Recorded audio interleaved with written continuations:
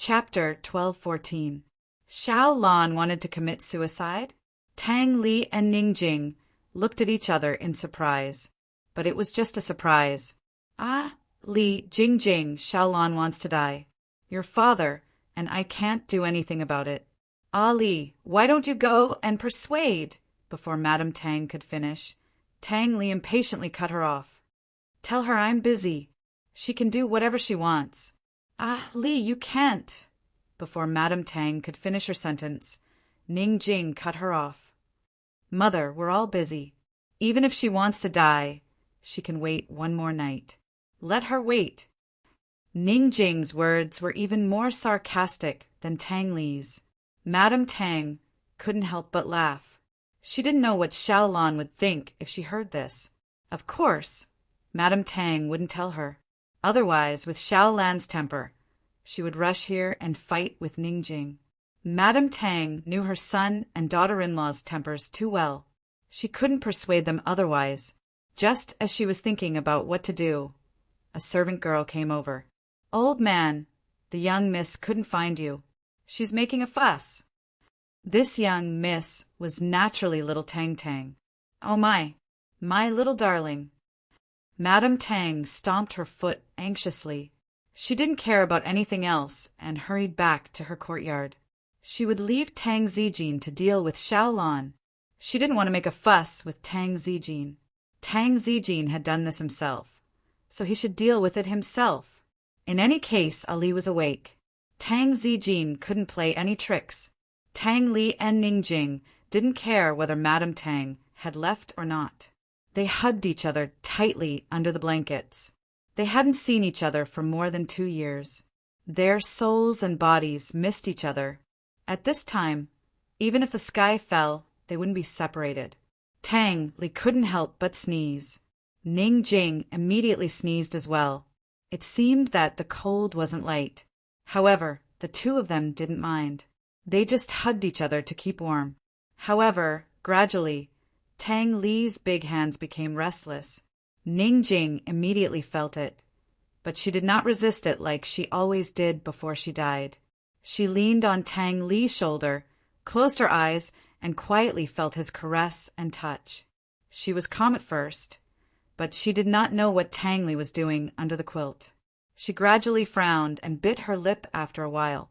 Yuan Shan's brows furrowed tighter and tighter. She bit her cherry lips harder and harder. Finally, she really could not help but let out a tender moan. It was just one sound, but Tang Li's ears were filled with happiness. He suddenly pulled up the blanket and covered Ning Jing with it, and then pounced on her. In this short period of time, Ning Jing's clothes had already been taken off by Tang Li. Under the quilt, the two of them, who had not been together for a long time, were completely open to each other. It was like dry firewood meeting a raging fire, or thunder stirring up the fire on the ground. It was ignited, and once ignited, it was incomparably intense. It could be said that the begonia flowers were warm and melted in spring, snuggling up to each other. Her soft breasts flowed, frequently as stable as a bed.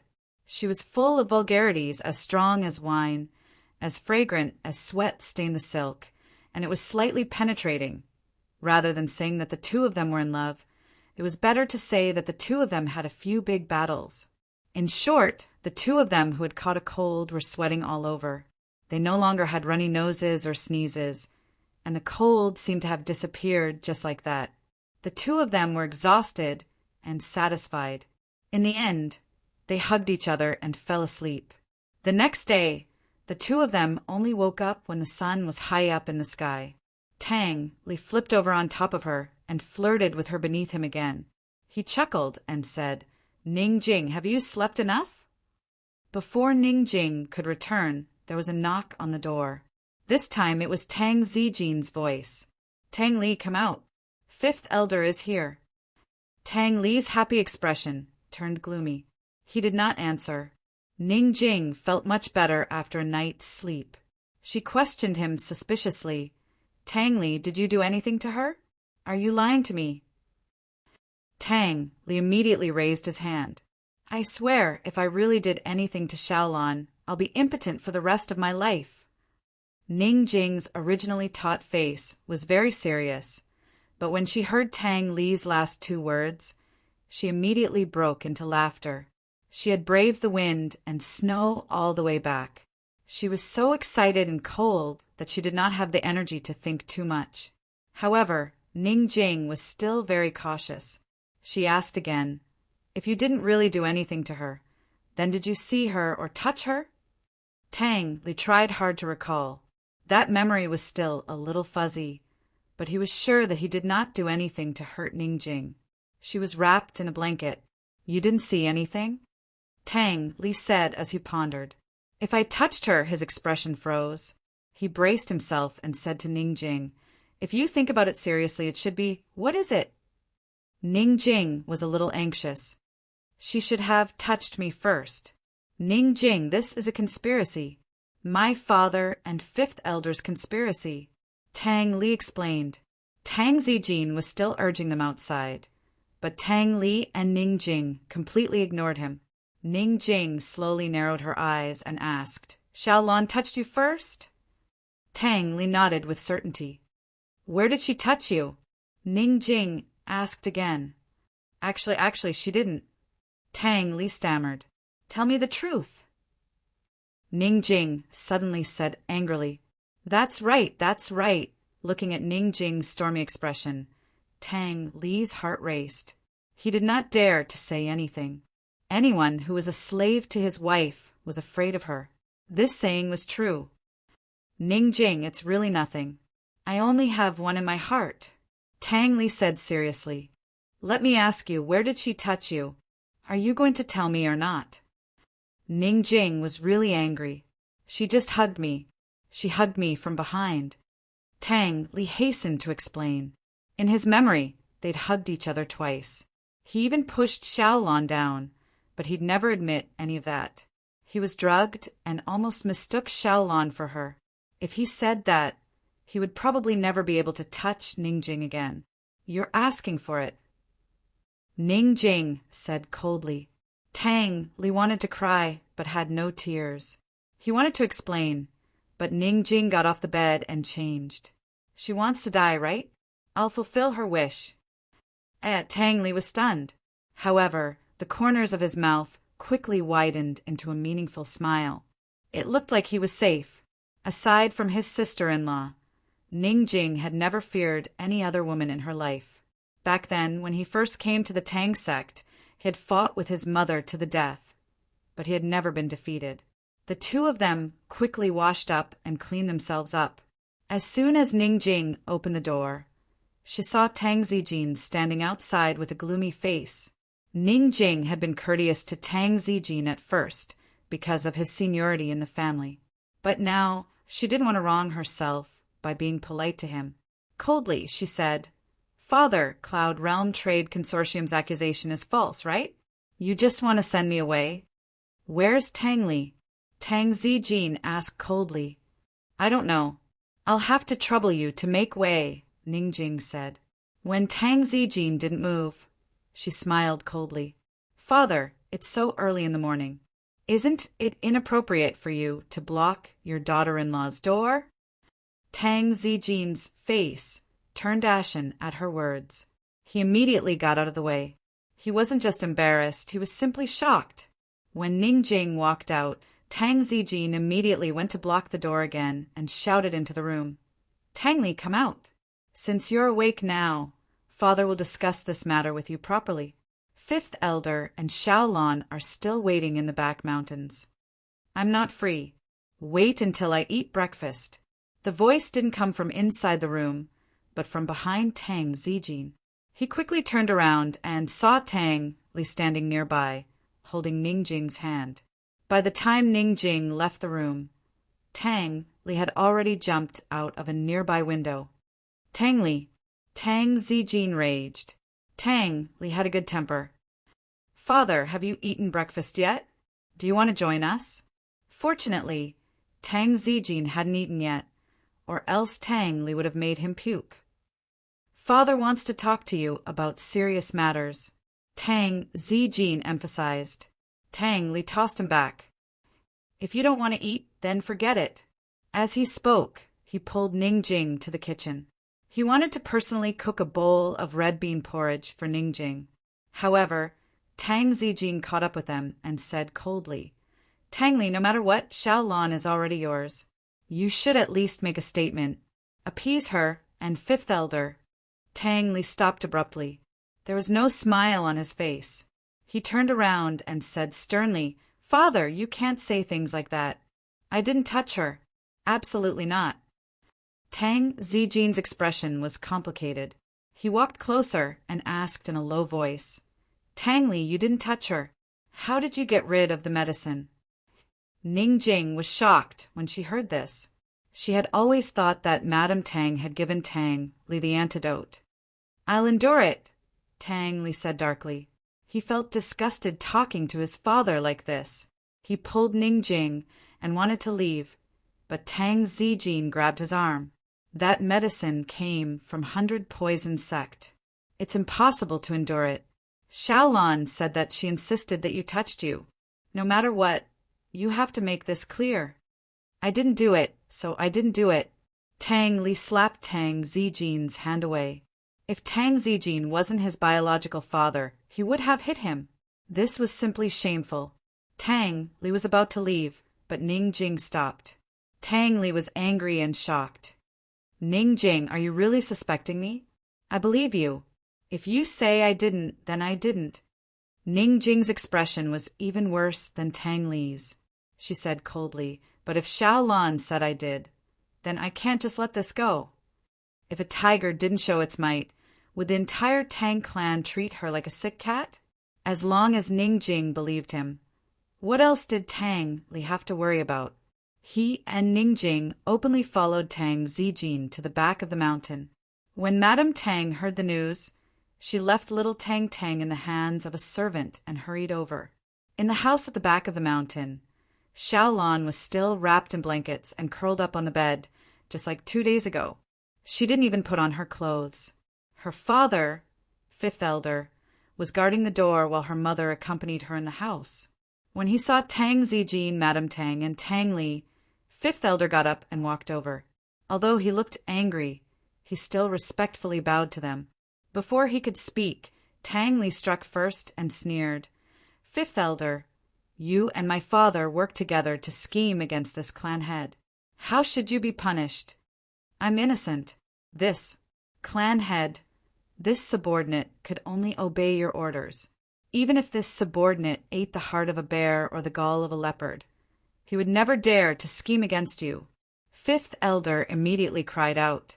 Tang Li had heard his parents quarreling the day before yesterday. It was obvious that his father and fifth elder had worked together to scheme against him. Now the fifth elder had actually shirked all responsibility and played the role of the victim.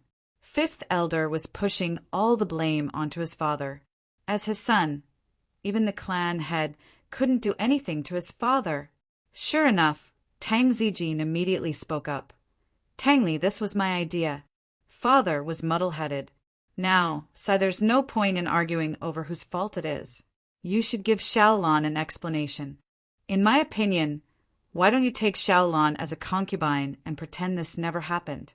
What do you think? Kent?" The one who spoke wasn't Tang Li, but Ningjing. Chapter 12:15. Was Tang Zijin determined to force Tang Li to take in a concubine? Ningjing sneered inwardly. Tang Zijin didn't even know that she couldn't have children. Yet he was still so unscrupulous to force Tang Li to take in a concubine and force another woman to bear a son for Tang Li. What would Tang Zijin's reaction be if he found out about this? She admitted that she couldn't bear a son. Since Tang Li had woken up, she wouldn't hide the truth anymore. She would do whatever she wanted. What couldn't Ningjing take responsibility for? However, these were two different things. If Tang Li were to be plotted against and forced to take in a concubine, even if Tang Li agreed, she, as the legal wife, would never agree. Even if Tang Li wanted to take in a concubine, he would do it this way. "Ningjing, you don't have the right to interfere in this matter, do you?" Tang Zijin said bluntly. Tang Li was about to speak when Mrs. Tang spoke first. She said angrily, Tang Zijin. She and Fifth Elder were the ones who set this up. Why are Fifth Elder and Xiaolon the victims? As she spoke, she walked into the room. When she saw Xiaolon curled up in bed, she became even angrier. Xiaolon, get dressed right now. If you have something to say it face to face. Don't cry here. If you don't know, you'll really think that my son bullied you. Humph, you were the ones who plotted against my son. Let me tell you, if you don't make things clear today, I'll call the Council of Elders. I'll summon everyone from the Elder Council and let them judge the situation. Xiaolon kept crying. Mrs. Xiao was a woman after all. She was afraid, although she had threatened to spread the news, so the entire Tang clan would know that Tang Li had bullied her daughter and refused to own up to it. She still couldn't help but worry. However, that was just a threat.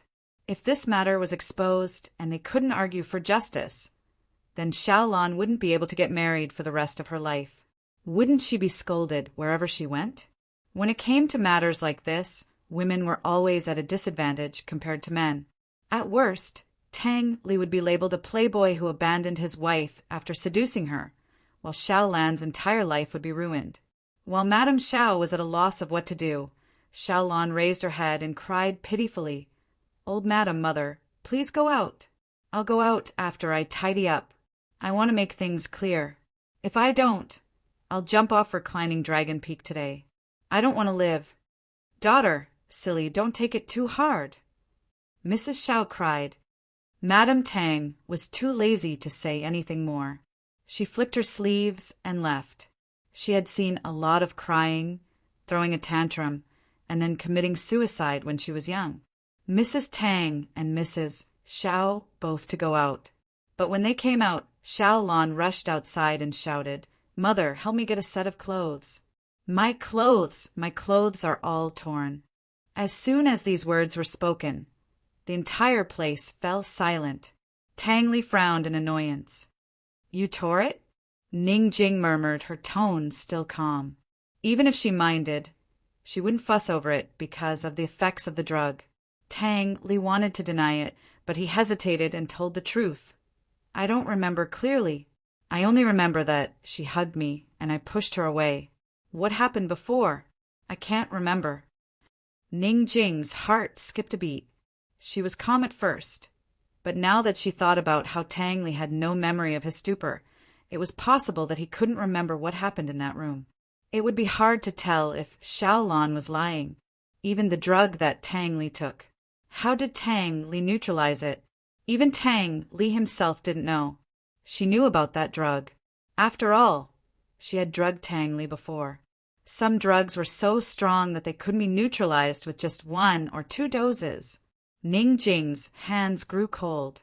She stared blankly at the closed door and suddenly felt like this was retribution. If she hadn't schemed against Tang Li in the past and stayed at Cloud Realm Trade Consortium to wait for her arranged marriage, she wouldn't have had to suffer all these years. Meanwhile, Tang Li might still be unmarried and running around the world. Or he might have met another woman who wouldn't cause him so much trouble. She looked at Tang Li and rejoiced in the fact that she had won his love in the midst of all this retribution. It was enough to be contented with love. Ning Jing gripped Tang Li's hand tightly and told herself that no matter what the truth was, she had to fight for Tang Li's innocence and freedom. Soon enough, Lady Xiao returned with a set of clothes. Xiaolon changed into them and walked out. As soon as Xiaolon came out, everyone saw 2 or 3 red marks on her neck. They looked like they'd been bitten, but the color had faded faintly. Still, the marks were obvious enough to attract attention. Everyone felt awkward at the sight. Lady Tang glanced at them before averting her gaze. Tang Li subconsciously looked towards Ning Jing, hesitating to speak. But Ning Jing seemed to have noticed something and stared fixedly at the bite marks. "Jing." Tang Li finally panicked. "If you say there's nothing, then there's nothing. I believe you, but don't you believe in yourself?" Ning Jing murmured. She stood ramrod straight with her chin held high. She was as calm as an empress. Tang Li tried his best to recall, but there really wasn't anything he could recall. But how could he be sure if he couldn't? He wished he could slap himself. Only Tang Li and Ning Jing would insist on whether or not anything had happened. Tang Zijin, Lady Tang, and Fifth Elder had long believed that Tang Li was the culprit. Otherwise, Tang Li's drug wouldn't have disappeared. Lady Tang had to accept it, even if she didn't want to. Right now, she just wanted to prove her son's innocence and make Ning Jing believe that Tang Zijin and the Xiao family had conspired to set up Tang Li, and that Tang Li was the victim. That was why she'd gone to see them last night. If she could prove that Fifth Elder, Xiaolan, and Tang Zijin were in cahoots, then Tang Li wouldn't have to take responsibility. But if Tang Zijin shouldered all the blame, then the Xiao clan would be the victims as well. Tang Li had to take responsibility for Xiaolan, no matter how you looked at it. When Lady Tang came over, she hadn't planned to say anything, but she hadn't expected things to turn out this way. Tang Zijin had actually taken all the blame and used this method to force Tang Li to take a concubine. Everyone was quiet, but each had their own thoughts and goals. As for whether or not anything had happened between Xiaolan and Tang Li, only Xiaolan herself would know. In the silence, Lady Tang spoke calmly. It didn't sound like she was angry. Her tone was especially calm, so calm that one could hear the despair in her voice. She said a very simple sentence. Tang Zijin, I'll ask you one last time. Fifth Elder and Xiaolan were both involved in the drugging, right? Tang Zijin looked at his wife, his heart stunned. After being married for so many years, he knew her best. Her disheartened attitude was clearly a warning to him. At this moment, Tang Zijin's resolute attitude finally wavered. However, just as Tang Zijin was about to give up and admit the truth, Ning Jing suddenly said, regardless of whether they were involved or not, let's first find out if Tang Li touched her. I don't believe it. Lady Tang was helpless. She was most afraid that Ning Jing would mind this matter. She was about to persuade her when Ning Jing gave her a look to reassure her. Mother, no matter what, Tang Li is a man. We have to find out what he did, right? Lady Tang felt that Ning Jing's words were strange, but she couldn't pinpoint what was wrong. She nodded and simply let Ning Jing deal with it. But Tang Zijin wasn't going to let her. He was still very rude. Ning Jing, don't interfere in this matter. I'll give Tang Li an explanation. Tang Zijin actually took a step back. He admitted that both the Fifth Elder and Xiaolan were involved in the drugging. After settling the matter with the madam, he could still plead for leniency for the Fifth Elder and Xiaolan with the Fifth Elder's lifetime sacrifice for the Tang sect and his contributions in the construction of the imperial capital. At least he wouldn't expel the Xiao clan from the Tang sect. As long as Xiaolan could continue to stay in the Tang sect with her ability, she would still have a chance in the future. Of course, if Xiaolan could get pregnant this time, then everything would be different. Finally, the silent Tang Li exploded. If Ning Jing doesn't have the right to interfere in this matter, then who does? Ning Jing is my wife. Even if I want to take in a concubine, she has to agree. Father, this is etiquette, right? Lady Tang laughed. Ali, don't be rude to your father. Of course your father understands this etiquette. Back then, your grandfather forced your father to take in a concubine. Your father told the entire Tang sect that without your mother's approval, no one can enter the Tang sect. Tang Zijin was so embarrassed that his ears turned red. That was then, and this was now. His wife's family was different from Ning Jing's situation. He was very helpless, but didn't explain. He only said, Ning Jing, this matter clearly exists. You have to believe it, even if you don't want to. If Tang Li says there's no such thing, then there's no such thing. Ning Jing insisted. Coldly, she said, unless I examine Miss Xiao's body, I won't believe it. Tang Li's grip on Ning Jing's wrist tightened, but he didn't say anything. Lady Tang looked at Ning Jing's stubbornness and felt her heart ache. Tang Zijin and the Fifth Elder were probably sneering in their hearts. Why did Ning Jing have to do this? Won't shed tears until she sees the coffin? No one knew that Ning Jing was gambling. She was gambling with all her heart. Xiao Lan bit her lip and looked at Tang Li pitifully. She said softly, "Okay, let's do the examination." Tang Li was floored by her words.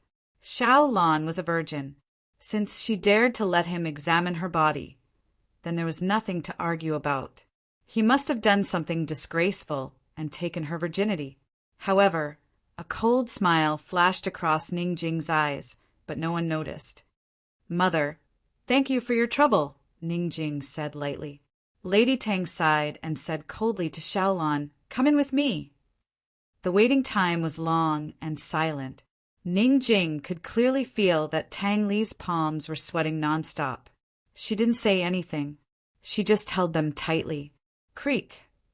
The door finally opened. Lady Tang and Xiao Lan walked out one after the other. Lady Tang felt helpless. Xiao Lan lowered her head and blushed. "Mother, how is it?" Ning Jing asked. Lady Tang looked at Ning Jing.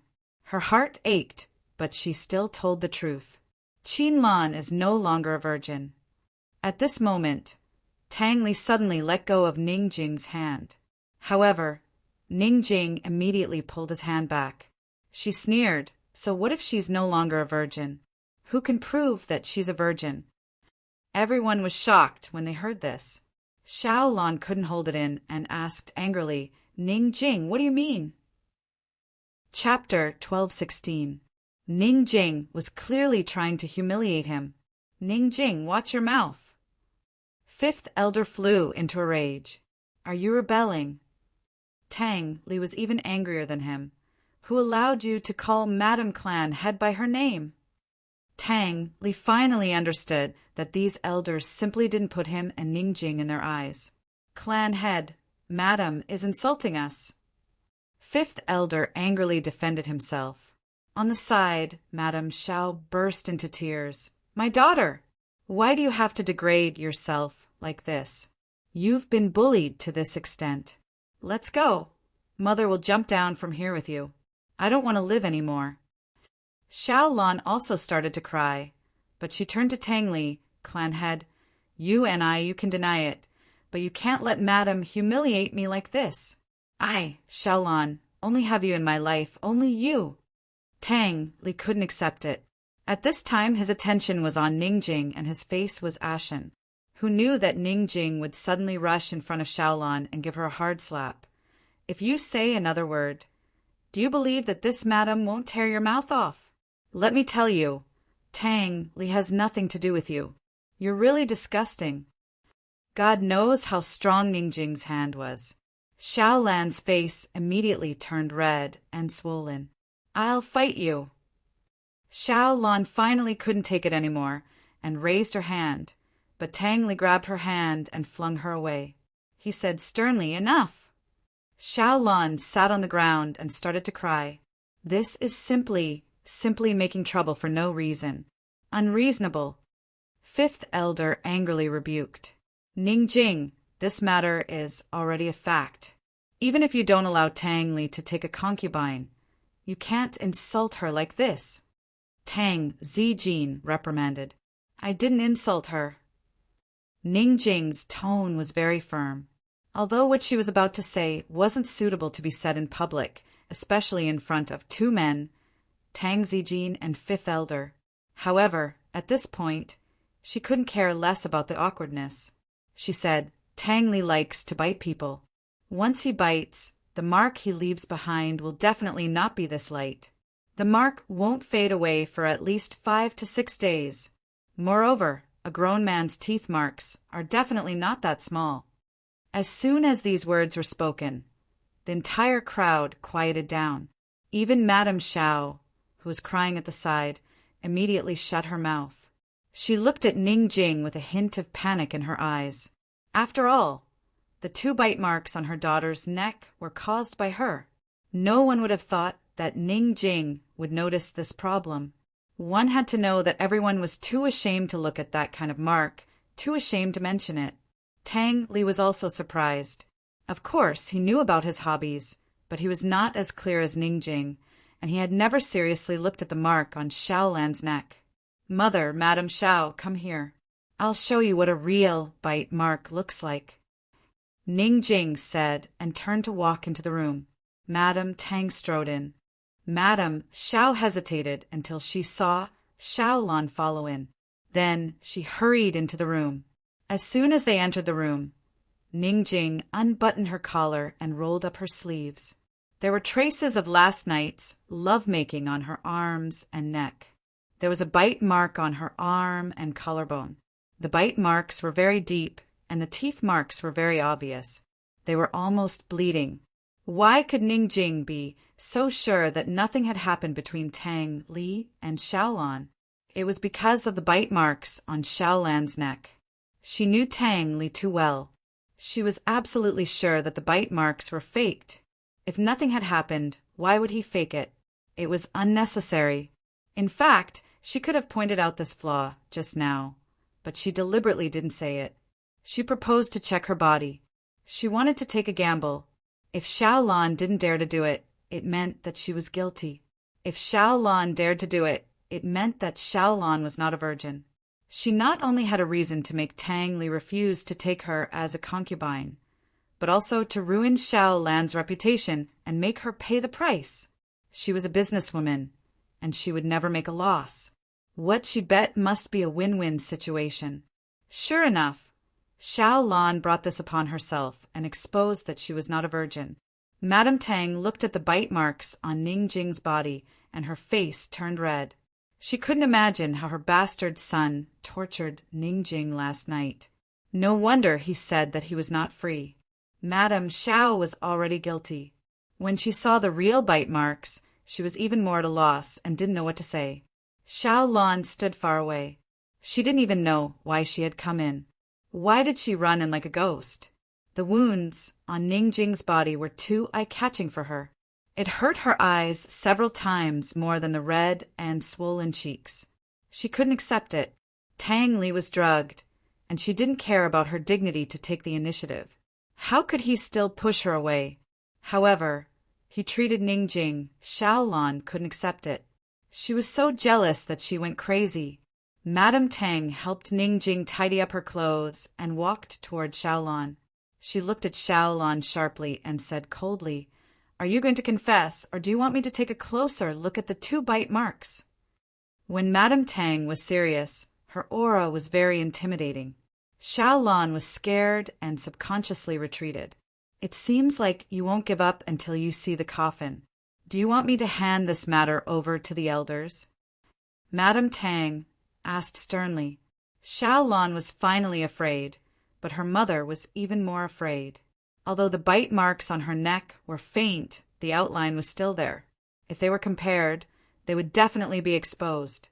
If this matter was handed over to the elders, not only would Xiao Lan's life be over, but her father would also be in trouble. "Old man, have mercy. It's all my fault. I was muddle-headed. Please spare Xiao Lan this time." "It's no use begging me," Madame Tang murmured. Lady Tang murmured. Although she looked fierce, she secretly sighed in relief. Thank goodness Ning Jing was attentive, or else she wouldn't know what to do. Madame Xiao quickly looked at Ning Jing and dropped to her knees. "Madame Jing, I beg you." Before she could finish, Ning Jing interrupted her. "If you have anything to say it outside." Ning Jing strode out the door and walked past Xiao Lan, not even bothering to look at her. Madame Tang and Ning Jing both came out. Madame Xiao followed them out, begging. Xiao Lan, on the other hand, was sitting in the room in despair. She finally realized that she was done for. Not only could she not have Tang Li, but she also couldn't keep her secret. She was indeed no longer a virgin. Ning Jing and Madame Tang didn't need to say anything. Madame Zhao's begging proved everything. Tang Zijin and Fifth Elder were dumbfounded. They couldn't believe what they were seeing and hearing. If nothing had happened between Tang Li and Xiao Lan, then didn't that mean Xiao Lan was already unfilial daughter? Fifth Elder exhaled loudly. His breath caught in his chest and he almost fainted. Madame Xiao quickly came over to support him and patted his back. Old master, so you knew about it." Fifth elder slapped Madame Zhao's hand away. Madame Zhao's face was red with shame. Her daughter had an affair with a disciple from the weapons workshop last year. By the time she found out, it was already too late. There was nothing she could do except hide it. Tang Zijin was probably the most affected. He had chosen Fifth Elder's daughter, Xiaolan, for a long time. Who knew that she wasn't a virgin? He was dumbfounded and didn't know what to say.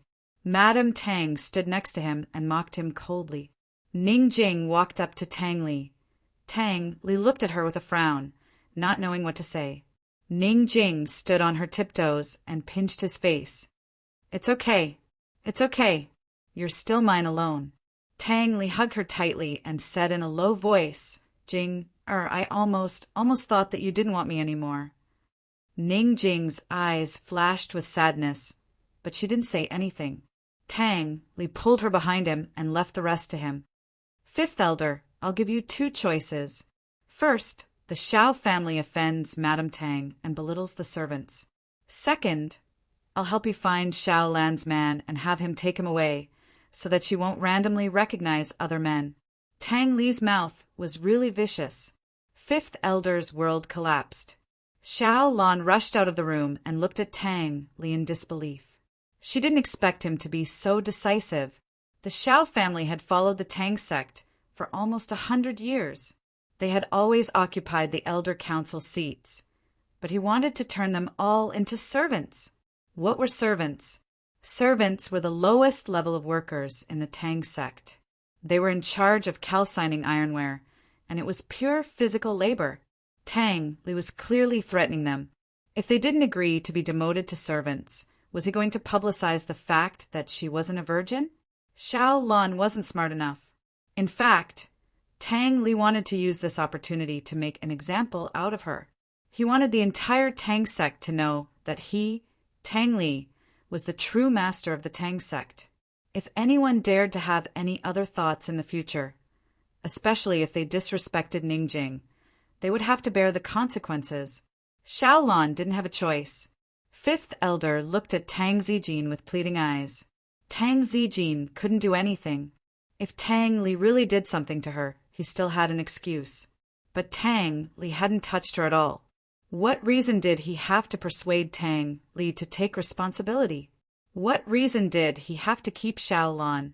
Tang Zijin looked at Xiaolan with disgust. Tang Zijin pondered. Xiaolan couldn't be saved. Perhaps Fifth Elder could be saved. He was about to speak when Tang Li said coldly, "Father, if you think I can't handle the Tang sect well, then I'll leave. My brother is really short on manpower." Tang Zijin's ashen face completely darkened. Tang Li wasn't just threatening him with leaving. He was also threatening him with Xian Yuanyi. For the sake of the Tang sect, he had been wary of the D clan while fighting openly and covertly with Bailey Yuanlong. Everything he had worked so hard for was no match for Xian Yuanye's one word. If he angered Tang Li because of this matter, he didn't know what the consequences would be. Tang Zijin sighed. "You make the decision. You make the decision." He flicked his sleeves and left. What was the point of arguing so much? No matter how much he argued, it couldn't compare to Tang Li waking up. He could only comfort himself like this. If Tang Li woke up, at least Ningjing wouldn't be able to control the Tang sect. Once Tang Li woke up, Xian Yuanyi would definitely entrust his younger brother with important responsibilities. As long as there was no risk of the Tang sect falling into the hands of the D clan, he couldn't be bothered to care so much. Fifth Elder was truly in despair as he watched the old sect master leave. He had been so arrogant before because he had the old sect master support. Now that the old sect master had washed his hands of the matter, how could he go against Tang Li? It seems like Fifth Elder also wants to know who your prospective son-in-law is. Deal. This sect master will send people to ask around. Tang Li said coldly, No. This subordinate knows his mistake. This subordinate is willing to be a servant. Fifth Elder said anxiously. At this moment, Xiaolan suddenly laughed loudly at Tang Li. Tang Li, didn't Ning Jing drug you back then? Why can't I? Why?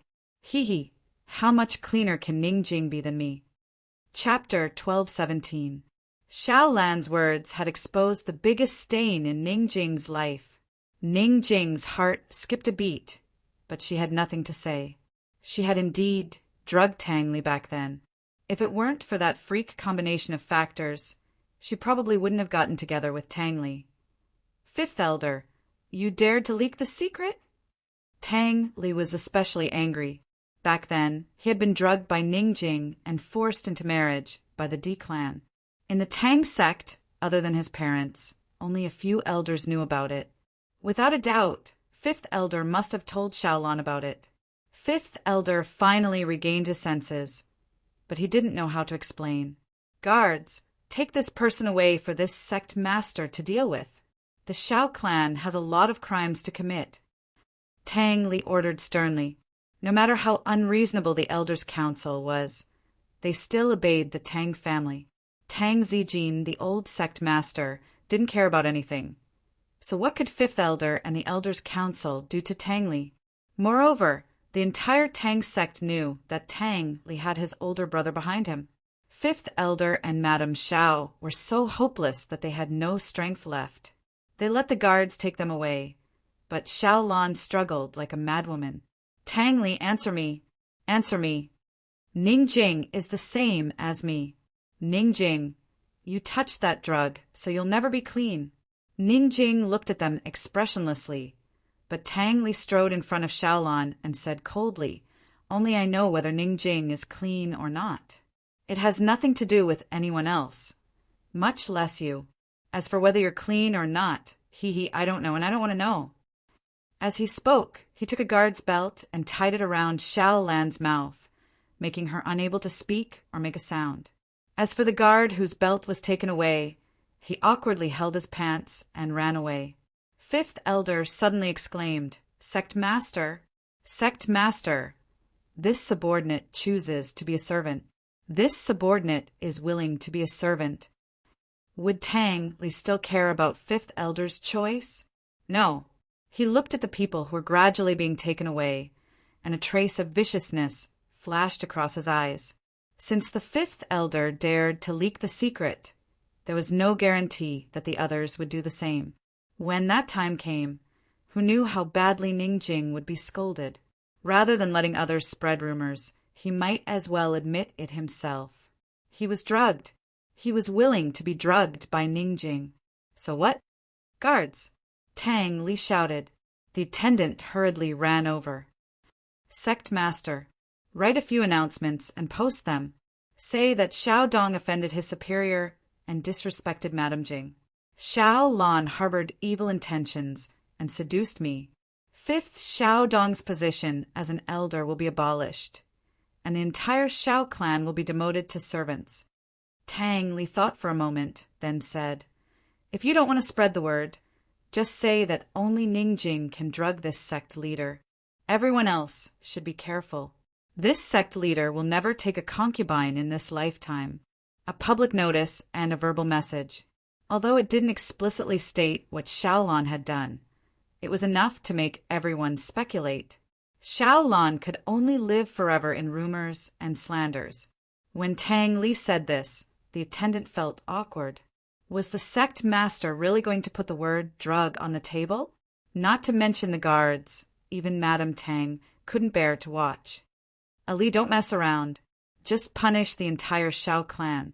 Why are you talking about drugging? Isn't that embarrassing? Madame Tang said unhappily. Ning Jing's tense face finally couldn't help but reveal a smile. She felt both helpless and happy. So what if it's embarrassing? I'm happy. Tang Li had an indifferent expression. He didn't look like a sect leader at all. He was more like a hooligan. However, it was precisely his shameless behavior that intimidated the elders of the Tang sect, and also dispelled those who coveted the position of madam in the Tang sect. Perhaps Tang Li's position as sect master had been stabilized because of this incident. Tang Li's style was completely different from Tang Zijin's. With Tang Li in charge of the Tang sect, It was hard to imagine how the Tang sect style would develop in the future. Of course, this was all for later. Madame Tang doted on her son and had never been able to refuse him.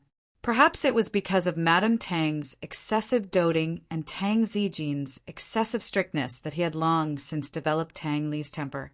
Or perhaps it was because he had been sheltered by Xian Yuanyi since he was young that Tang Li could have such a carefree temper. The words "won't take a concubine" had always lingered in Ning Jing's ears. To her, this was definitely the most beautiful words of love in the world, the most important promise. Unfortunately, she couldn't bear it. She had just made up her mind that she would return Tang Li his freedom. The Tang sect couldn't restrain him, and the D clan definitely couldn't restrain him. She was even more unwilling to restrain him. "Mother, go and find father. I have something important to tell you." Ning Jing finally spoke. Tang Li turned around with a puzzled expression. "Ning Jing, what do you have to say to my father?" His tone showed just how much he disliked Tang Zijin. "It's very important. I have to say it seriously." Ning Jing's expression was solemn. At this moment, Tang Li sensed that something was wrong. Although Ning Jing was usually a very serious woman, her current expression told him that what she was about to say was no small matter. "Why do you have to tell my parents something important? You can just tell me." Tang Li walked over and grabbed Ning Jing's hand. "Come, let's go back and talk." "I'll leave you." Mrs. Tang shouted pitifully. She wanted to cry, but had no tears. Ning Jing was hurriedly dragged away by Tang Li and didn't have a chance to say anything. "This is very important. Tang Li, when I gave birth to my daughter, I had no choice but to use the drug to induce labor. The price is that I can't get pregnant again. I can't give birth to a son for you." Ning Jing said it out of the blue. She didn't mention the hardships she suffered during childbirth or the various illnesses she suffered during her confinement after giving birth. She just casually mentioned the result. Tang Li and Mrs. Tang were stunned. They never thought that the important thing Ning Jing was talking about would be like this. Tang Li was dumbfounded. Mrs. Tang's face turned pale. She didn't dare to believe it and didn't want to believe it. If Ning Jing couldn't give birth to a son, then wouldn't the Tang sect, wouldn't it be extinct? Mrs. Tang panicked and murmured, "Ali, we have to tell father about this." "We can't." Before Mrs. Tang could finish, Tang Li said angrily, "You can't tell him." "Ali, isn't this a small matter?" Mrs. Tang murmured. She could let Tang Li do whatever he wanted, no matter how big the matter was. However, she couldn't let him mess around with this matter. When it came to carrying on the family line, she couldn't make the decision. "Mother, even you want to force us to leave?" Tang Li murmured. As soon as he said this, Mrs. Tang's tears fell. "Mother didn't." "Why would Mother? Why would I?" "Tang Li, don't!" Ning Jing was about to speak when Tang Li interrupted her angrily. "Ning Jing, why did you say it out loud? Why did you tell them? Are you stupid?" Ning Jing was at a loss for words.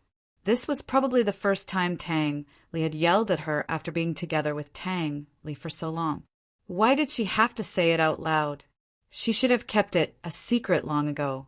She should have taken Tang down the mountain and left with Tang Li. However, she didn't leave. She even went up the mountain. A few months ago, on the first day she returned to the Tang sect, she knew that she would have to tell them about this matter one day. She had no right to hide this matter. This wasn't just about her and Tang Li. It was about the Tang sect. She couldn't help Tang Li refuse to take a concubine and hide this matter at the same time. There were 3 ways to be unfilial, but having no descendants was the worst. No matter how much Tang Li and Tang Zijin fought, they were still father and son. She couldn't frame Tang Li for being unfilial. Otherwise, she would have taken Tang Li away from the Tang sect a long time ago. Moreover, her brother had been entrusted with the mission of the D clan. He was destined to never be willful. It was the same for Tang Li. He had inherited everything from the Tang sect. He couldn't be willful either. Ning Jing didn't answer. Tang Li was very angry. He asked again why. Because you are the Tang sect leader. Ning Jing summarized everything with the simplest sentence. Mrs. Tang looked at her daughter-in-law and didn't know what to say. This was the first time she felt so lucky that Tang Li had married such a woman. However, Tang Li kept shaking his head. He still didn't understand why he fell in love with Ning Jing, why he forgave her for drugging him, and why he was willing to serve her. The two of them were actually polar opposites. Their temperaments were completely different. For Ning Jing, there were some things that couldn't be done. There were some rules that had to be followed. Marriage was the only thing she had rebelled against. For him, if he didn't like something, he didn't like it. If he didn't want to do it, he didn't want to do it. He never wanted to be forced. The marriage was also the only time he had compromised. And the Tang sect leader? And then Tang Li continued to ask, I don't object to you taking a concubine. Ning Jing was surprisingly calm. So, after all this fuss, you want me to take a concubine? Ha ha, ha ha ha. Tang Li laughed bitterly at himself. Ning Jing, what if I refuse? Then I will. Ning Jing hesitated. Tang Li's gaze turned icy as he stared at her. He didn't rush her, but waited patiently. Mrs. Tang was also waiting. She was suddenly afraid that Ning Jing, who couldn't be forced to leave, would willingly give up her position as the Tang sect leader's wife. Tang Li wasn't afraid either. He was flustered and afraid. If Ning Jing dared to say that she wanted to leave, he would definitely take revenge on her. He would take revenge on her ruthlessly. She couldn't leave so irresponsibly after disturbing his heart. Finally, Tang Li lost his patience. Say it. Ning Jing's expression was still calm and slightly cold. She looked at the furious Tang Li and felt that he was a stranger yet familiar. She said, Tang Li, if you refuse to take a concubine, then I will be very happy. After she said that, she laughed. Actually, what she wanted to say was that if he refused to take a concubine, she would divorce him and leave. From then on, whether he married or not, whether he had a son or not, it would have nothing to do with her. However, she couldn't convince herself to say something against her will. Tang Li was stunned. After a while, he came back to his senses. Without another word, he pulled Ning Jing into his arms and kissed her fiercely. No matter how different the two of them were, as long as they were willing to treat each other as exceptions, no matter how big the problem was, it wouldn't be a problem.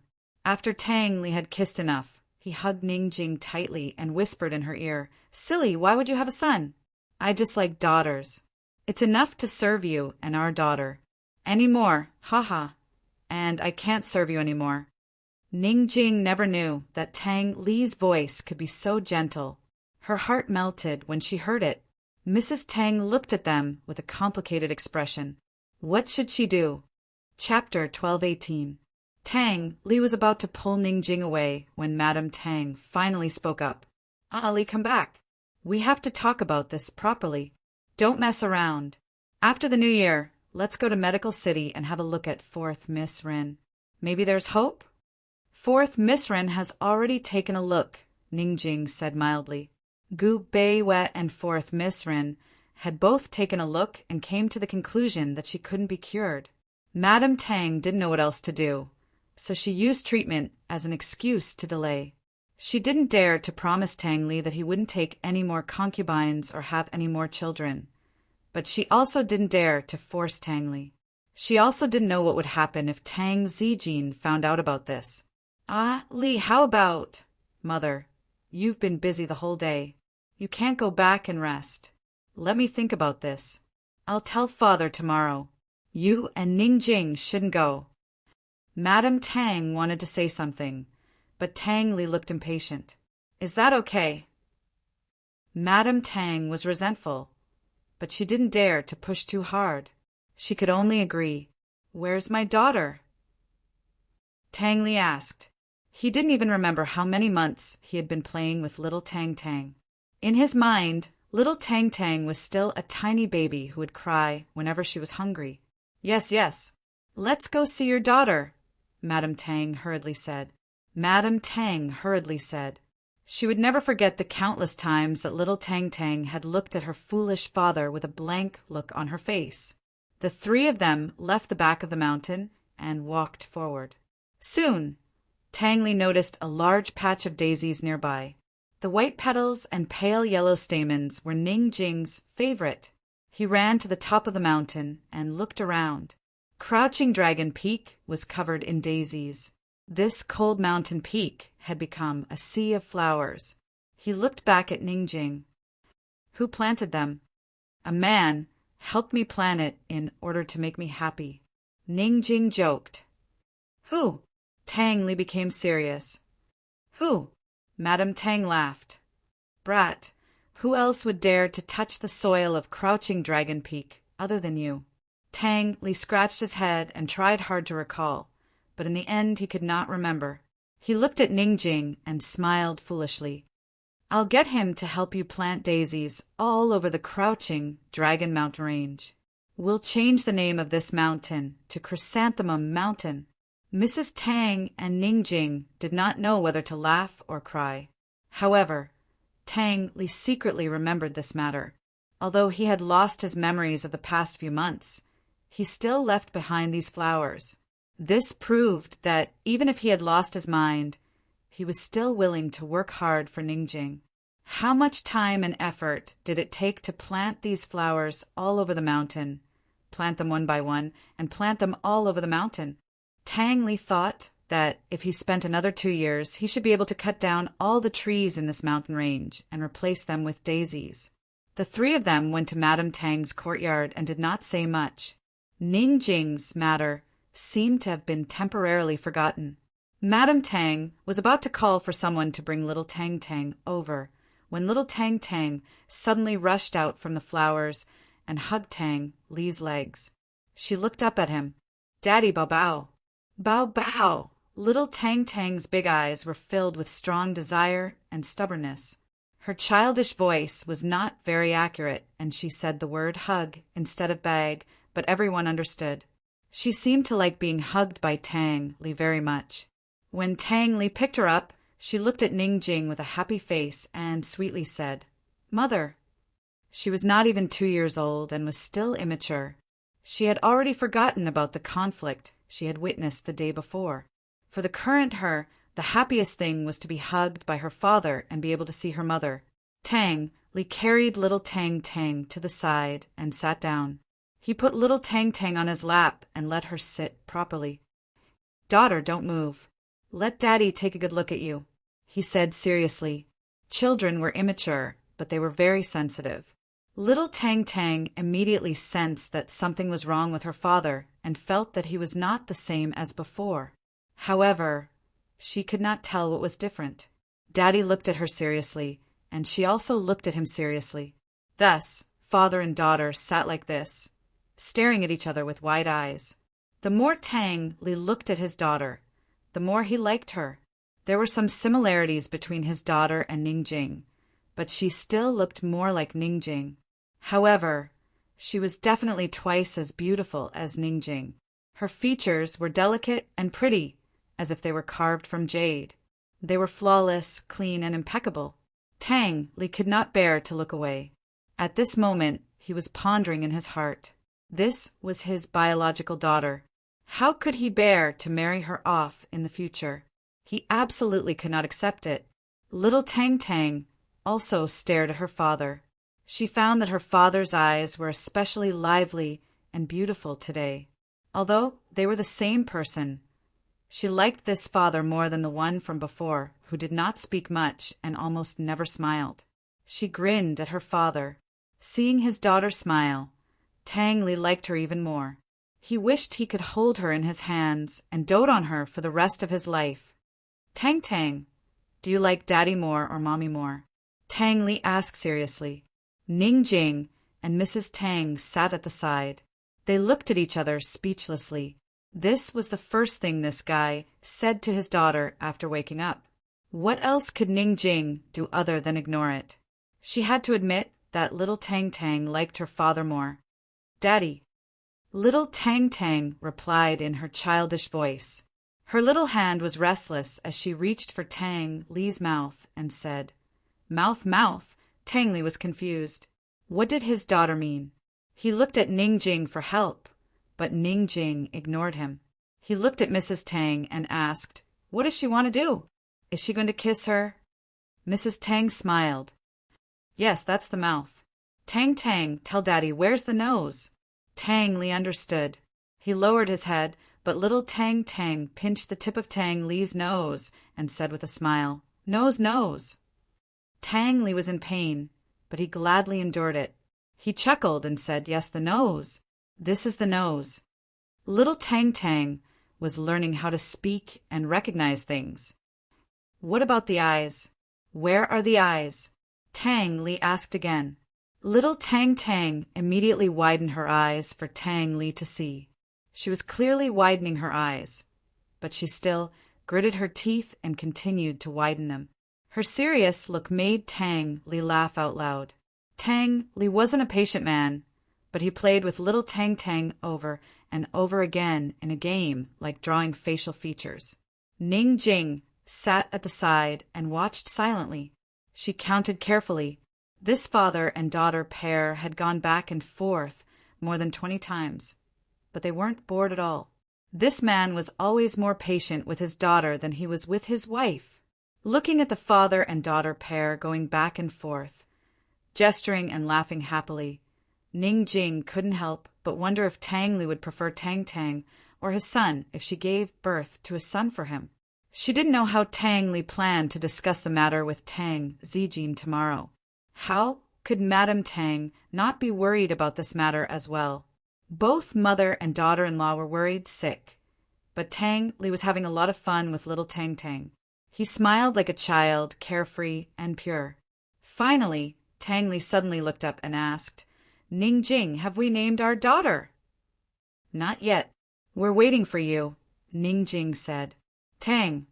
Tang Li thought for a while. Tang. Tang. Tang Hongdo. Mrs. Tang immediately spat out the tea in her mouth. She scolded, "Stinking brat, a girl's name is very important. Is there a father like you? Why don't you learn from your brother? He gave your nephew such a good name. My sister-in-law gave birth to a boy." Tang Li was very surprised. "When we went to the military camp, you even held him once. Did you forget?" Ning Jing asked. "It's really a boy?" Tang Li asked again. "How can it be fake?" Mrs. Tang rolled her eyes in displeasure. "Ah, Li, your little nephew is named Rue, Xian Yuan Rue. Listen to his name, then think about your Hongdo." Tang Li didn't pay attention to Lady Tang's words at all. His lips curved up into a gloating smile. "Sana? Hee, very good. My brother likes sons. Ning Jing, you say, how can this name be? Change it." Mrs. Tang was very fussy about the name. "Hongdo, Hongdo," Ning Jing muttered. She remembered the sweet red bean porridge she often ate. She didn't think it was tacky. She said, "He's the father. He can make the decision." "No, no, I'll think of a few for you later," Mrs. Tang insisted. Tang Li was too lazy to pay attention. In any case, he had already made up his mind.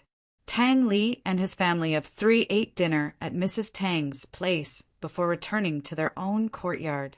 Mrs. Tang looked at their backs and finally sighed. She also didn't want Tang Li to take a concubine. But where did Master go? She turned around and asked the servant girl. "It seems he's at Lotus Peak," the servant girl replied. Mrs. Tang didn't send anyone to look for him. She nervously closed the door and waited for the arrival of tomorrow. Tang Li carried little Tang Tang in one hand and held Ning Jing's hand in the other. They passed through the daisies. The path was short, but they felt like they could walk for an eternity. When they returned to the room, Tang Li asked, "Ning Jing, do you know that the Tang clan's women don't marry outside the family?" "I've heard of it. Why?" Ning Jing asked. Historically, the Tang clan's women didn't marry outside the family because the Tang clan would use marriage to restrict the Tang clan's hidden weapon designers. This ensured that those families would remain loyal to the Tang clan and wouldn't leak the blueprints. Tang Yiru was an exception. Tang Yuan's marriage to the East Qin imperial family was also an exception. Other than the first time, none of the Tang clan's women were lucky enough to avoid marriage arrangements. After Tang Li explained, he added, Tang can't escape this fate either. No. Ning Jing refused immediately. She didn't know much about the Tang clan's women not marrying outside the family, but she understood after hearing Tang Li's explanation today. Although it was said that the Tang clan's women wouldn't marry outside the family and would only marry the master of hidden weapons, it was still the same as looking for a son-in-law. After the marriage, they would have to stay in the Tang clan for the rest of their lives and serve it. Ning Jing abruptly looked at Tang Li and said, Tang Li, since you're leaving the Tang clan for the rest of your life, why don't you choose your daughter instead? If you're looking for a son-in-law, then why don't you just let your daughter inherit the position of clan head? Actually, a daughter had the ability to lead a family as well. Hadn't she single-handedly raised up Cloud Realm Trade Consortium in the past? She didn't want to marry back then, but wanted to stay in the consortium and serve the clan for the rest of her life. I can't decide on this matter. Tang Li sighed as he hugged little Tang. My father and mother are the ones to decide on this matter. How about this? Let's go play at my big brother's place for a few years. We'll come back after my parents think things through. In any case, they'll have to think things through carefully. Ning Jing gave a start, but quickly broke into a smile. As it turned out, Tang Li wasn't planning to talk to Tang Zijin at all. He'd long planned to run away from home and threaten him again. Idiot, hurry up and pack your things. We'll leave tonight. Don't let them find us, or else we won't be able to leave, Tang Li said in a low voice. Chapter 1219. Ning Jing had been hesitant at first, but after hearing Tang Li's explanation, she was determined to be as willful as Tang Li. If they couldn't break the ancestral rule of Tang sex daughters not marrying outside, little Tang might even be forced to marry a designer in the future. If that was the case, it was better to let Tang inherit the position of clan leader and recruit the man she liked into the Tang clan. Ning Jing could compromise in the Tang clan, but she wouldn't allow her daughter to suffer. Tang Li wanted to leave in the middle of the night to threaten Tang Zijin. Ning Jing packed her bags and followed her husband's lead. Tang Li left a note for Madame Tang, telling his confidant to give it to her tomorrow. He didn't bring a single servant, only his wife and daughter. He sneaked down the mountain in the middle of the night to escape. Early the next morning, Madame Tang had just woken up when she saw Tang Zijin return. Her face was gloomy and her heart was heavy as she ignored Tang Zijin. She didn't know if Tang Zijin had gone to Lotus Peak to reflect on his mistakes or to vent. He was in a good state today. Seeing his wife's sullen face, he walked over and personally poured tea for her. I'm here to apologize, madam. It's all my fault. I was muddle-headed. Despicable. Madame Tang exposed Tang Zijin's face with one sentence.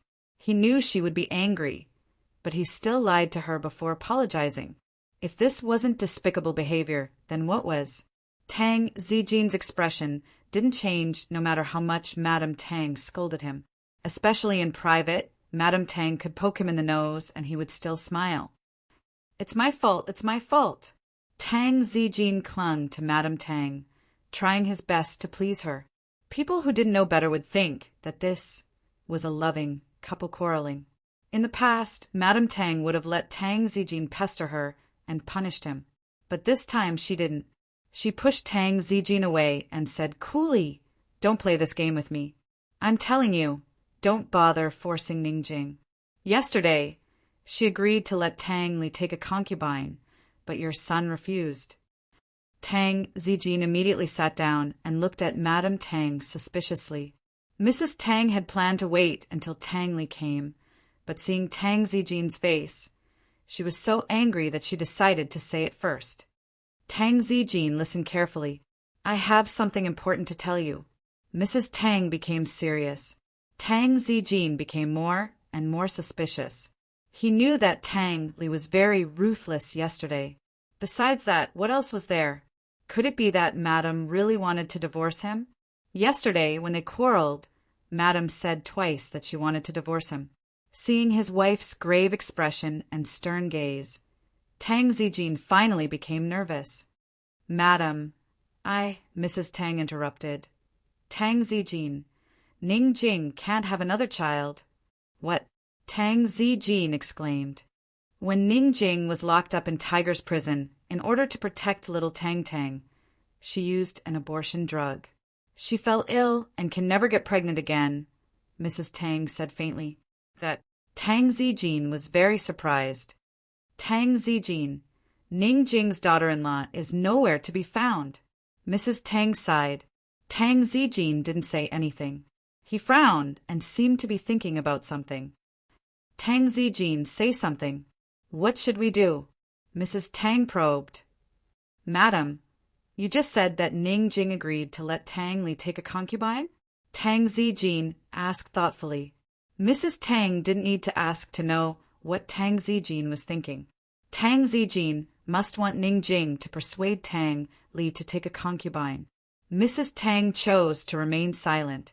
Tang Zijin's mood improved. Mrs. Tang looked at him and secretly made up her mind. After the New Year, she would go to the temple to pray to Buddha and never pay attention to him again. Some people would change in the end. Bailey Yuanlong was like that, and so was Tang Zijin. However, Mrs. Tang firmly believed that some people would never change. Their hearts would never change.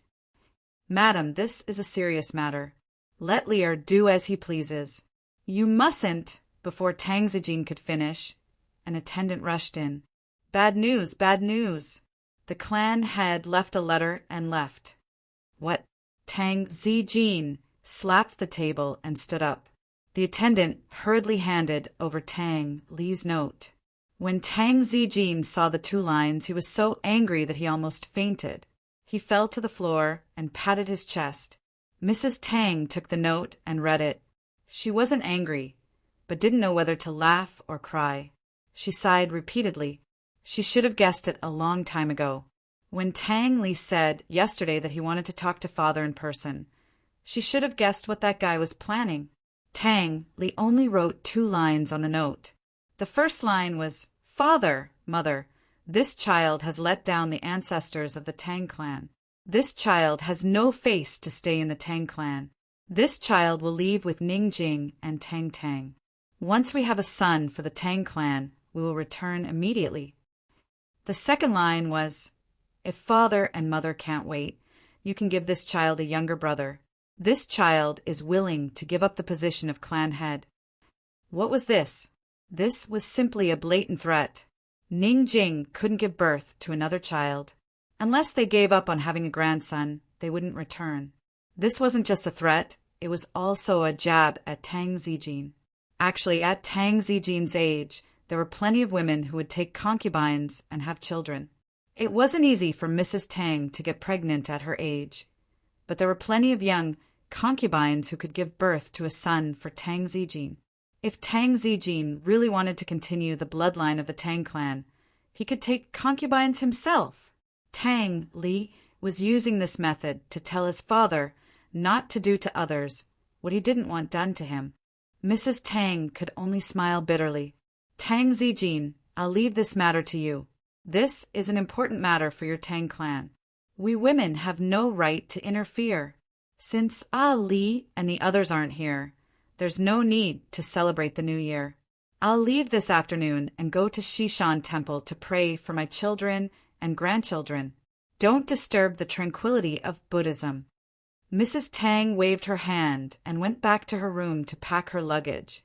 Tang Zijin sat there for a long time without responding. However, when he saw Mrs. Tang come out with her luggage, he immediately panicked. Madam, let's talk things over. Think about Ali. I really don't have any ideas, Mrs. Tang said calmly. Madam. Tang Zijin panicked. Move. Mrs. Tang said coldly. Tang Zijin didn't move. But when Mrs. Tang's gaze turned cold, Tang Zijin reluctantly retreated. Just like that, Mrs. Tang left the Tang clan that day with a few servants and went to Shishan Temple.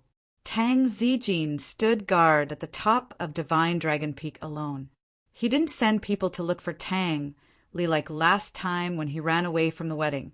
He also didn't announce that Tang Li had run away from home. He sat alone at the top of the mountain, deep in thought. Soon it was New Year's Eve.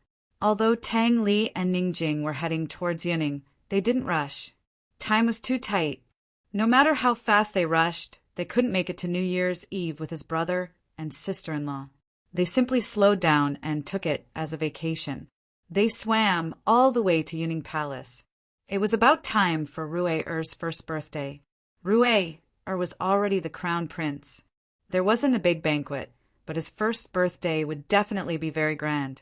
Not long after Tang Li left the Tang clan, he went to get a map and specifically chose fun, beautiful, and delicious places to visit. He was the coachman, bodyguard, and servant. During the day, he held Ningjing with one hand and carried Tang Tang with the other. At night, he let Ningjing sleep in peace. If there was any movement from Tang Tang, he would immediately sit up. Fortunately, Tang Tang was easy to take care of. Other than the few times she needed to pee, she basically slept until dawn. On New Year's Eve, Tang Li spent a lot of money to book a tea house called Tea House No. 7. This tea house was the only one on the road from the Tang clan to Yuning County that was open for business on New Year's Eve. Moreover, it was newly opened. Like other tea houses, there was a tea mountain, a tea workshop, a tea pavilion, and an independent courtyard for guests to stay in. However, unlike other tea houses, Tea House No. 7 combined tea and hot springs. There was a hot spring in each independent courtyard. A special tea was added to the spring water. The hot springs were hot and filled with the fragrance of tea. This was simply an irresistible enjoyment for tea lovers. Tang Li was actually not interested in tea, and he didn't study it. He chose this place purely because it was open for business on New Year's Eve. After all, it was the first time the three of them were celebrating New Year's Eve together. He didn't want to make do with Ningjing and Tang Tang in the carriage. In order to rush over on New Year's Eve, he didn't sleep for 2 consecutive nights. He drove through the night and finally arrived at Tea House No. 7 in the evening. As soon as Ningjing lifted the curtain, Tang Li came over to hold Tang Tang. He pulled his cloak and wrapped Tang Tang in his arms, afraid that she would be frozen by the wind and snow. Tea House No. 7? That's an interesting name. Is there an 8th or 9th? Ningjing asked. You're talking too much. There are tea houses from the 1st to the 10th. I heard that the owner behind this tea house has a big background. What's his background? I'm not sure about that. I haven't heard about it before. It should be newly opened, right? It was opened 7 or 8 months ago. You and your daughter go to rest later. I'll personally cook dinner for you. Is there anything you want to eat? I'll think about it later. First, I'll make a bowl of porridge for your daughter. The husband and wife protected Tang Tang as they talked and walked into the tea house. Soon, a tea servant came to receive them and led them along the hand-folding corridor. Tang Li inadvertently turned his head and saw a tall carriage parked in the courtyard not far away. He saw a corner and felt that it was somewhat familiar. Just as he was about to take a closer look, Tang Tang reached out her small hand from his arms and pinched his chin. Tang Li looked down and began to play with his daughter. He didn't pay attention to the carriage anymore.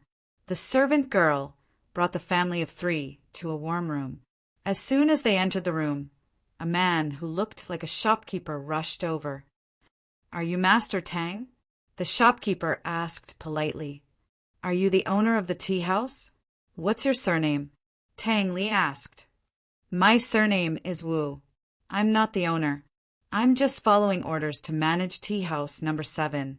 The shopkeeper replied politely. Shopkeeper Wu is your boss here? Ningjing asked. She had been in business for many years and was quite interested in the business of the hot spring tea house. The boss isn't here. The 2 of you, there's a situation in the tea house. We won't be able to receive you tonight and for the next 3 days. I'll double the compensation for your losses. Could you please do us a favor? Shopkeeper Wu politely gestured for them to leave. Did that mean they had to leave? Chapter 1220. Shopkeeper Wu's meaning was obvious. He wanted to ask Tang Li and the others to leave. Tang Li looked at Shopkeeper Wu's gesture and his anger rose. In order to let his wife and daughter be at ease and celebrate the New Year happily, he spent a lot of effort to find this tea house and rushed over early and late. The snow outside was getting heavier and heavier. They were in the middle of nowhere. So where were they supposed to go to celebrate the New Year? Were they supposed to spend it in the carriage? Little Tang Tang could feel her father's anger. She poked her head out from under her father's cloak and stared curiously at Shopkeeper Wu. Her big, watery eyes were filled with confusion and looked especially cute. What if it's not convenient? Tang Li asked coldly. Shopkeeper Wu obviously saw that Tang Li's expression had changed, but he still replied politely, Lord Tang, I'm really sorry. How much compensation do you need? Just name your price. Tang Li snorted. Ning Jing didn't say anything. She took little Tang Tang and sat to the side to wait. It was obvious that they didn't want to leave. Shopkeeper Wu looked troubled when he saw this. Both of you, I'm not the boss, so I can't make the decision. If you don't leave and the higher-ups blame me, I'll have to leave. Both of you, please take it as I'm begging you. This is such a big tea house. What's the situation? Can't you give our family of 3 a courtyard to spend the night? It's the New Year and it's snowing outside. We even have to take care of our child. Must you chase us away? Shopkeeper Wu, tell me, is this kind? How can a tea house last long if it's not kind? Ning Jing couldn't help but say. This tea house was so big that it had at least a few dozen courtyards. Tang Li had spent a lot of money to book the entire courtyard. Now that there was a situation, he wouldn't book the entire tea house and just stay in one courtyard. This was already the greatest concession they could make. Tang Li sat down lazily and casually crossed his legs. Humph, you can leave if you want. Get your boss to come out and give me a reason that will convince me wholeheartedly. Otherwise, do you believe that this lord will burn down your tea house to make my daughter happy? He didn't know if little Tang Tang understood her father's words, but she leaned into her mother's embrace and giggled in a particularly cooperative manner. Although Shopkeeper Wu didn't know about Tang Li's background, he knew that Tang Li's background wasn't small. Otherwise, it would be impossible for Tang Li to reserve the entire manor. After hesitating for a while, he finally told them the truth. The 2 of you, to tell you the truth. Just an hour ago, 2 distinguished guests came to the manor and booked the entire manor. Before he could finish his sentence, Tang Li slammed the table and stood up. I booked it a few days ago. What is the meaning of this? What's wrong? Are we not VIP guests? Today, I want to see what a distinguished guest looks like. Master Tang, calm down, calm down. With a mysterious expression, Shopkeeper Wu lowered his voice and said, Lord Tang, I can't afford to offend those 2 masters, and neither can you. It's not that I don't want to do business with you. It's that I can't do it. Do you understand? Listen to my advice and leave quickly. I'll send someone to clear the way for you, and I guarantee that you'll be sent to the county town properly. As for your losses, I'm willing to pay 3 times the price. Can't afford to offend them? Just because you can't afford to offend them, you don't have to follow the rules? Let me tell you, in this world, other than my brother and sister-in-law, there's no one I can't afford to offend. Lead the way for me, and I'll go meet your 2 distinguished guests and teach them the rules of first come, first served. The more Tang Li thought about it, the more sullen he felt. He actually encountered this kind of thing during the New Year. If he didn't vent his anger, how could he survive in the underworld in the future? Shopkeeper Wu's patience finally ran out, and his face darkened. You too, don't refuse a toast only to be forced to drink a forfeit. As soon as he finished speaking, a hidden dart instantly brushed past Shopkeeper Wu's mouth, drawing a long line of blood. He was so shocked that he was stupefied and didn't understand what was going on. Another hidden dart appeared in Tang Li's hand out of nowhere. He fiddled with it and looked at Shopkeeper Wu with interest. He smiled and said, "I'll give you the time it takes to brew a cup of tea. Go and invite your distinguished guests here.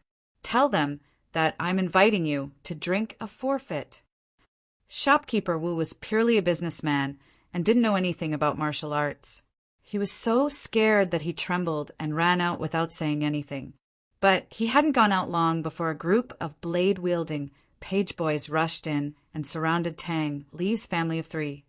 "You're courting death." Tang Li's hands flashed with hidden weapons.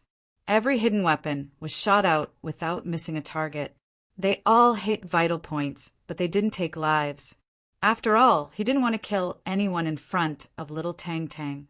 Ning Jing pulled little Tang Tang into her arms and covered her eyes. However, little Tang Tang peeked out from between her mother's fingers. She wasn't afraid at all and instead giggled. Not long after, she pulled down her mother's hand and clapped. "Daddy good. Daddy is awesome." Tang Li cleaned up the room of servants in a few moves. He looked at little Tang Tang and said with a smile, "Is it fun?" "Yes, it's fun." Little Tang Tang was excited and her childish voice flowed smoothly. "Let's go. Daddy will take you out to play." Tang Li's anger was greatly reduced by his daughter's smile. However, this didn't mean that he would let it go easily. He picked up little Tang Tang and said to Ning Jing, "Follow behind me. Let's make our daughter happy." Ning Jing didn't have any objections and followed closely behind him. The husband and wife accompanied little Tang Tang, gesturing to the servants as they walked into the depths of the manor. Along the way, other than the sound of Tang Li's hidden weapons flying, there was only little Tang Tang's giggles. When they were far away, several shadow guards hiding in the shadows emerged. The leader was none other than Su Donglin. "Brother Dong, is that Sect Master Tang and Madam Jing?" the shadow guard asked timidly. "Yes. Sect Master Tang doesn't seem to be stupid anymore." Su Donglin muttered to himself, "I've never heard Master mention it before." "Brother Dong, should we report this to Master?" the shadow guard asked again. "Looks like it's a coincidence. Hee, it's a surprise for Master. I'll take the blame if they blame me. Don't be afraid." Su Donglin laughed. When Master Tang went out, the shadow guard would naturally accompany them. He brought more than 20 shadow guards with him to stand guard around the manor. He knew as soon as Tang Li and the others approached the tea house. He was just curious about Manager Wu. Sect Master Tang had clearly booked the tea house first. So why didn't he tell the Emperor and Empress the truth when they came over? "Brother Dong, did Manager Wu see through Master Tang's identity?"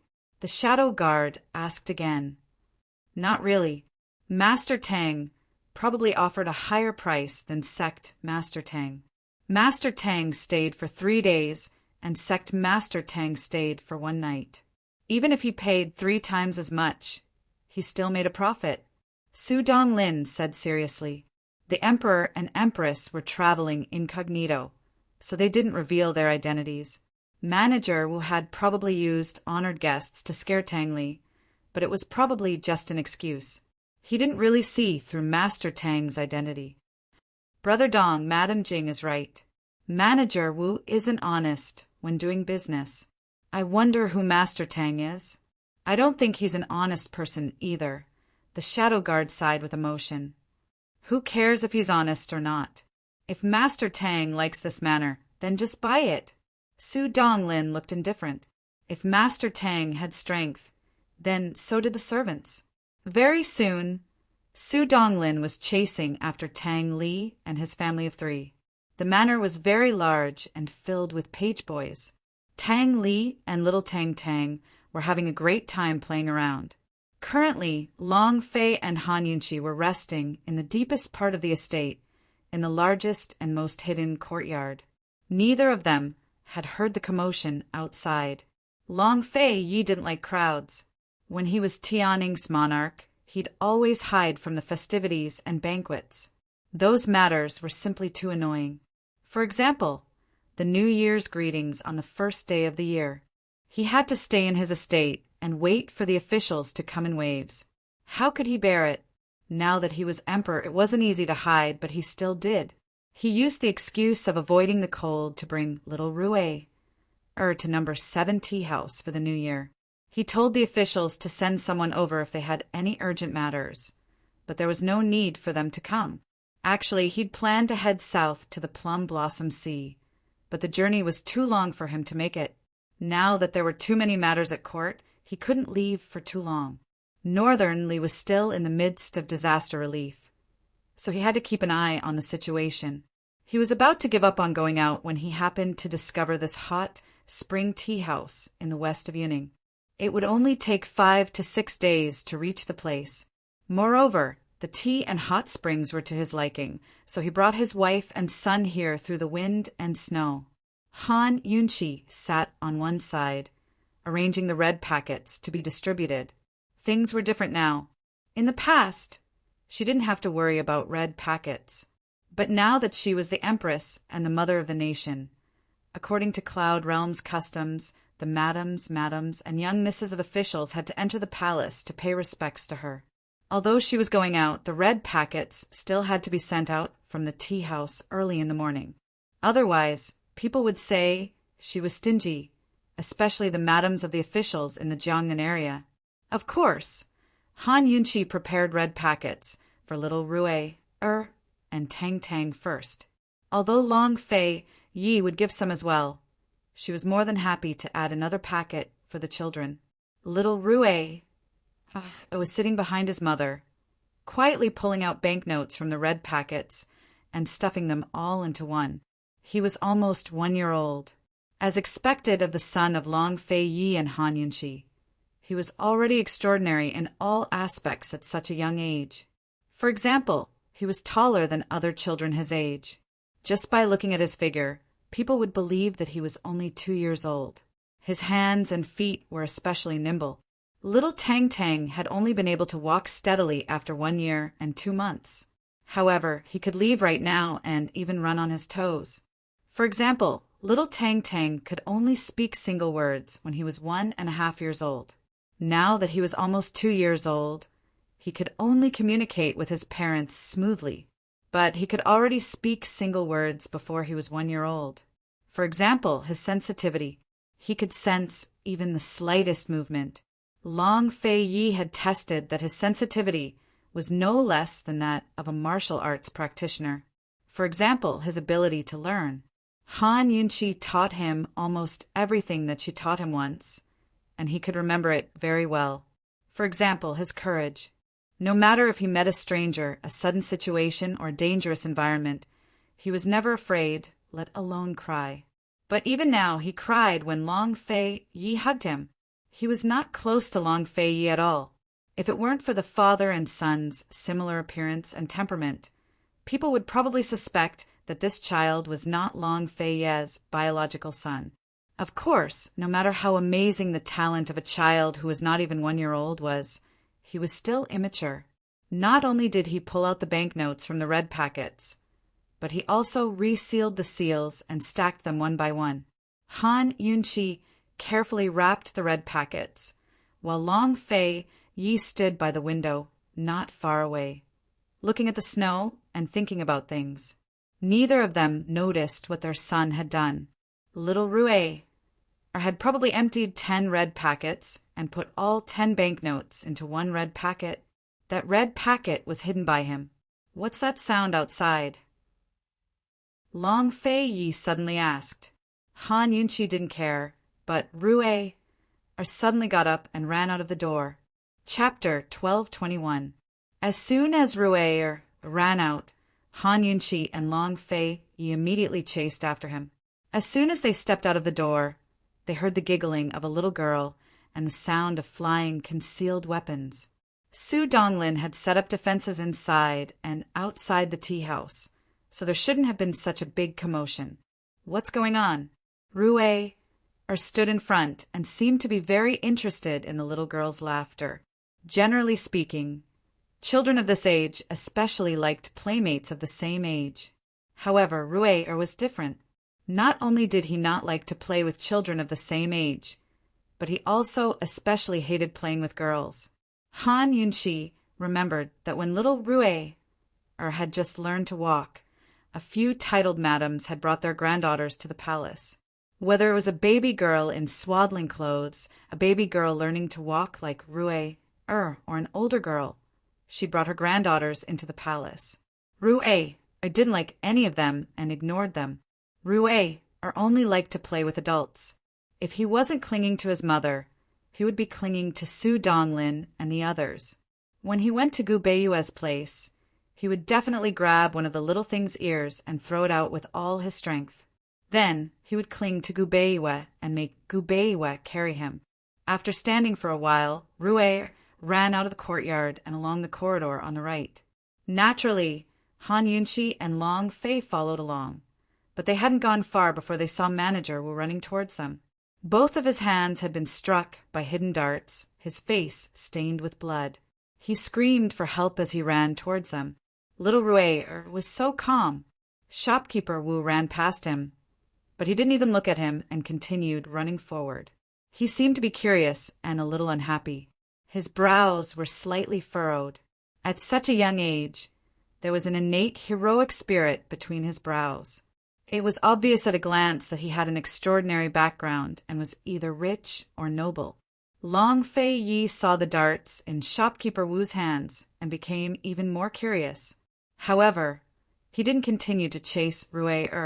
Han Yunshi stopped beside him and also sized up Shopkeeper Wu, who was walking towards them. They immediately recognized the darts in Shopkeeper Wu's hands. They were from the Tang sect. No wonder Su Donglin didn't do anything. But why did the Tang sect attack the people in the tea house? Since the people from the Tang sect and the Shadow Guard were here, Long Fei Yi and Han Yunshi were not worried about Rue. Although the two of them followed, they were not in a hurry.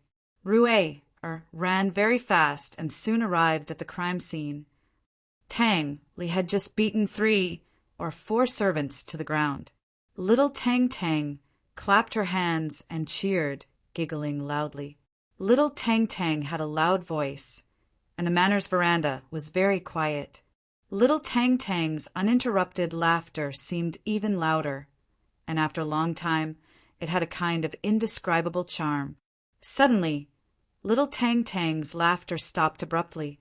Tang Li and Ning Jing were also stunned. They saw a child. The child looked to be about 1.5 years old. His height was almost as tall as little Tang Tang. He stood in front of the servants on the ground and was basically treating them as air. He was not afraid at all. He put his hands behind his back and looked up at them. His eyes were even more beautiful than little Tang Tang's.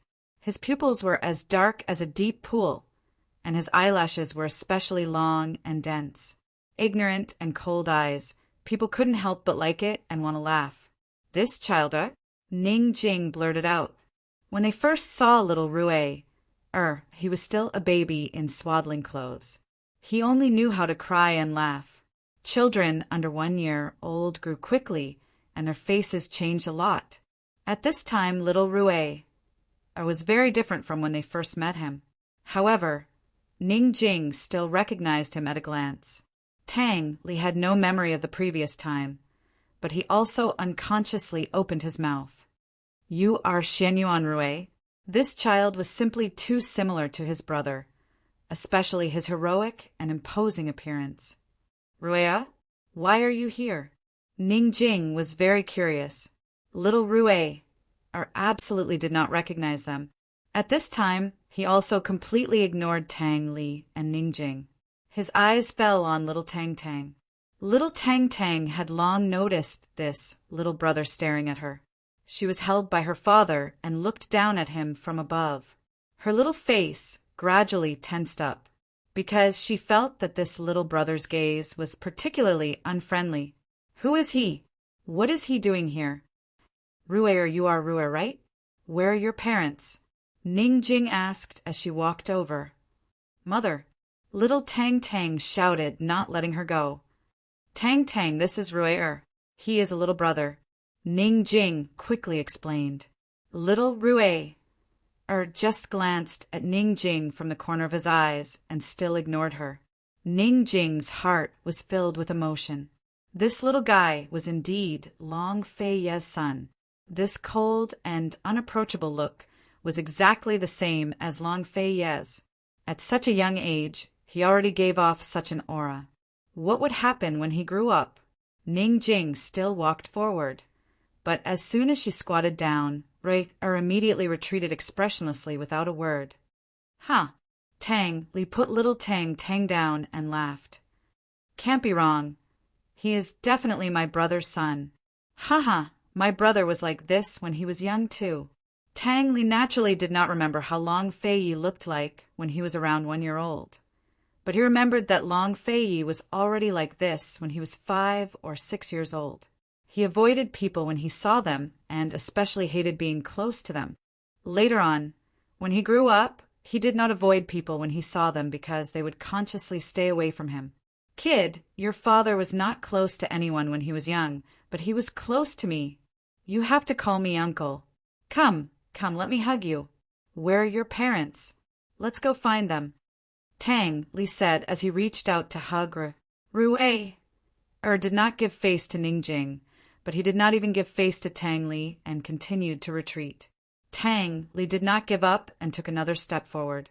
Just as he was about to coax him, little Tang suddenly screamed, Mother can hug other people, but father can't. Daddy belonged to her alone. Rui-er's brows immediately furrowed again when little Tang screamed. He suddenly avoided Tang Li's hand and ran past him, going straight to little Tang. Little Tang did not expect this and was about to dodge when little Rui-er ran into her and knocked her down. This time, little Tang screamed even louder. Rui-er pressed on top of her, crumpled a handkerchief into a ball, and stuffed it into her mouth to block her mouth. Ning Jing and Tang Li were dumbfounded and did not recover for a while. Rui-er's movements earlier looked nimble, but now he was practically pouncing on little Tang. He struggled for a while and got up from little Tang. He clapped his hands with a serious expression and said in a childish voice, Noisy! Ning Jing and Tang Li both recovered. Tang Li quickly carried his daughter and tore off the handkerchief. He first checked her head, then other places, and asked anxiously, Where does it hurt? Tell father, where does it hurt? Does it hurt here? Does your head hurt here? Little Tang did not make a sound. She pursed her lips tightly and looked at little Rui. Daughter, say something. Where does it hurt? Tang Li was anxious. Ning Jing frowned at her daughter's expression and did not make a sound. Although Ning Jing doted on her daughter, she did not spoil her as much as Tang Li. Usually when little Tang fell, Ning Jing would make her stand up on her own. Even if it hurt, she would make sure she stood up first before she carried her. However, Tang Li was different. Whenever little Tang fell, he would immediately carry her. Even if she was not hurt, his heart would ache for a long time. However, after waiting for a while, little Tang did not cry or make a sound. Ning Jing panicked. This little girl was not usually so timid. Why was she not talking? Tang, where does it hurt? Say something. Ning Jing said. Rui-er stood at the side and stared at little Tang. His young face was full of seriousness. He hated noise the most. No, it doesn't hurt. No, little Tang said with great difficulty. Finally, she could not take it anymore. She closed her eyes and clenched her fists tightly. Using all her strength, she screamed. Rui-er's delicate little face crumbled. He covered his ears with both hands, turned around, and ran away like a wisp of smoke. Too scary. He did not run far before he bumped into his mother, who was walking towards him. What's wrong? Han Yunqi picked up Rui. He lay on her shoulder and still covered his ears. He pursed his lips tightly. His expression was fierce, but also somewhat pitiful.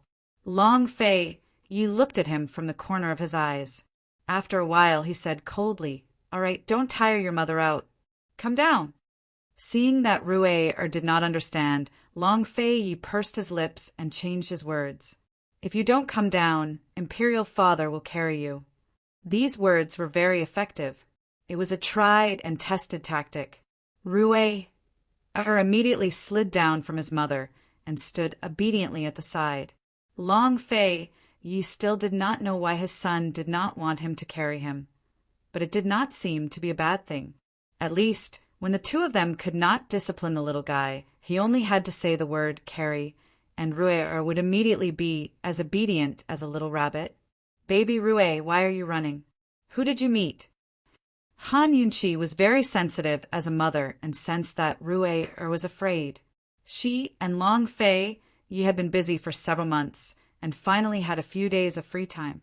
Once they relaxed, they were lazy and would not even bother to lift the sky if it fell.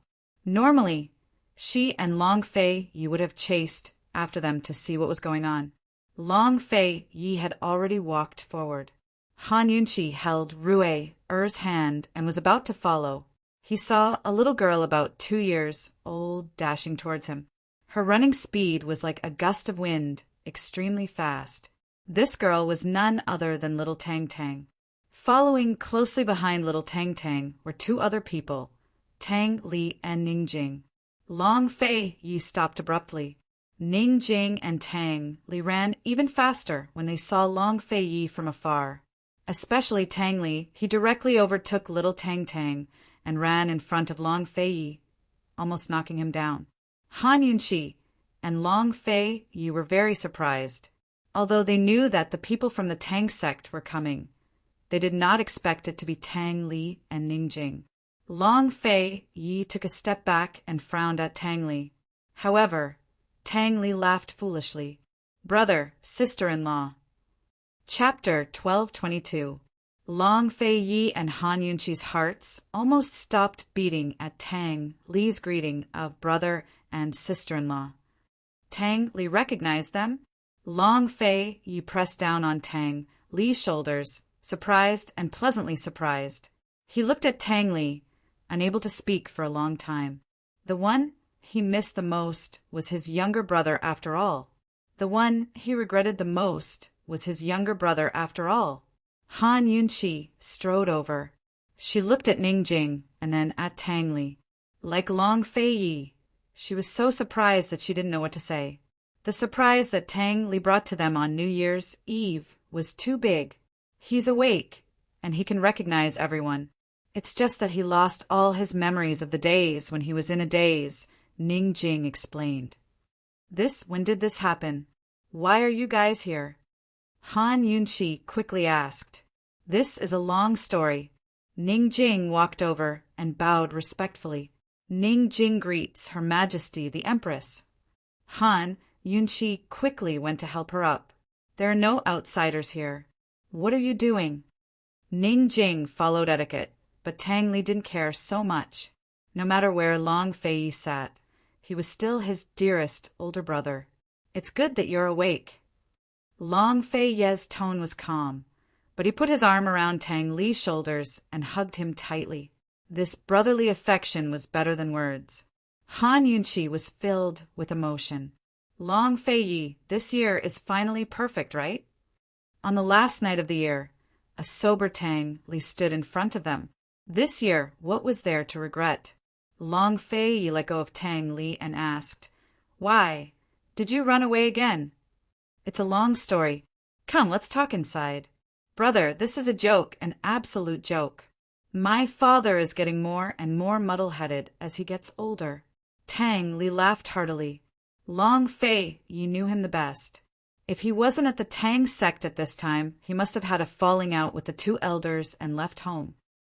Turn right up ahead, there's a tea house. Long Fei Yi was very curious.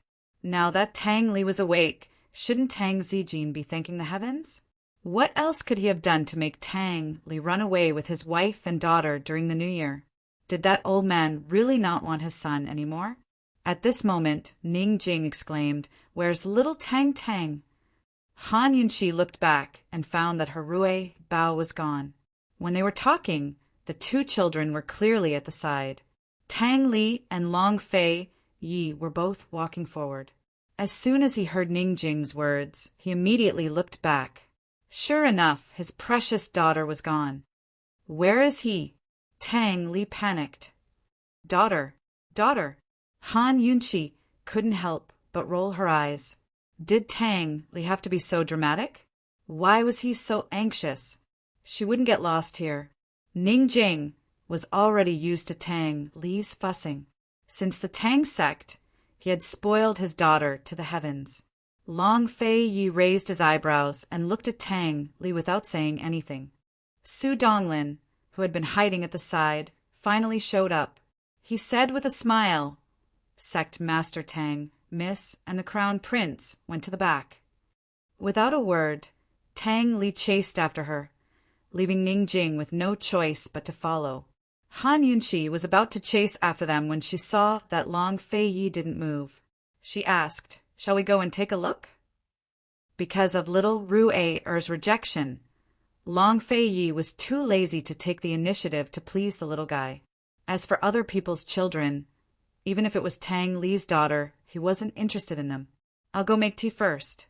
Let Su Donglin look after the two children. Don't come over and make a fuss." Long Fei Yi said and left. He was afraid of noise, especially when he was drinking tea and talking about things. He was most afraid of children making noise. In the past few months, he didn't know how many times he wanted to sit down with Han Yunchi to drink tea quietly and talk about things. However, little Rue-er would grab Han Yunchi's hand and make a fuss for Han Yunchi to play with him. If he wasn't his biological son, he would have kicked him away long ago. Little Rue-er's behavior was simply snatching Han Yunchi away from him. Han Yunchi knew Long Fei Yi's temper. She didn't say much and chased after Tang Li and the rest. She was curious as to why her son would kidnap little Tang Tang. However, when Han Yunchi caught up with them, she found that she was very wrong. It wasn't little Rue-er who kidnapped little Tang Tang. It was little Tang Tang who forced little Rue-er away. The two children were in the corridor on the west side, one in front and one behind. They were only 5 or 6 steps away from each other. The two looked at each other, and their young faces were full of seriousness. To be exact, they were fierce, as if they had seen their enemy. However, little Rue-er's aura was clearly weaker. Little Tang Tang took a step forward, and little Rue-er immediately took a step back.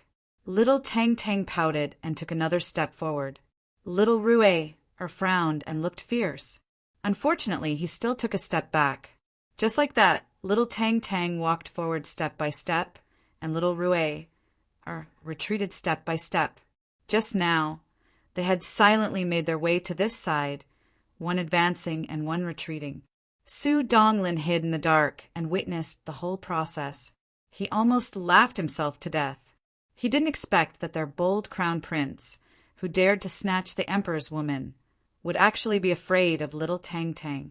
At this moment, he was forced into a corner with no way out. Tang Li and Ning Jing were overjoyed, but Han Yunchi was dumbfounded. Was this child her domineering baby Rue? Haha, where's my brother? Where's my brother?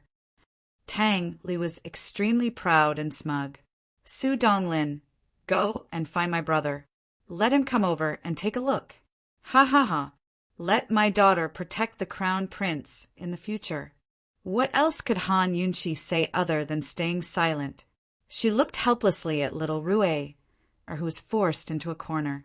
She thought to herself that if the child's father saw this scene, he would probably beat him up. Suddenly, little Tang Tang walked forward again. Unable to retreat, little Rue-er pushed little Tang Tang away and hurriedly walked out from the corner, staring at little Tang Tang warily. Brat, a gentleman uses his mouth, not his fists. This is the second time. Tang Li was about to help his daughter up when little Tang Tang nimbly got up on her own and glared at little Rue-er refused to be outdone and glared at her cold. Little Tang Tang suddenly took a step forward, and little Rue-er was very sensitive and retreated at almost the same time. Little Tang Tang put her hands on her hips and looked down on little Rue-er like a big sister. Rue-er put his hands behind his back and looked down at little Tang Tang with an invincible posture. Han Yunchi was comforting him when little Tang Tang suddenly screamed. In an instant, little Rue's cold expression collapsed on his young face, and he turned to run. Little Tang Tang screamed and chased after him. Not long after, the two children disappeared into the corridor. Han Yunqi finally understood what was going on. Little Tang Tang's scream was simply a trump card. Little Rue wasn't afraid of anything but noise. Little Tang Tang actually knew his weakness when they met this time. Han Yunqi finally laughed out loud. Tang Li was the happiest and also the first to give chase. Just like that, little Tang Tang screamed and chased after little Rue. Little Rue wasn't afraid but annoyed. He ran very, very fast. The adults were also retreating and could easily catch up, but they all kept a certain distance. Everyone wanted to know who would win in the end. Long Fei Yi was completely unaware of all this. He waited in the tea room and finally got impatient and asked the shadow guard to rush them. The shadow guard made a trip and came back to report, "Master, Her Majesty said that the two children are causing a ruckus and wants you to go take a look." Long Fei Yi didn't say anything and just waved his hand to dismiss the shadow guard. He smelled the freshly brewed tea and was incomparably relaxed. The entire tea house was covered in snow, and the cold air was especially clean and fresh. At this time, the wind and snow had stopped and the whole world was quiet. Long Fei Yi liked to brew tea in snowy weather. In this climate, a cup of hot tea could wash away the fatigue and dust. His heart could calm down. Being in a high position, the most important thing was to have a calm heart. Only with a calm heart could one see through the world under their feet and the people and things in their hands. Unfortunately, the tea trees in the tea house were all covered in snow. If there were winter plum blossoms to decorate this white world, Long Fei Yi would probably stay for a few more days. The person who opened this tea house must be someone who knew tea. To be able to open several tea houses in such a short time and come up with a hot spring treatment method, it shouldn't be simple. Regardless of their status, Long Fei was still interested in the owner of a tea house who shared similar interests. Of course, he was more interested in this tea house. Looking at the progress of the project in the imperial capital, he and Han Yunqi would have to stay in Yunning for 2 or 3 years. This tea house was so close to Yunning that it would be a good place for them to pass the time. Long Fei Yi already had the idea of buying this tea house and planting plum trees. Thinking of this, he thought of shopkeeper Wu, just as he was about to ask Su Donglin, who knew that a child's scream would come from afar. Long Fei Yi followed the sound and saw that it was getting louder and louder. He saw little Rue running across the veranda opposite the tea house with little Tang Tang behind him, shouting and chasing. Long Fei Yi didn't understand at first, but after looking carefully for a while, he immediately understood. His son was actually being chased by a little girl, Xianyuan Rue. Long Fei Yi got up and flew over. With a flip, he quietly landed in front of little Rue. As soon as she saw Long Fei Yi's cold face, little Tang Tang stopped abruptly and shut her mouth in shock. Little Rue covered his ears with both hands and rushed forward. Bang! Little Rue crashed into Long Fei Yi's leg. Fortunately, he was agile and caught Long Fei Yi's robe in time. Otherwise, he would have bounced off. Little Rue looked up and saw his tall and proud father, like a majestic god, standing in front of him and looking down at him. His father's cold face was particularly scary. Ah! Little Rue, who had been silent until now, finally screamed. He immediately let go and turned to run. He had already run past little Tang Tang, but then he turned back and grabbed little Tang Tang's arm to escape with her. The most terrifying person in the world was his father. When he got angry, it was no joke. Han Yunqi and Tang Li's group weren't far behind. When the two children saw them, they let go of each other's hands. Little Tang Tang threw herself into Tang Li's arms and began to sob. She was really scared. That uncle who just appeared out of thin air was so scary. Little Rue threw himself into his mother's arms and quietly rested on her shoulder. He glanced at the crying little Tang Tang and quickly covered his ears again. Like a little adult, he let out a heavy sigh. Chapter 1223. Long Fei Yi walked over to Han Yunqi and the rest. Seeing little Tang Tang crying, he frowned and asked coldly, "What happened just now?" He hated it when children cried, except for his own. After Rue grew up, other than crying when he was carried, he basically didn't cry at all. He hadn't heard a child cry in a long time. As soon as Long Fei Yi spoke, little Tang Tang snuggled into her father's arms and cried softly. She was scared to death, but she couldn't help sneaking glances at her uncle. Just a glance, and she immediately hid again. The child was just playing. Rue pushed Tang Tang down and even stuffed a handkerchief into her mouth to make a fuss. Han Yunqi explained with a smile. Tang Li had already complained to her on the way here. She didn't know whether to laugh or cry. What was right or wrong in this kind of thing? The two children were still so young and didn't know what was right or wrong. She and Ning Jing just treated it as a joke as Tang Li complained seriously.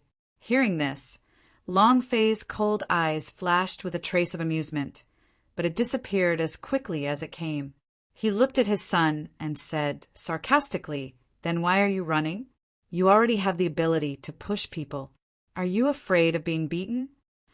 Han Yunqi and Ning Jing could tell that Long Fei Yi was mocking his son. Little Rue looked at his father innocently and didn't say a word. Tang Tang won't hit anyone. The little girl is very smart. She chased after Rue and shouted to make a fuss. Han Yunqi laughed. Rue's cute eyes were filled with resentment. It was bad enough that his mother wasn't protecting him, but she was praising others. But despite his resentment, little Rue still hugged his mother's neck tightly and refused to let go. Seeing this, Long Fei Yi couldn't help laughing. He rubbed Rue's little head and said sternly, "Don't push people next time." Unexpectedly, Tang Li became cocky. He chuckled and said, "A gentleman uses his mouth, not his fists. Brother, look, it's still more sensible to have a daughter." Little Tang Tang only used her mouth, but Rue really did it. Tang Li's words hit the nail on the head. He burst out laughing. Long Fei Yi wanted to shut Tang Li up when Rue suddenly said, "Make way." Rue didn't quite understand what the adults were talking about, but he could roughly guess what they meant. He was too lazy to talk at first, but when he saw that his noisy uncle, Tang Li, kept talking nonstop, he knew that his father was annoyed. If he didn't clear his name, who knew if Imperial Father would find him to settle the score? There was only one way for Imperial Father to find him, and that was to throw him to Granny Zhao and not let him sleep with Imperial Mother.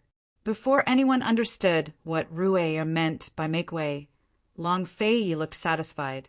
He said to Tang Li, "Our son is sensible and knows to give way to a girl." In other words, if Rue didn't give way to little Tang Tang, would she have chased him to this extent?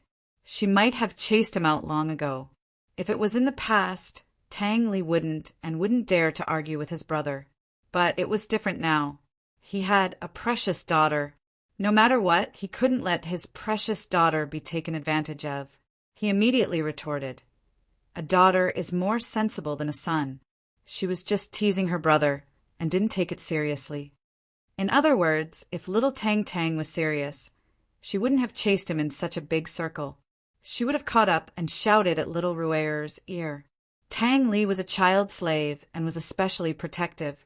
Long Fei Yi was strict with Rue, on the surface, and didn't spoil him at all, but in fact he loved him dearly. How could he not be protective? Thus, the two brothers took turns to defend their child.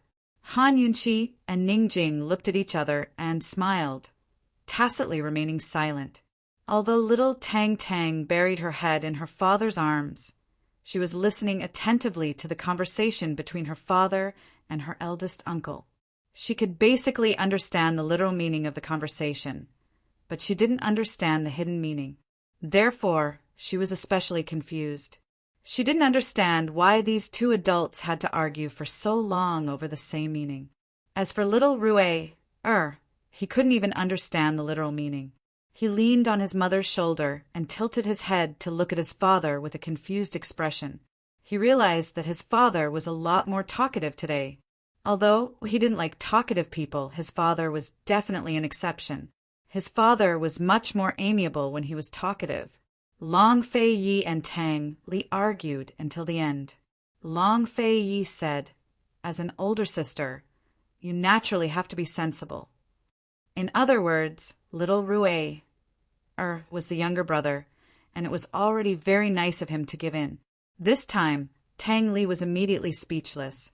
Little Tang Tang was the older sister, and no matter how much she argued with little Rue, it would be wrong. After all, little Rue was still young, about a year younger than little Tang Tang. Tang Li looked unwilling. Long Fei Yi turned to Rue and said, "In the future, you still have to give in to your older sister and take care of her, okay?" In the end, Tang Li was defeated. Little Tang Tang had stopped crying, but he lifted her up high to play with her. Come, come, come. Give your imperial uncle a smile. My daughter's smile is so sweet." As soon as little Tang Tang was lifted up, she immediately giggled again. Little Rue had already covered his ears and lazily laid on his mother's shoulder. He didn't want to play such a childish game. At this moment, Tang Li suddenly tossed little Tang Tang high into the air. Han Yunqi was shocked. Little Rue also hurriedly got up and looked in disbelief.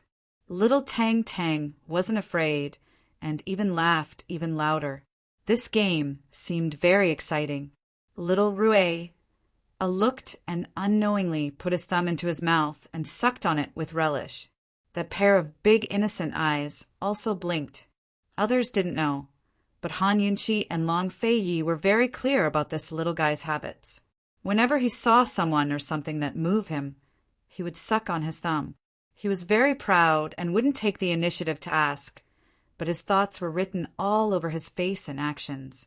Han Yunqi didn't dare to bring her son to play such a dangerous game.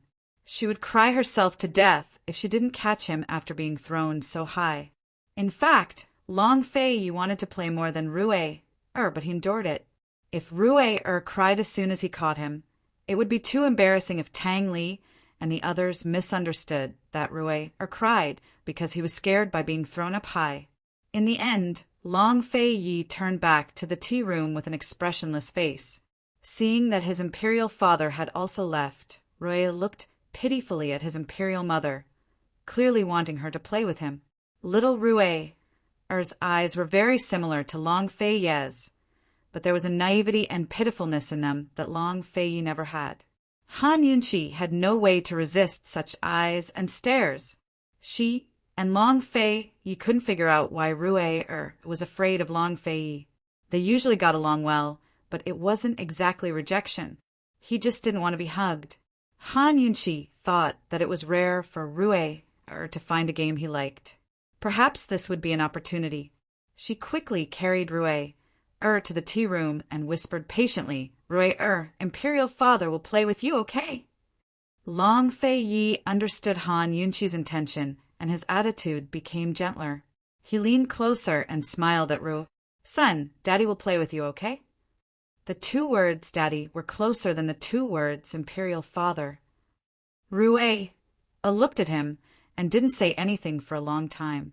Long Fei Yi and Han Yunqi waited patiently while little Tang Tang played happily on the side. Her laughter filled the corridor. Rue seemed to be in deep thought for a long time before shaking his head. He walked to the side and sat down with his arms crossed in a dignified manner. Han Yunqi and Long Fei Yi were both annoyed and amused. They couldn't do anything about the little guy. For this matter, Granny Zhao had prayed to the gods and Buddha many times.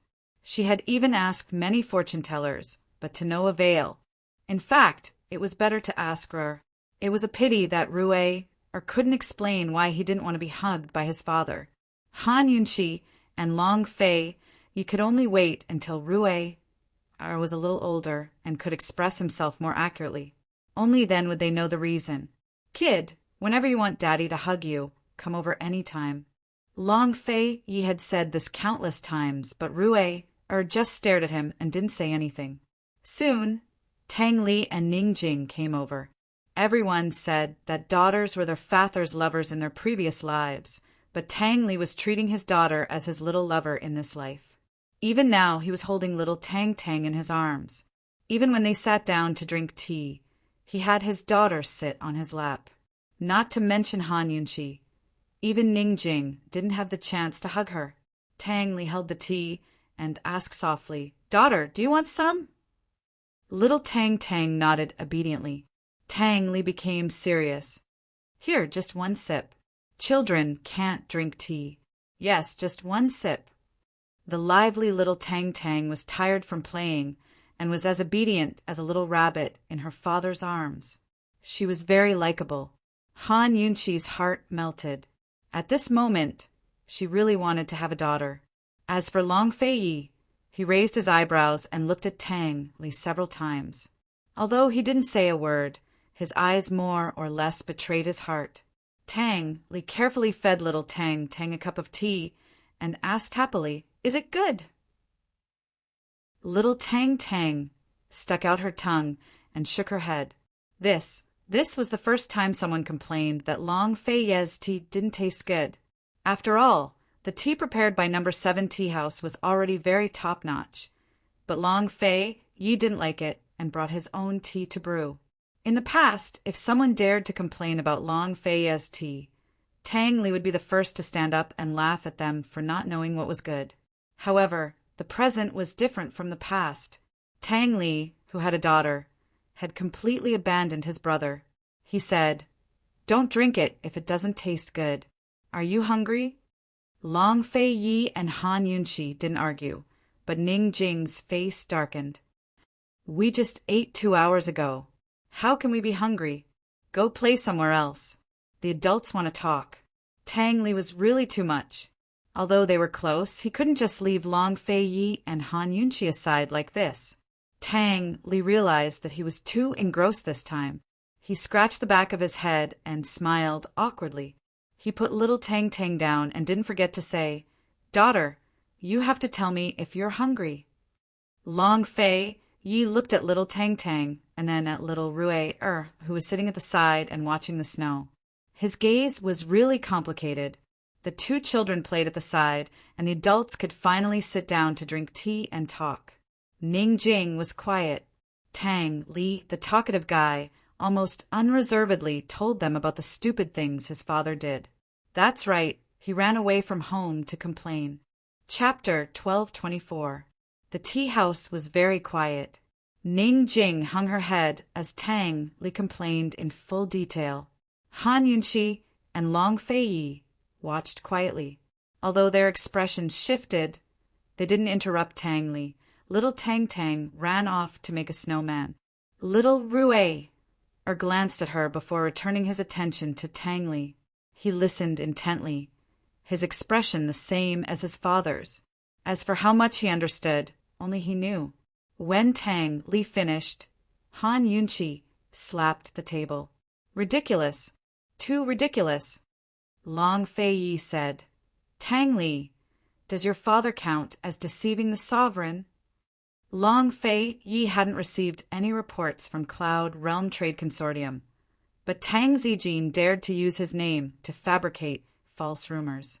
If Ning Jing wasn't an understanding person, heaven knows what would happen if the news reached the Ning clan's ears. It does. It's the same as a false imperial decree, a serious crime. Tang Li huffed. Long Fei Yi gave a cold snort. "You can keep it. When he comes looking for you, Zhen will settle the score with him." Tang Li was waiting for Long Fei Yi to say those exact words.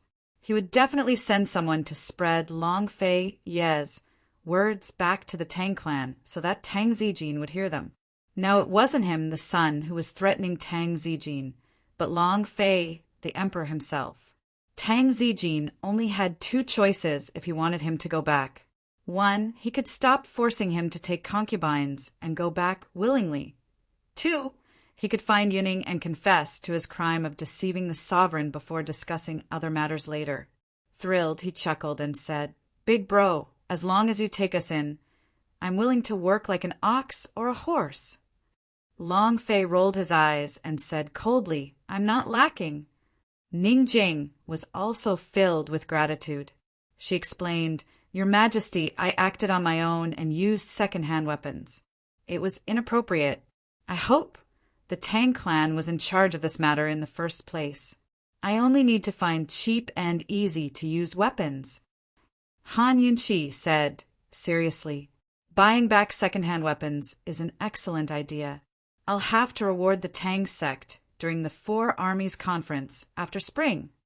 Ning Jing naturally understood Han Yunqi's good intentions. She swore to herself that she would take good care of Cloud Realm's weapons no matter what. She would never allow anything like this to feather her own pockets. As they chatted, the sky turned dark. Su Donglin had already cleared out all the servants and coachmen in the tea house and replaced them with the servants they brought from Yuning. A palace maid came over to light the lamps and whispered in Han Yunqi's ear, "Your Majesty, Zhao Mama is almost done with the preparations. The banquet can begin in a while." On New Year's Eve, Han Yunqi had originally wanted Zhao Mama to prepare a family banquet so that the family of 3 could eat quietly and watch the fireworks. Now that Tang Li and the others were here, the banquet was still a family banquet, but it had to be livelier. On the way here, Han Yunqi had already given orders. Even little Tangs, rice had to be prepared separately. "You're all hungry, right? Let's go to Heavenly Fragrance Pavilion and try Zhao Mama's cooking," Han Yunqi said teasingly. However, Su Donglin came over at this time. "Master, I've investigated everything. The one surnamed Wu doesn't know Master and Your Majesty's identities, but Master offered a price several times higher than the Tang sect masters. So he went back on his word and wanted to chase the Tang sect master away. Moreover, this tea house wasn't supposed to accept guests. It was the one surnamed Wu who wanted to stay here for the new year and make a profit of his own accord. That manager Wu was greedy for money and afraid of death, so he didn't need Su Donglin to interrogate him personally. His subordinates only needed to ask him a few questions before he confessed everything. As expected of an honored guest, Tang Li muttered to himself. He'd already offered a very high price, but who knew he'd run into a true money bag? Long Fei Yi had no interest in Manager Wu. Coldly he asked, "What kind of divine being is his master?" "I did, but he doesn't know the origins of the owner. He said he's a handsome man who knows a lot about the Tao of tea. Many of the tea trees in the tea house were personally planted by the owner himself." If this was a few years ago, Long Fei Yi would have a good understanding of the Tao of tea in Cloud Realm Continent. But after so many years of hard work, he had no idea how many newcomers had joined the tea house. "Name and residence?" Long Fei Yi asked next. Su Donglin shrugged his shoulders. "That one surnamed Wu doesn't know either. He said the owner invited him to take care of the tea house for a few months. Once spring comes, the owner will return." Han Yunqi interjected. "Tea houses 1 to 10 don't accept guests." "No, only tea house 7 doesn't accept guests. Supposedly, this tea house is the most secluded of all. The tea leaves here are the highest quality of all the tea houses," Su Donglin explained. Long Fei Yi hadn't finished touring the entire tea house, but he'd seen plenty of tea trees along the way. Indeed, they were of the highest quality. Could it be that he's going to live here by himself? Han Yunqi wondered, as if suspecting something. "Go investigate clearly and find the owner. Just say Zhen wants to buy this tea house and have him name a price," Long Fei Yi instructed. Tang Li immediately expressed his stance. "Brother, I'll stay here and help you take care of the tea house. I won't go back to Yuning with you." Long Fei Yi replied with 4 words, "We don't accept guests." The reason why he'd spent so much money to reserve the entire tea house was because he didn't want anyone to disturb him. If it hadn't been his younger brother who'd come recently, he would have chased him away long ago. He'd bought this tea house to give to Han Yunchi to make up for the regret of not being able to accompany her to Jiangnan's Plum Blossom Sea for the New Year. This tea house was the same as Jiangnan's Plum Blossom Sea. No guests would stay here in the future. Tang Li was incomparably resentful. He secretly thought about how he'd figure out the Tang sect's finances one day and find a reason to spend a sum of money to buy a tea house. Now that he had a family and privacy, leaving home to live under someone else's roof wasn't a solution. Tang Zijin was celebrating the New Year alone on Crouching Dragon Peak. If he knew his son's thoughts, what would he think? Han Yunchi stood up and looked around. The more she looked, the more she liked this tea house. If Long Fei Yi bought it, then she'd be able to live in a corner in the future. If Long Fei was busy, then so be it. In any case, there was nothing to do in the imperial harem, much less any concubines for her to worry about. Moreover, as the head of the military, there wasn't much to worry about right now, so she had plenty of free time. From time to time, she'd bring Rui here to stay for a few days to learn the way of tea and plant tea trees. Han Yunchi picked Rui up and asked, "Son, do you like it here?" Rui nodded. As a man of few words, he wouldn't say a word if he didn't have to. "Let's have Imperial Father buy it and give it to Mother, okay?" Han Yunchi asked again. Rui shook his head in disagreement. Han Yunchi was amused. Everyone else didn't understand, but she understood very well. She asked again, "Then give it to Rui, okay?" This time Rui finally opened his golden mouth and answered without hesitation, "Okay." Everyone was amused.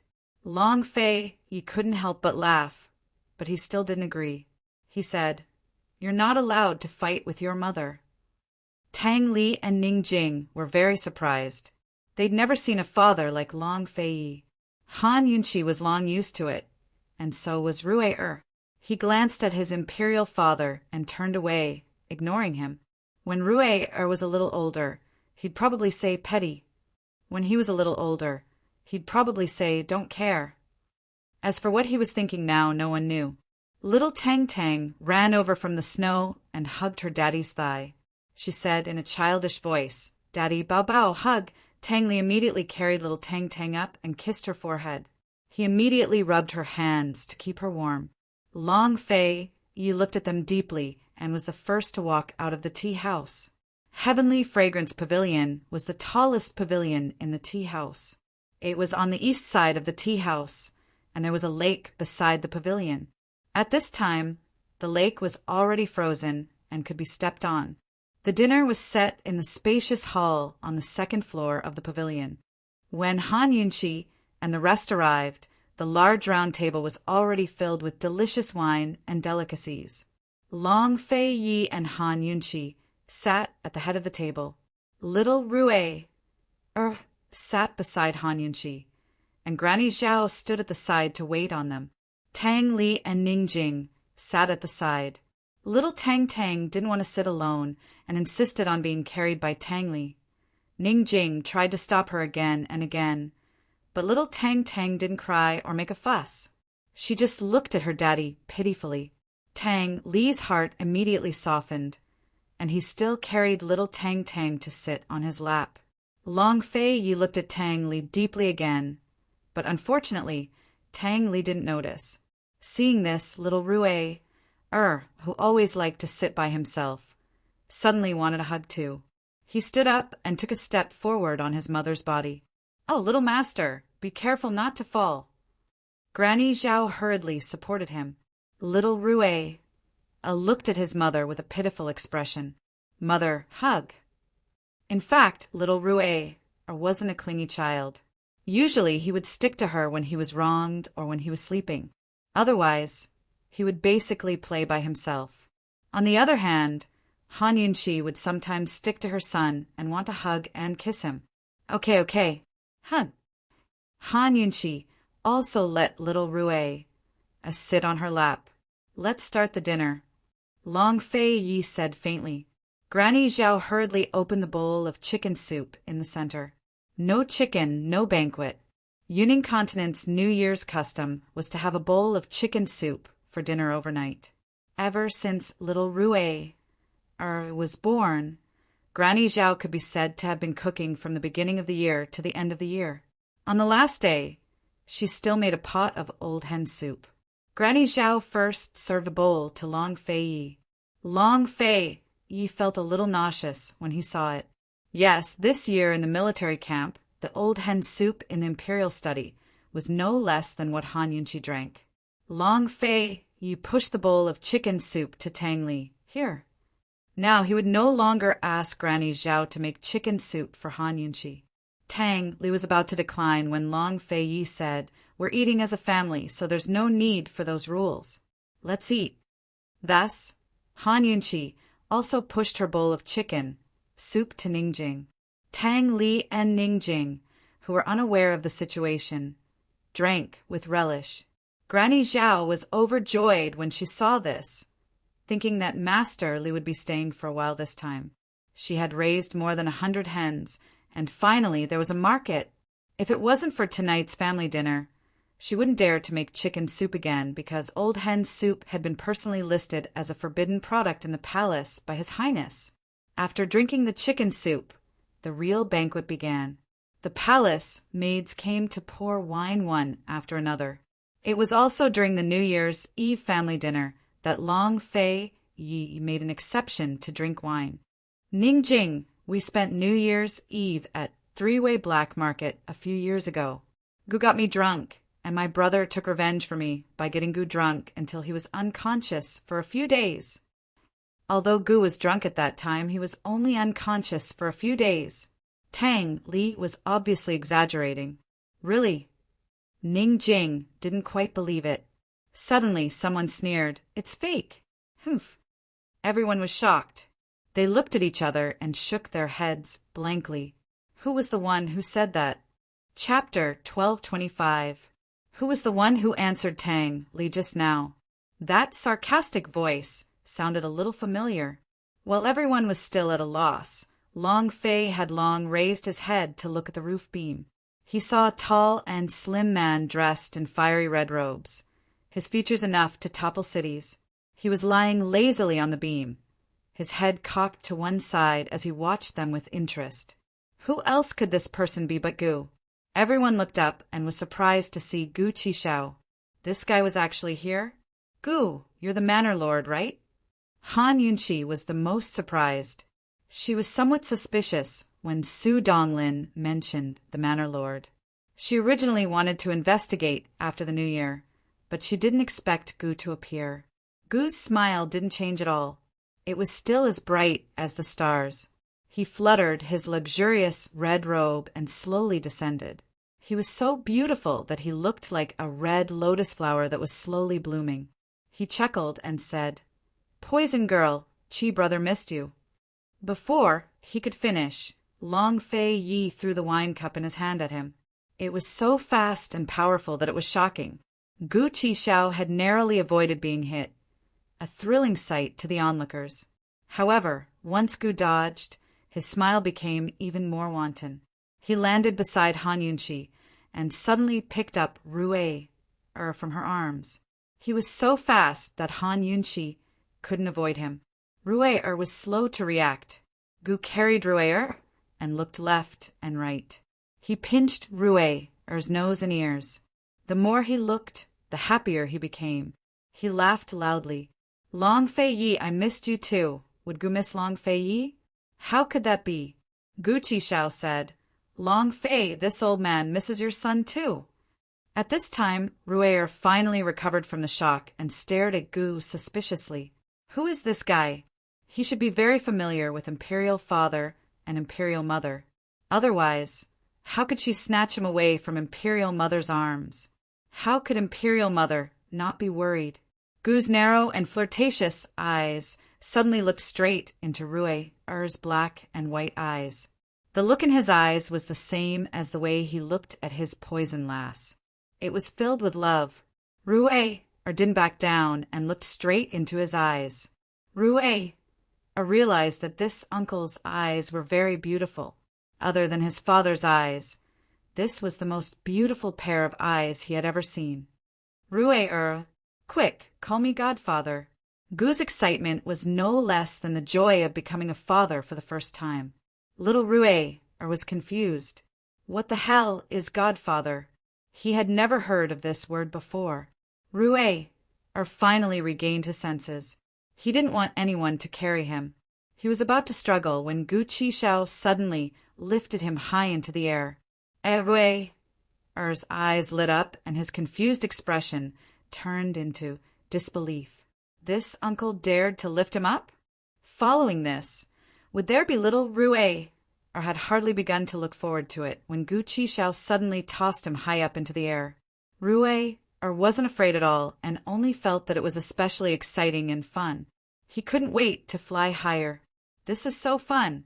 He chuckled, and his laughter was even louder than Tang Tang's. Very soon he was falling in a straight line, but Gu Qishao caught him precisely. TSK, you look so much like Poison Lass. You look even more alike when you laugh. It'd be great if you had a daughter, but a son isn't bad either. Rue clearly looked more like Long Fei Yi. Did Gu misjudge, or did he do it on purpose? As he spoke, he suddenly tossed Rue into the air. This time he tossed Rue even higher than before.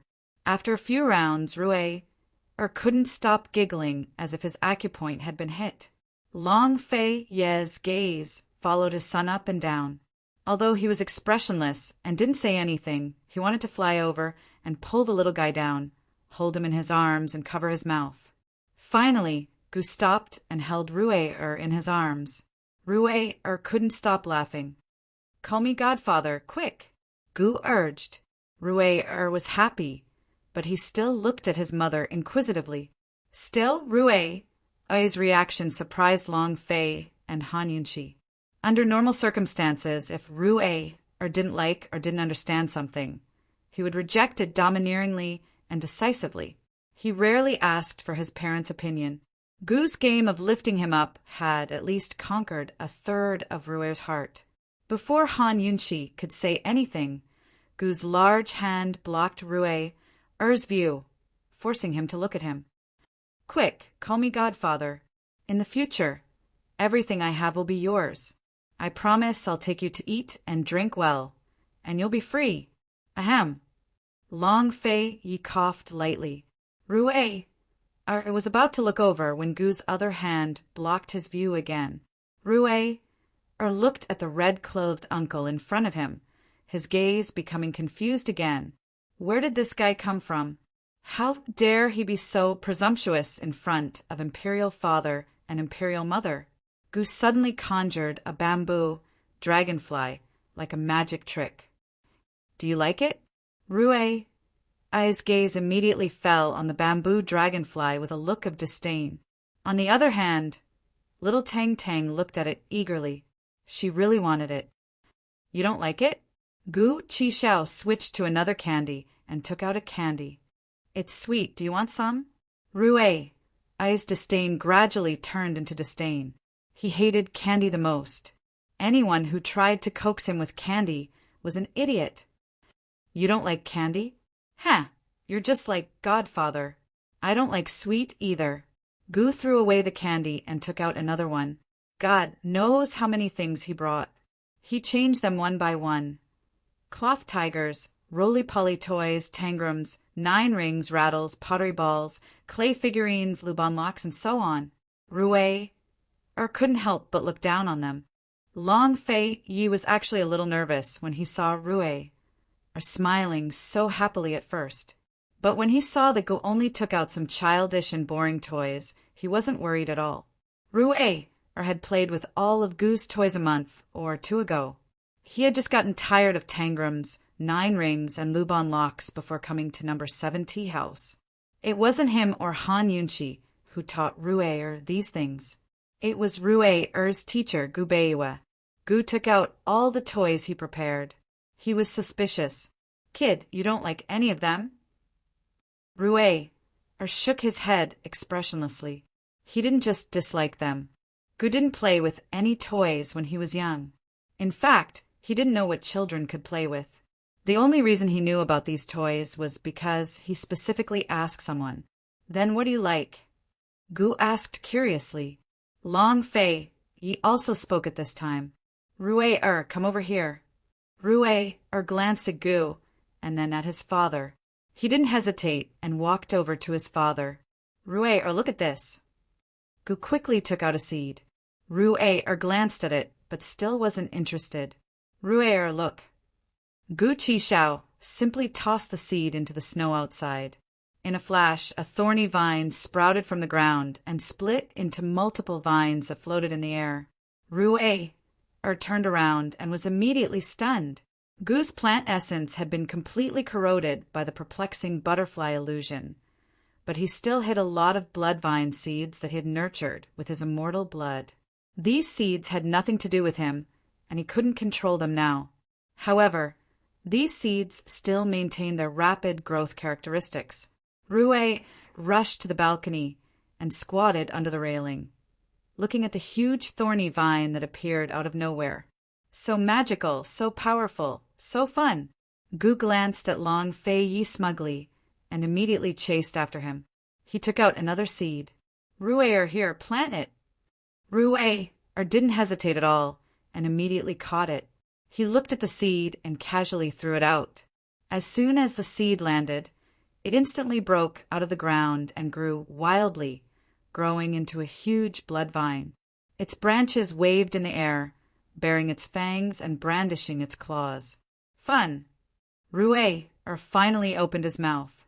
This was also the first thing Gu said to him. Gu was happy and grabbed a bunch of thorny vine seeds and stuffed them all into Rui's hands. Here, plant a thorny forest here. One had to know that he was no longer immortal and indestructible, so his blood could no longer nurture the blood vines. Every time one of these seeds was used, there would be one less seed left. How could he let Rui play with such precious seeds like toys?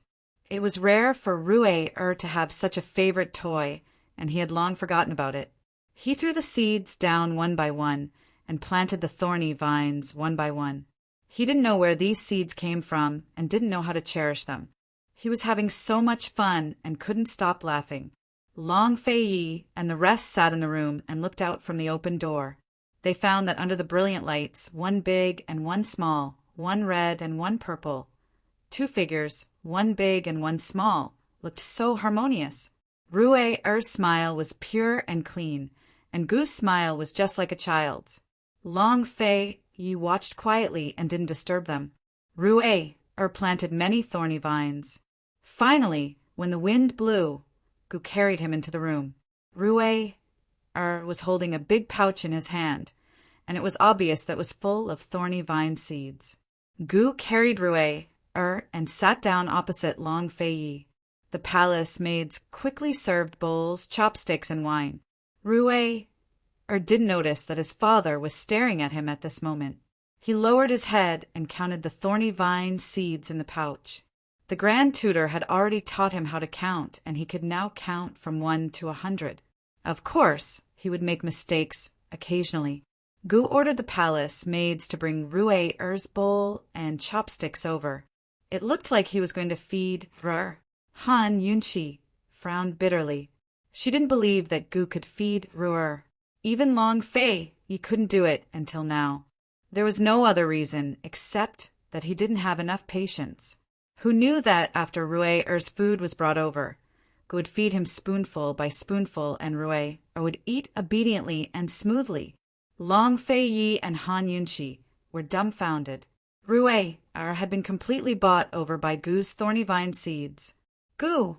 Long Fei Yi was about to speak when Gu interrupted. No matter how big the matter is, let's wait. A child's food is more important than anything else. Long Fei Yi was speechless. Tang Li, who was feeding Tang Tang, looked up and said seriously, yes.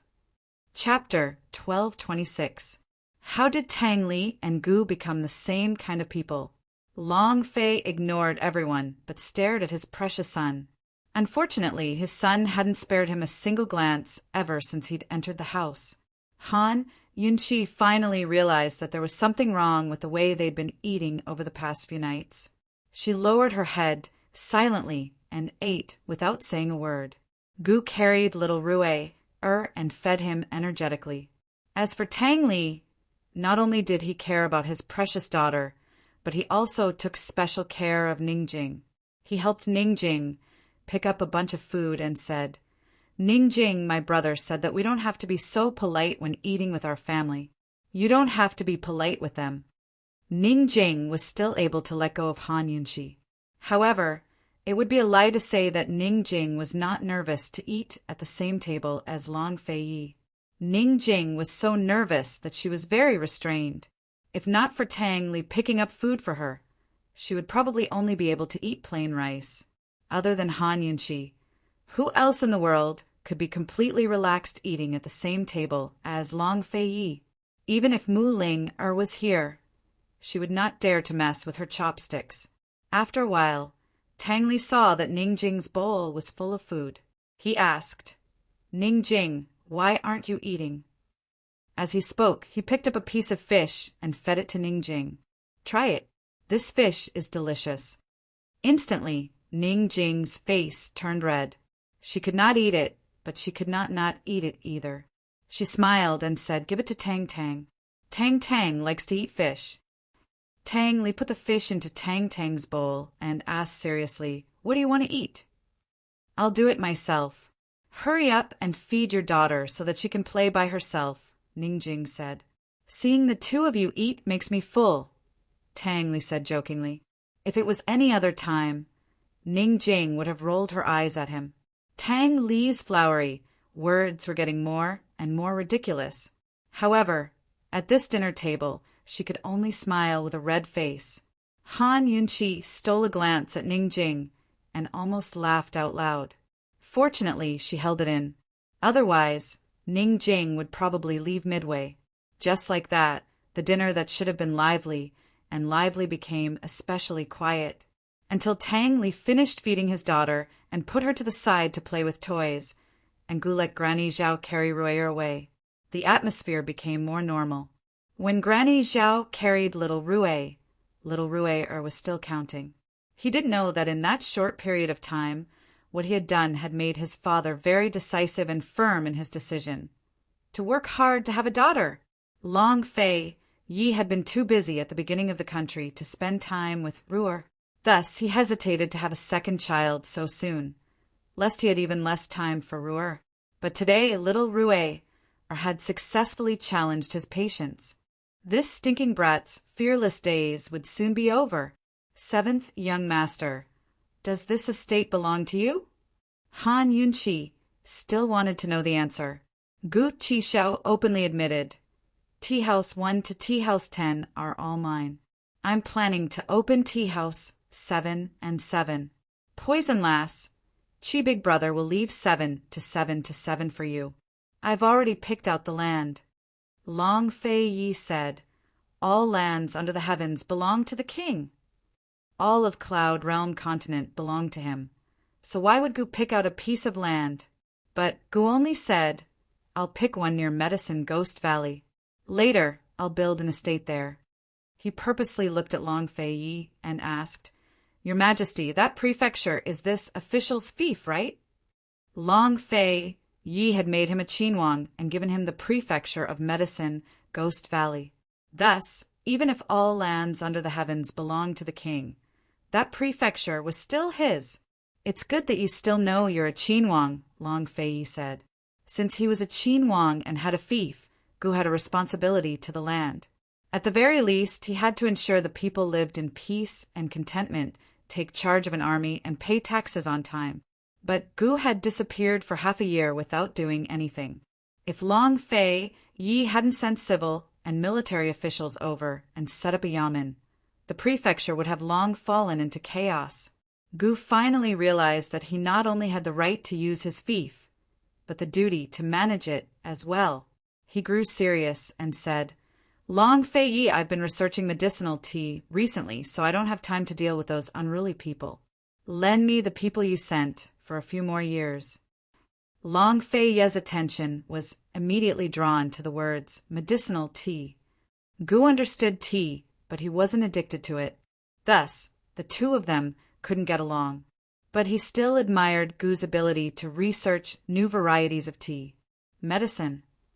Han Yunqi grew curious as well. It's both tea and medicine. Tea has medicinal properties to begin with, but they're not strong. If we can make tea with strong medicinal properties, then we can use tea as medicine for minor ailments, Gu explained. According to Han Yunqi's understanding, the term medicinal tea appeared in the Tang dynasty. Later on, tea was classified as medicine in the Song dynasty. She didn't think that Gu would have such an idea. But thinking about it carefully, Gu was pill fiend, and he was someone who understood tea. It wasn't strange for him to think of this. Tell Ling about it later. She'll definitely be interested. Han Yunqi only said it casually and didn't mean anything else. But Gu avoided it like the plague. Don't, please don't. He needed at least 3 to 4 years to research medicinal tea. If Mu Ling found out about this, wouldn't that girl pester him for 3 to 4 years? Not to mention that girl's feelings towards him. Her research on medicinal tea was also infatuated. Interesting. Long Fei Yi said thoughtfully, medicinal tea is mostly nourishing medicine. I'll have new products later. Hee, I promise to send them to the palace. Gu quickly said, was this considered a bribe? Long Fei Yi really was bribed and didn't pursue Gu's crime of neglecting his duties. Actually, anyone with a discerning eye could tell that Long Fei's style of appointing people based on their merits had no intention of letting Gu Qishao govern his lands. He simply wanted to give Gu Qishao some glory and a sense of belonging. A Qinhuang was the highest rank among all of the nobility. Only members of the imperial clan had the right to receive such a title. By making Gu Qishao a Qinhuang, Long Fei was telling the world that Gu Qishao was his brother. Long Fei Yi wasn't in a hurry to pursue the matter of the yet-to-be-built 770 house. He said 70 house. Gu knew what he was going to say. Before he could say anything, he immediately interrupted. 70 house is my first birthday gift to Rui. I just told him about it, and he likes it very much. Long Fei Yi, don't fight with your son for things. If you want to give him a manor, build one for him yourself. Buying and selling was voluntary, so it was fine if Gu refused to sell. He even mocked Long Fei Yi and poked at Long Fei Ye's sore spot. For one thing, Gu mocked him for fighting with a child. For another, Gu wanted him to build one for himself, which was simply poking at his sore spot. Everyone knew that he liked to buy land and estates even more. His businesses were spread all over Cloud Realm continent. If this was the past, he could buy as much as he wanted without anyone bothering him. But things were different now. He was the ruler of a nation. Cloud Realm continent had many things waiting to be done. Northernly still needed to be plucked, the east and west needed to be rebuilt, and the imperial capital and palace were still under construction. If he didn't touch the national treasury silver and used his own private savings to build or renovate a new manor, his subordinates would have a lot of opinions. It was rare for him to find a ready-made manor that caught his eye. Even if he sold it privately, no one would know. Unfortunately, he met Gu. Long Fei Ye's expression visibly changed. Meanwhile, Han Yunqi, Tang Li, and Ning Jing had been quietly listening to the two bicker the entire time. At last, they couldn't help but laugh out loud. It wasn't easy. Gu and Long Fei Yi had fought for so many years. But thanks to Rui, he'd finally won once. Han Yunqi laughed until her stomach hurt. This was the first time she'd seen Long Fei Yi suffer a loss. Gu Qishao picked up his wine cup and offered Long Fei a toast with a smile. His movements were elegant as he slowly drank from his cup. Although Long Fei was aggrieved by his son's actions, he still maintained his gentleman's demeanor and returned Gu Qishao's toast with a toast. Don't worry, I won't steal from you. In 2 years, I'll definitely build one for Rui. It wouldn't be too late for him to take revenge after the imperial palace was built and the mess after the war was cleaned up. Long Fei drank as he looked towards the right corner, only to see that his precious son had turned a deaf ear to everything that was going on. Right now, he was sitting on the table and counting the thorny vine seeds one by one. Everyone followed his gaze and knew that rather than saying that Long Fei was tricked by Gu, it would be better to say that he was tricked by his own son. If Rue didn't casually accept other people's gifts, wouldn't his imperial father not be mocked? Little Rue seemed to have noticed something. He turned around and was immediately stunned. Why were these adults staring at him instead of eating their meals? Annoying. He hurriedly put the bramble vine seed back into the big, embroidered pouch and ran down the table to the side hall. Other than being afraid of noise and being a man of few words, he was also like his imperial father and hated being stared at. Fortunately, these people were his own people. If they were a group of women, he would be angry. Only when Rue's figure disappeared through the door did Gu turn around. TSK, Long Fei, you're so lucky to have such a son. Gu's words were from the bottom of his heart. However, to the people present, he was still teasing Long Fei. Finally, Tang Li couldn't sit still anymore. He stood up and threw a pot of strong wine to Gu. You were the one who got me drunk back then, right? Do you dare? Gu was in disbelief. Tang Li, a loser, still dared to challenge him? But Tang Li's next words were, do you dare to fight with my big bro? Long Fei already knew what Tang Li was going to say. Ning Jing and Han Yunqi sat at the side and looked at Tang Li with disdain. I don't dare. Gu generously admitted defeat. He said with a smile, I have to accompany my godson to set off fireworks tonight. I can't get drunk. As soon as he said this, Long Fei's eyes flashed. Long Fei was worried about how to send Rue away tonight and accompany Han Yunqi to have a good tea spring. Since Gu volunteered, he would naturally give him a chance to let Gu see his godson's ability to cause a ruckus in the middle of the night when he couldn't find his mother. Long Fei didn't say anything. He picked up the wine and took a sip. He suddenly felt very happy about this dinner. Victory or defeat between him and Gu Qishao would only be decided after tonight. Chapter 1227. Tang Li didn't understand why Long Fei didn't intend to get Gu drunk. However, he didn't dare to continue provoking Gu. He knew his alcohol tolerance very well. If he got drunk, what would happen to Ning Jing and Tang Tang? Ning Jing didn't eat much at night. If she was hungry, she wouldn't be able to sleep. And Tang Tang couldn't get used to the bed. She had just gotten used to the carriage, so it would take a long time to coax her to sleep on the couch tonight. If he remembered correctly, Ning Jing couldn't stay up late these 2 days. She couldn't stand for too long, and she couldn't carry heavy loads. Tang Li didn't kick up a fuss. After Long Fei and Gu fought for a while, they both fell silent. Now that the two of them stopped fighting, Han Yunqi finally had a chance to speak. Gu, you left without saying goodbye for the past few months. Where have you been planting tea? Gu scratched his head and didn't say anything. When he woke up in the medical school and found out that he had regained his normal body, he wasn't used to it. He needed time to calm down and get used to his wholehearted, normal self. Of course, there was another reason why he left. He wanted to avoid Mu Ling. He really wanted to avoid that girl and let her grow up.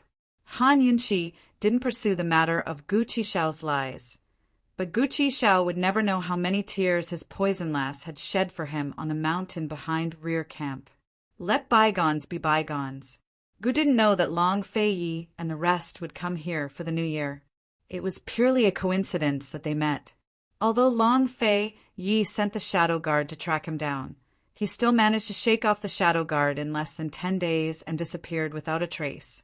He began to look for suitable land, design a manor, and plant tea trees. He wanted to prepare a birthday present for Rue and personally present it to him at his birthday banquet. He had designed several tea houses in a row, but after they were built, he found that he was not satisfied with them until he designed the tea hot spring unique to number 7 tea house. When he used the tea hot springs in other tea houses, he found a business opportunity. So he built tea houses number 8, number 9, and number 10 one after another. From there, He had the idea of building 77 tea houses. Every single tea house was doing extremely well. If he could build 77 tea houses that were all satisfactory in terms of location, design, and tea ceremony, he'd probably be able to monopolize all of Cloud Realm Continent's tea houses and become the richest man in the region. In fact, number 7 tea house had been built long ago. It was just that in the past month he had repeatedly modified it, down to every blade of grass and every tree. This was his godfather's birthday gift to Rue. So he couldn't be careless. He was originally not in the vicinity, but a few days ago he suddenly had a new idea to improve the manor. So he braved the wind and snow to rush over. "Where's Gubeiwa? Why didn't he come?" Gu asked. "Qin Min is pregnant and her body isn't very good. She can't stand the cold. So he brought her to the south to avoid the cold," Han Yunqi said faintly. "So fast." Tang Li was very surprised. Ning Jing had also told him about Gu Beiwe marrying Qin Min. It hadn't even been half a year since they got married. Ning Jing was also surprised. She didn't expect Dr. Gu to be so fast. "Then we'll have to be careful. How many months is she along?"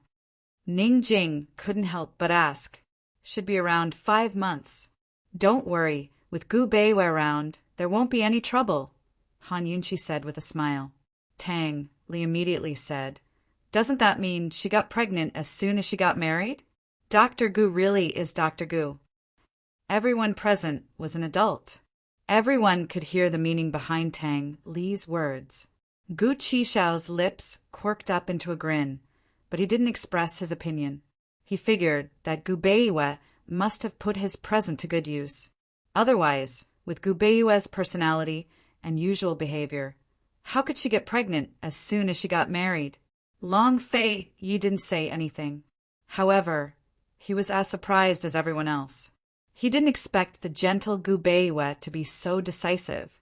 Long Fei Yi thought to himself, Qin Min probably wouldn't give birth to a daughter. As spring approached, Su Donglin led a group of shadow guard and set off fireworks not far away on time.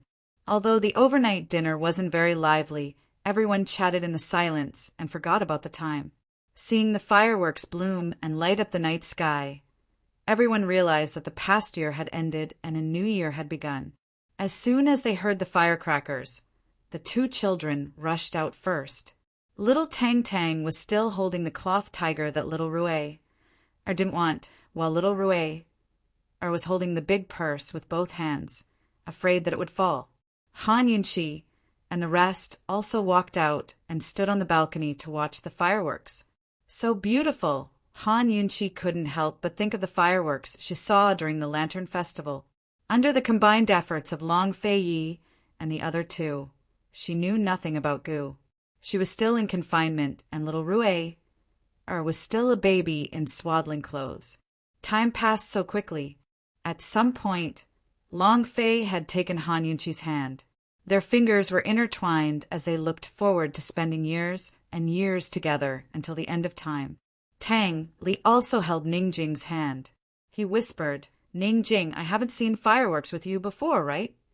"How many times have you seen them?" Ning Jing asked. "What I mean is, we haven't seen them together since you started liking me, right?" Tang Li lowered his voice and was extremely gentle. Ning Jing was stunned and whispered back, "We have. I have liked you for a long time." Tang Li leaned closer and smiled. "I've liked you for a long time, too." Granny Zhao was holding a tray full of red packets. As in the past, Long Fei Yi still generously gave out red packets to everyone present. Han Yunqi turned back and instructed the palace maid, "Go and check the red packets and the list on the table in my room. Send them out tonight." She had already made a list of the red packets to be rewarded and prepared the red packets with names written on them. Only the final check was left to check if there were any omissions. If she hadn't chased after little Rue, she would have finished checking by herself. Yes. The palace maid accepted the order and left. At this time, Long Fei Yi was personally delivering the red packets to little Rue. He was too tall and little Rue was too small. It was difficult for little Rue to look up at him several times. He really wanted to hug little Rue but he hesitated and didn't. It was the new year, and he didn't want little Rue to cry again. He squatted down, and little Rue immediately ran to him. In fact, little Rue didn't reject him. He was just afraid of him. He didn't reject his approach, but he was afraid of letting him touch and hug him. Little Rue was still so young. No matter how precocious he was still a child. How could his reaction be deliberate? This rejection was like an instinctive reaction. Although he didn't understand why, Long Fei Yi always believed that there must be a reason for this. Even if there were times when he was really disappointed, Long Fei Yi had never been angry with his son. He had never really complained. Little Rue was still so young. He only felt sorry for him. In the whole world, only Han Yunqi knew how much he loved and doted on little Rue. A father's tenderness was always hidden in his heart. Long Fei Yi handed the red packets to Rue smiled at him and got up. The last time little Rue received a red packet for the new year, he was still in his mother's womb. This was the first time he received a red packet since he was born. Not only did he not know the meaning of a red packet, but he also didn't have the concept of banknotes. He held the red packet in his hand and seemed to have thought of something. After the red packets were distributed, the children ran to see the fireworks again. Gu looked to the left at Long Fei Yi and Han Yunqi, then to the right at Tang Li and Ningjing. He immediately laughed. He didn't know if he was laughing at himself for being alone, or if he was happy. Perhaps even he himself couldn't tell the difference. He immediately ran to the two children lying on the railing and carried them one in each hand. Strangely enough, not only was Rue willing to be carried by Gu, but even little Tang Tang didn't refuse at all. Gu let little Rue sit on his left shoulder and carried little Tang Tang with his right hand. He was a tall man and didn't need any effort to carry the two children. "Let's go set off the fireworks, okay?" he asked loudly. "Okay." The two children actually reconciled and answered in unison. "Godfather didn't prepare any gifts for you. I'll play with you tonight, okay?" Gu asked again. Little Tang Tang immediately shut up. Rue looked back at his father and mother with the same inquisitive gaze. At this time, Long Fei Yi and Han Yunqi knew that although Rue accepted Gu's gift, he still didn't acknowledge him as his godfather. Han Yunqi didn't say anything. She could make the decision to acknowledge little Rue as his godmother.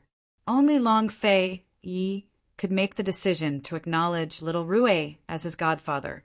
Gu looked at the dazzling fireworks in the distance and recalled the night he watched the fireworks alone at the back mountain of rear camp. He didn't notice little Rue's hesitation, nor did he see Long Fei Yi nod to little Rue. Whether it was broad-mindedness or comradeship, fighting or fighting, Long Fei simply nodded his head in agreement. "Okay." Little Rue answered loudly. "Daughter, accompany seventh uncle to have some fun, okay?" Tang Li asked loudly. "Okay." Little Tang Tang also answered loudly. Just like that, Gu Qishao leapt off the balcony with the two children in tow and ran into the snow. Tang Li tilted his head and looked at Long Fei Yi with a smile.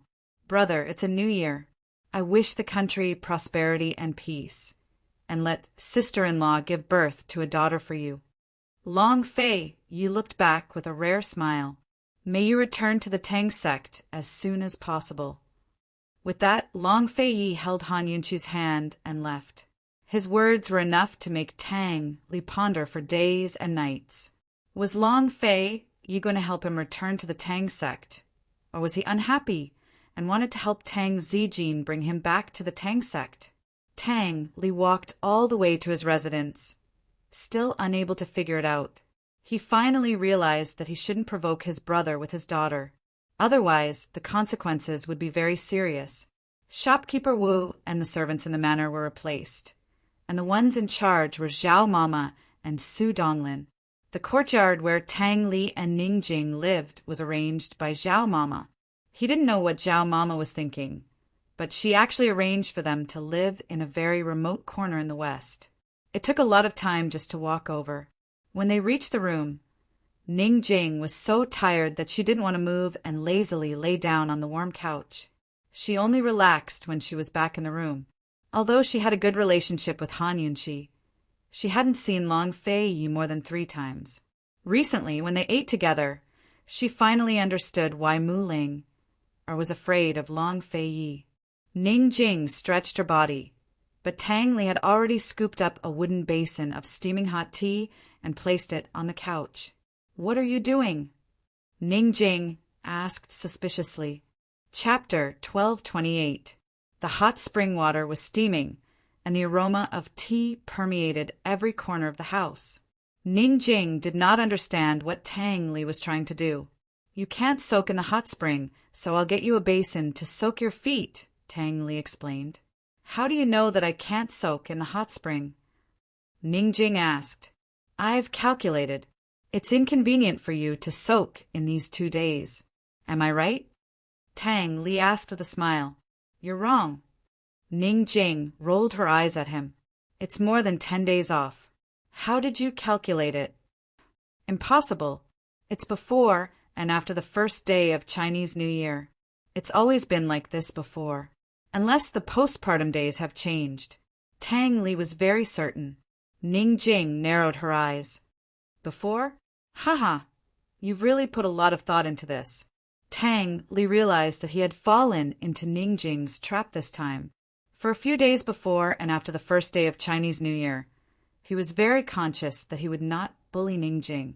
When he calculated the dates back then, his motives were indeed impure. Hee, I've put a lot of thought into this now. Jing Jing, come. Your husband will help you soak your feet. Tang Li lifted Ning Jing's feet and helped her take off her shoes and socks. Ning Jing laid down lazily and put her other foot on his shoulder, allowing Tang Li to serve her. After her shoes and socks were taken off, Tang Li was afraid that she would be too cold and wanted to warm her up. Ning Jing did not let him and stretched her jade foot on Tang Li's face to tease him. Tang Li allowed her to tease him. He was not angry at all, nor did he dislike it. However, after a while, he grabbed Ning Jing's jade foot and bit her thumb. It looked like he bit hard, but it did not hurt at all. Ning Jing immediately kicked him away and complained unhappily, "Don't you think it's dirty?" "I don't." Tang Li chuckled. "I do," Ning Jing said angrily. Tang Li pretended to sigh. "All right, I'll help you clean it up." He really pulled her feet to soak in the spring water. If it was any other time, Ning Jing would definitely let him serve her without any qualms. However, today was not the day. Ning Jing quickly retracted her foot and said seriously, "You can't soak your feet when it's inconvenient." "Why?"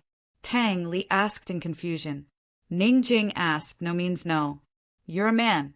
Why are you asking so many questions?" Only then did Tang Li give up and sit next to Ning Jing. However, just as he was about to lie down, Ning Jing pushed him away. "I'm going to sleep. Go, soak yourself in the water and don't disturb me. Tang will be back soon. I'll lie down with you." Tang Li insisted on lying down next to Ning Jing. However, Ning Jing refused to let him and pushed him away. "Don't disturb me. I want to rest for a while, okay?" Seeing her unhappy look, Tang Li felt wronged and could only get up obediently. "Get out," Ning Jing urged. Tang Li smiled helplessly and could only obediently go out. After 2 hours, Ning Jing helped Tang Li get a towel and clothes and went out. She couldn't go into the water for a few days. If she didn't force him, Tang Li probably wouldn't go into the water either. It was rare that little Tang Li wasn't around. Of course, as her father, Tang Li could relax a little. When Ning Jing opened the door, she saw that the warm pool was empty. Where was he? Just as she was wondering, she saw Tang Li carrying a small casserole pot and walking in hurriedly with his head lowered. He carried it carefully and didn't even notice that she was standing at the door. Ning Jing's heart skipped a beat and her eyes became a little moist. This scene was so familiar and so long since she last saw it. She didn't need to look to know that Tang Li was cooking her favorite red bean porridge in that small casserole pot. In the past countless nights, she couldn't remember how many bowls of red bean porridge Tang Li had made for her. Every time, he would personally bring it to her like this. He was careful and anxious because it was too hot and his fingers couldn't stand it. He was also afraid that it would get cold if it stayed too long. On cold nights, she liked hot food that was scalding. When he got closer, Tang Li finally noticed that Ning Jing was standing at the door. He saw the thing in her hand and said with a smile, "Jing Jing, do you really want to peek at me bathing so much?" Ning Jing rolled her eyes and turned to enter the door. Tang Li carried the red bean porridge in and personally filled a bowl. He brought it to Ning Jing and said, "Are you hungry?" Ning Jing was indeed hungry. However, when she saw that Tang Li had personally made the red bean porridge, she immediately regained her appetite. Only Tang Li could make such a soft and fragrant red bean porridge. Ning Jing chewed and swallowed slowly. Tang Li stood at the side and watched as usual. If he truly liked someone, he didn't need to do anything. Just watching her eat would make him happy. If he truly liked someone, he didn't need anything. As long as he personally made a bowl of porridge, he would be satisfied. "Jing Jing, do you have any news about your brother?" Tang Li asked. "No. With my brother's temper, if he wants to leave, no one can find him." Ning Jing knew Ning Jing the best. Tang Li hesitated and said, "Why did he give all his military merits to Jin Zi? Based on his contributions in Northern Li, my brother definitely won't treat him unfairly. Public is public, private is private." Ning Jing raised her head this time and said seriously, "Tang Li, my brother isn't someone who takes credit. He must have left because he felt that he was done with his work. If you have the chance, tell Long Fei you not to look for him anymore." Tang Li snorted. "Humph, my brother won't look for him. He's too free." Ning Jing put down the spoon and threatened him coldly, "I dare you to snort again." Tang Li shut his mouth and shook his head. Ning Jing lowered her head to eat the porridge again. She was already full, but it had been too long since she tasted this, so she couldn't help but eat a few more mouthfuls. Not long after, the palace maid personally carried little Tang Tang over. Little Tang Tang had actually fallen asleep. It was no wonder, since it was already in the middle of the night. No matter how excited a child was, she wouldn't be able to hold on for long. Ning Jing wanted to pick her up, but Tang Li ran over first and carefully carried little Tang Tang over. Tang Li was amused. "Haha, it's good that she's asleep. Saves me the trouble of coaxing her." Little Tang Tang returned to her parents' arms, but little Rue was still playing with Gu. Gu wasn't an ordinary person, and little Rue was even more so it wasn't strange that the two of them were still setting off fireworks in the manor in the middle of the night.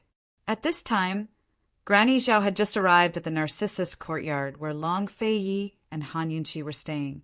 The Narcissus courtyard was located in the center of number 7 tea house. It was the largest courtyard in number 7 tea house and got its name because it was filled with Narcissus tea. Rather than calling it a courtyard, it was better to call it a tea pavilion. There was a tea room hidden in the spacious courtyard. It looked very secluded, but it felt spacious inside the house. There were 2 rooms in front and back of the tea room. The left and right walls were open, and there were 2 or 3 wooden steps connecting to the courtyard. There was a tea hot spring in the pavilion. Inside the tea room, there was a straw mat on the floor. It was clean and simple, and green smoke rose in spirals from the burning incense. Outside the tea room, steam rose from the hot spring amidst the white snow. The faint fragrance of tea filled the air, both sobering and intoxicating. Such an environment was definitely tempting to those who loved tea. Granny Zhao stopped outside the tea room and saw only the Empress inside. She was sitting at a low table, lazily reading a book.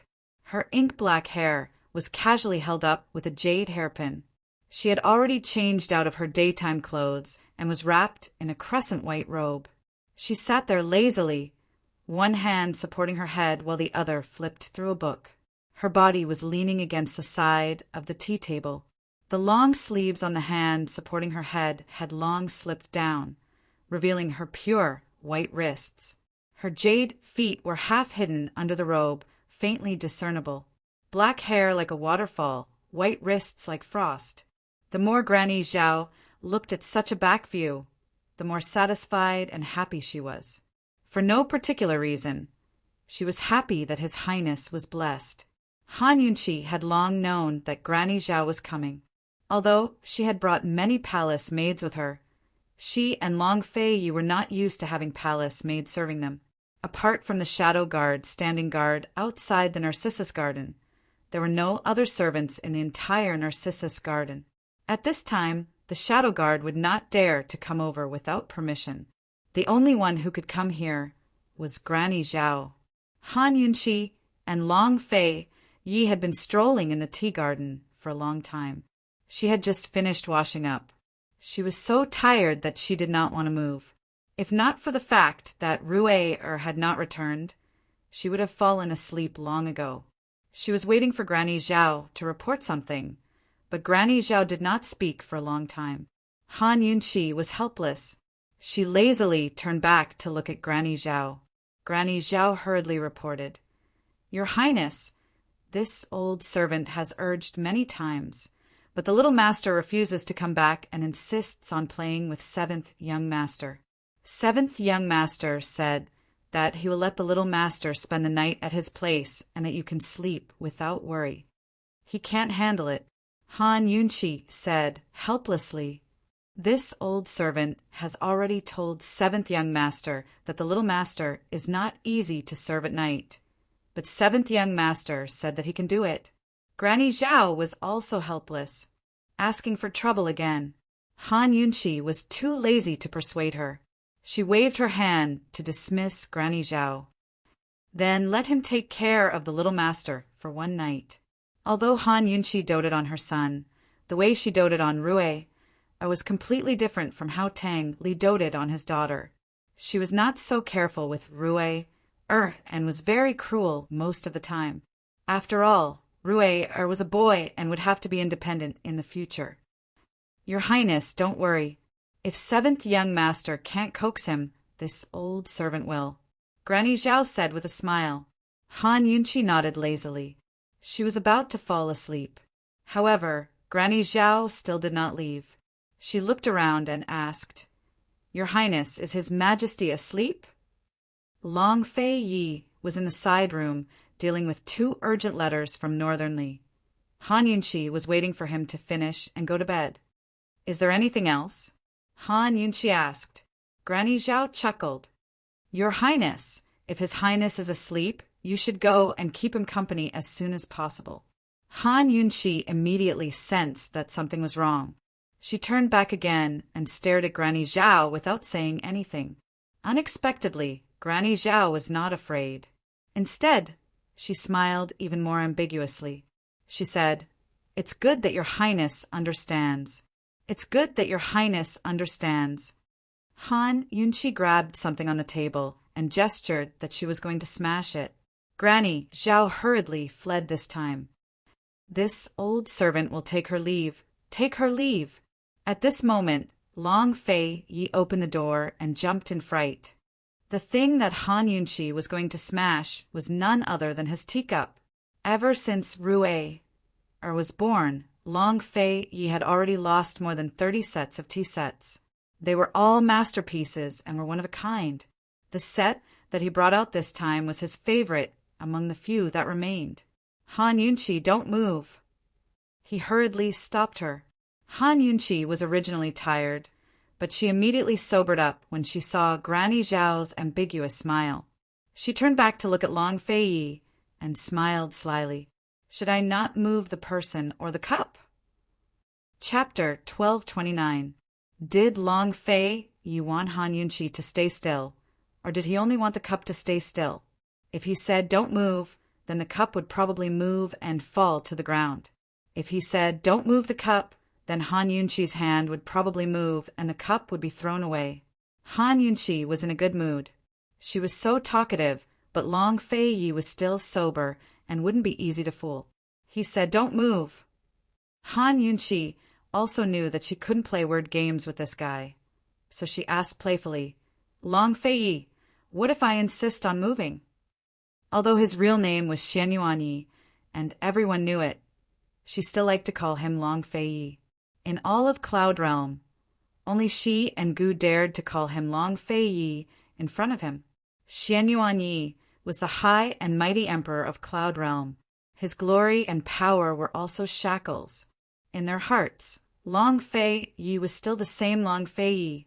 Long Fei Yi didn't answer Han Yunqi.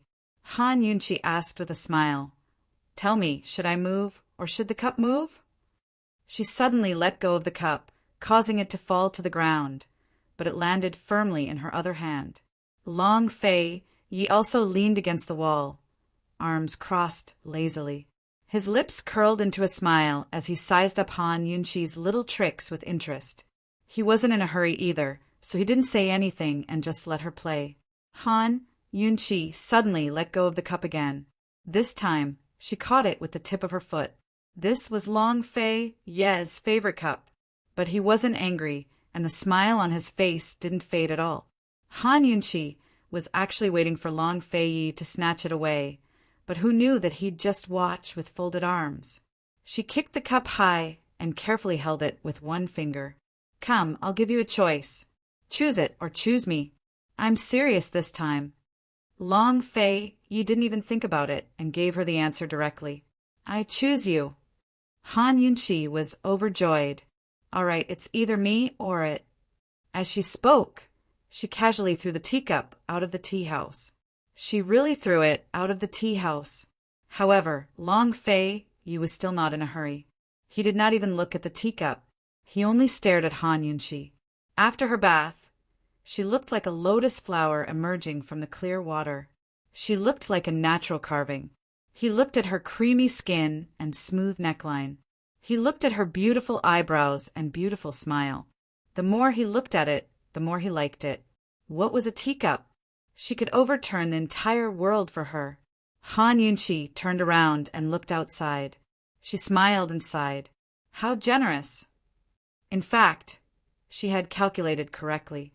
With the strength she had used just now, the teacup would fall into the tea pool and would not break. At this moment, the teacup should have sunk to the bottom of the pool. Long Fei Yi walked over and hugged Han Yunqi's waist from behind. He gently pulled Han Yunqi into his arms. He rested his chin on Han Yunqi's shoulder and looked at the tea and snow outside the door like her. He asked lazily, "I haven't stretched my muscles for a long time. Let's have a match, shall we?" In front of this man, Han Yunqi had always been very self-aware. After he cultivated the lust bite power, it was merged with the full level of the nirvana power. It was very powerful. Her phoenix power had not been completely stimulated. Moreover, the phoenix power did not have the ability to merge with the nirvana power. Therefore, in terms of martial arts, she was still a long way behind him. She would definitely lose when it came to moving her muscles. Han Yunqi leaned her head closer to Long Fei Yi and rejected him decisively. "No way. It's rare that you're free. Ruer is not here. Accompany me to look at the snow." Long Fei tightened his grip on her and began to rub against her ears. "I'll let you win. If you win, I'll give you a big gift. How about it? What are we competing in?" Han Yunqi was immediately moved. If he let her win, she would have another chance. Of course, what really made her waver was his big gift. Her past experience told her that the things he gave were not ordinary. She could not even imagine it. "I'll let you take 10 steps. Whoever finds this teacup first wins." Han Yunqi did not know that at this moment Long Fei Yi was licking his lips and smiling. He was like a scheming fox and a hunter patiently waiting for his prey to take the bait. When she heard that it was not a martial arts competition, but a way to stretch her muscles, she became even more interested. "Okay, let's compete. If I win, you'll give me a big gift too." Long Fei Yi smiled. "No problem." Han Yunqi readily agreed. It would take about 10 steps to walk from here to the tea pool. She was very clear about the position of the teacup. If she moved faster, her chances of winning would be higher. Long Fei Yi immediately let go of Han Yunqi. Go! Han Yunqi took big strides.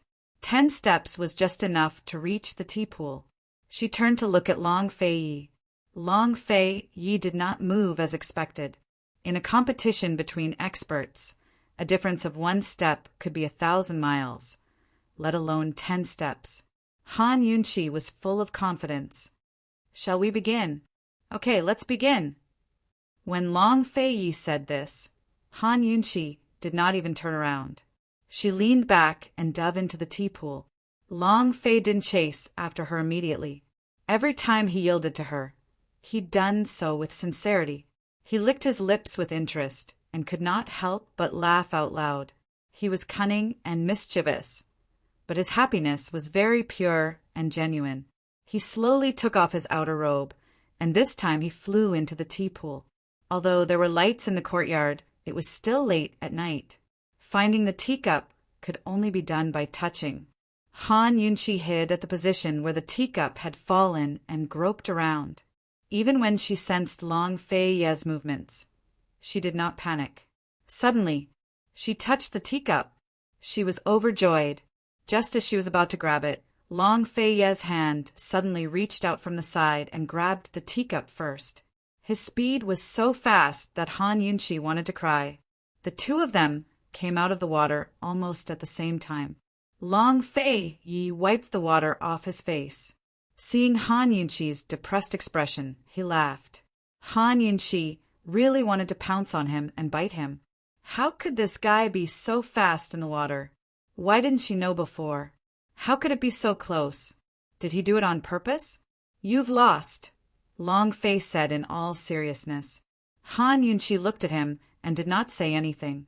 Seeing her unwilling and shameless appearance, Long Fei Yi was even more amused. It had been a long time since he had seen this woman act like a little girl. He really missed it. I reached it first. Han Yunqi said seriously. I reached it first. Long Fei, you did not give in. Didn't you say you would give in to me? Han Yunqi questioned. I gave in to you more than 10 steps. Long Fei Yi said honestly. Can't you give in one more step? Han Yunqi asked again. No. Long Fei Yi refused cruelly. Say you lost. Quick. Han Yunqi was unwilling. Her gaze drifted towards the teacup in Long Fei Yi's hand. Long Fei Yi saw it, but did not say anything. Han Yunqi suddenly wanted to snatch it. Long Fei Yi waited for her to snatch it. He waited until her hand reached the cup, but he suddenly raised his hand and made her unable to grab it. Han Yunqi did not say anything. She just stared at Long Fei Yi. The more she stared, the wider the smile in Long Fei Yi's eyes became. There were several times when he almost laughed out loud. Teasing this woman was much more fun than teasing his son. How could Han Yunqi not see the smile in his eyes?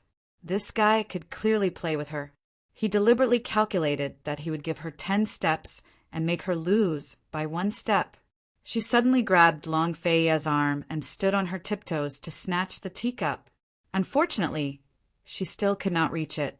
The Empress is good at everything. It's just that she's too short and her arms are too short. Long Fei Yi commented seriously. You, bully! Han Yunqi was so angry that her cheeks puffed up. In the dense steam of the hot spring, her cheeks were pink. The delicate appearance made Long Fei Yi unable to move his eyes away. If you agree to a bet, you must accept your loss. You're shameless. Long Fei Yi raised the teacup high and looked down at Han Yunqi. Han Yunqi had nothing to say. She bit her lip and tried hard to think of a way to compete with Long Fei Yi again and get back at him. These two had tricked everyone in the world. Finally, they started tricking each other. It was very obvious that Han Yunqi was not Long Fei Yi's opponent. Long Fei Yi had just started digging this hole for her. In the hot steam of the tea, The pool water reached their waists. Both of them were drenched. One of them stood high above, holding the teacup high and looking down. The other tiptoed and leaned forward, grabbing the other person's arm with all her strength. She was almost sticking to the other person. The two of them were in a deadlock like this. In the dense steam of the tea, this scene was as beautiful as a dream. Even when the two of them were in a stalemate, they were still so beautiful and enviable. At this moment, the two of them were in a contest of gazes. Han Yunchi glared. She looked angry, but she was actually acting coquettishly. Long Fei Yi looked at her with raised eyebrows. He looked serious, but the smile at the corner of his mouth had long betrayed him. In the silence, he suddenly raised his hand and casually threw his favorite teacup away. He did not throw it into the water, but directly to the shore. Bang! It broke. From the beginning to the end, his gaze was on Han Yunchi. Han Yunchi was stunned and very surprised. Long Fei Yi looked at her. There was only affection in his eyes. He asked in a low voice, "I already said that I would choose you. Why are you still fighting with me?" Han Yunchi bit her lip and could not help but laugh. "Say it. What do you want to give me?" Long Fei Yi asked seriously. He was so willing to part with that cup. How could she still have the nerve to compete with him? "What do you want? If I can afford it, I'll give it to you." Han Yunchi's words were very honest. "There's nothing that you can't afford to give me." Long Fei Yi was very certain. "What do I want?" Han Yunchi asked with a smile. "I want—" Long Fei Yi wanted to say something, but stopped. He bent down and whispered in her ear. "Didn't I just say it?" "Just now. Did he?" Han Yunchi's face was blank. She tried to recall what Long Fei had said just then. It was only a few sentences, so she shouldn't have missed anything. Moreover, she couldn't make out any hidden meanings. Han Yunchi almost believed that she was really going to be stupid for 3 years after giving birth. Long Fei Yi chuckled and whispered in her ear, "No matter how much I like it, I can throw it away. I only choose you. I want you." Han Yunchi was suddenly enlightened. Her face flushed red in an instant. Han Yunchi finally understood Long Fei Yi's naughtiness. Who knew that he was even naughtier? His lips curled into a mischievous smile, and he whispered again, "I already said that I haven't exercised for a long time. What do you think I want?" Han Yunchi's face turned even redder when he said that. She finally understood that this guy had tricked her. What did he say? "I haven't exercised for a long time. Let's have a competition, okay?" Exercising was a trap. Have a competition was even more of a trap. Chapter 1230. Taking advantage of Long Fei Yi's lingering affection, Han Yunchi pushed him away and turned to run away. Long Fei Yi let her run. Just as she was about to reach the shore, he waved his hand and created a wall of water, blocking Han Yunchi's escape route. She turned around and glared at him. "Can you be more naughty?" "Yes."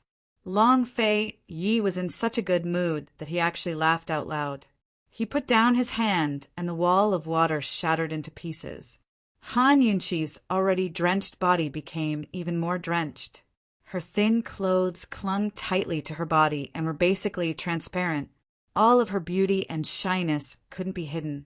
Long Fei Yi's burning gaze was already locked on her body, and he almost couldn't look away.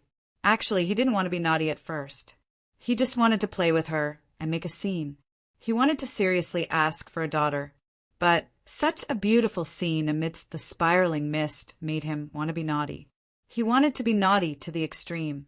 He said, "Han Yunchi, come over and admit defeat." Han Yunchi shook her head without even thinking.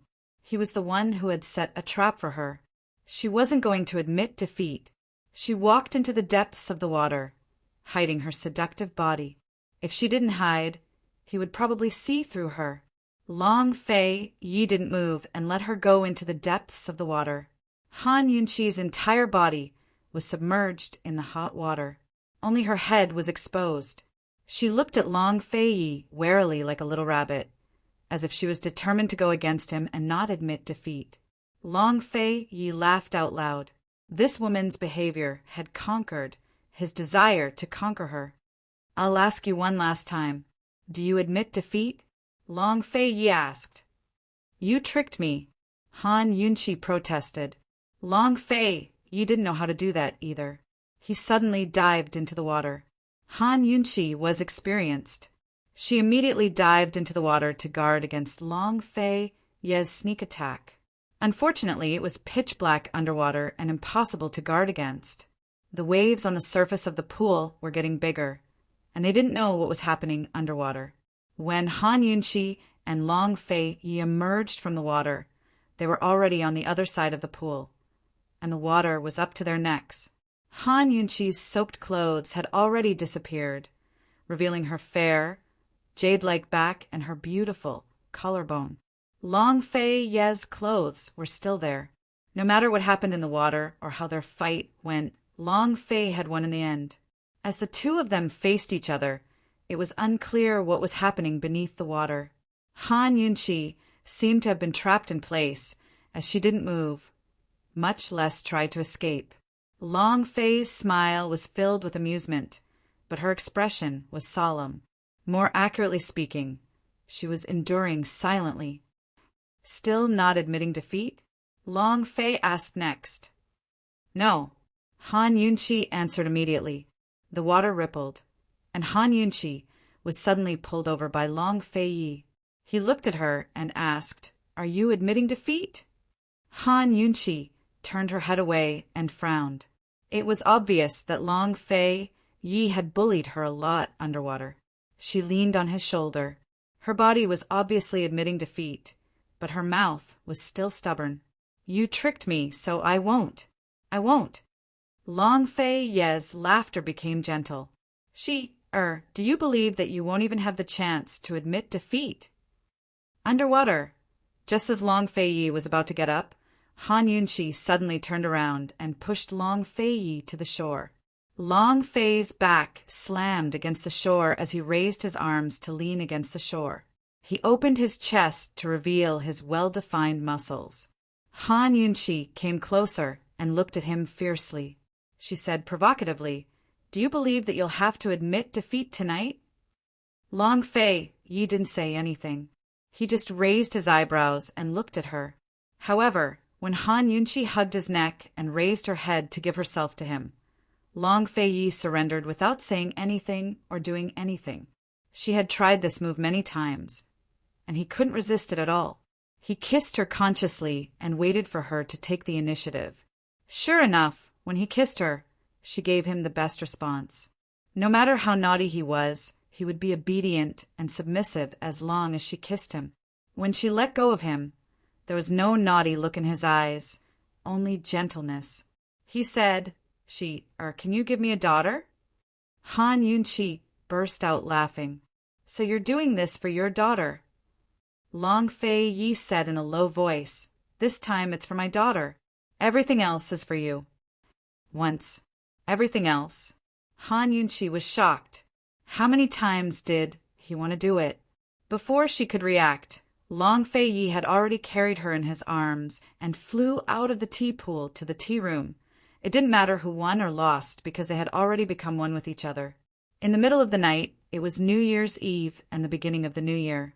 Han Yunqi ended the past year in a deep sleep due to exhaustion and started a brand new year. God knows how much energy Long Fei Yi had. He carried the sleeping Han Yunqi into a warm fox fur coat and carefully and gently wiped the water stains on her body. He didn't miss a single spot. He wrapped her in the warm bedding and let her rest on his lap. Then he helped her dry her wet hair and comb it until it was soft and smooth. Finally, he took a hairband and gently tied her hair into a bun. His head was bowed, his expression quiet, serious, and focused. He was a completely different person from the domineering man in the hibiscus tent.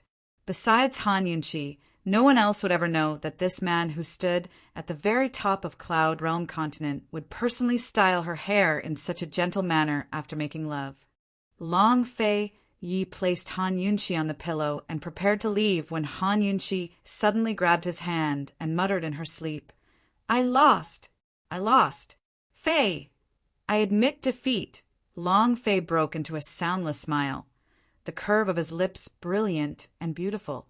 He couldn't help but reflect on his lack of sense of propriety and his fear of tormenting her. She had already admitted defeat to his domineering ways just then, but now she was admitting defeat again in her dreams. Idiot! Long Fei! He couldn't help but lean over to kiss her. He even had the urge to bite down and wake her up for another round, but he held back. He didn't know how much love he had for her, just like how he couldn't figure out how much he loved this woman. How deep.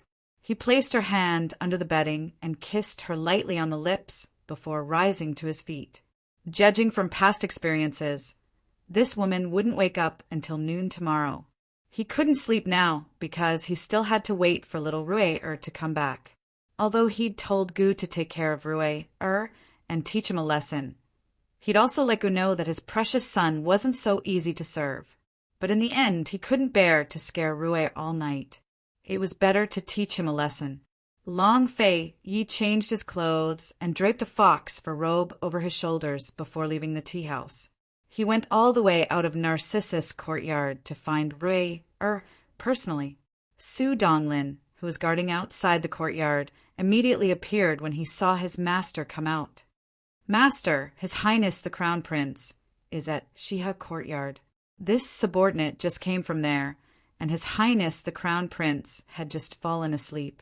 Gu hugged him to sleep and didn't put him on the bed. Long Fei Ye's face darkened in displeasure. Gu, this annoying fellow. Rui is already asleep and he still wants to hog him? Long Fei Yi strode toward Shiha courtyard, who knew that halfway there he would hear the sound of a child crying in the distance. It's Rui. Long Fei Yi already knew that Rui would cry, but hearing the cries still made him anxious. He immediately used his qigong to find him. As he approached, the cries grew louder and louder. Long Fei Yi was so anxious that he frowned. Soon he saw Gu hugging a wailing Rui and running towards him at a loss. Long Fei Yi, quick, take a look at Rui. What's wrong with him? I can't coax him no matter how I coax him. He was fine before, so he wasn't afraid of me. Gu was about to go crazy. Rui had clearly fallen asleep, but suddenly woke up and started crying as soon as he saw him, crying for his mother and father. He tried to coax him, but no matter how hard he tried, he couldn't calm him down.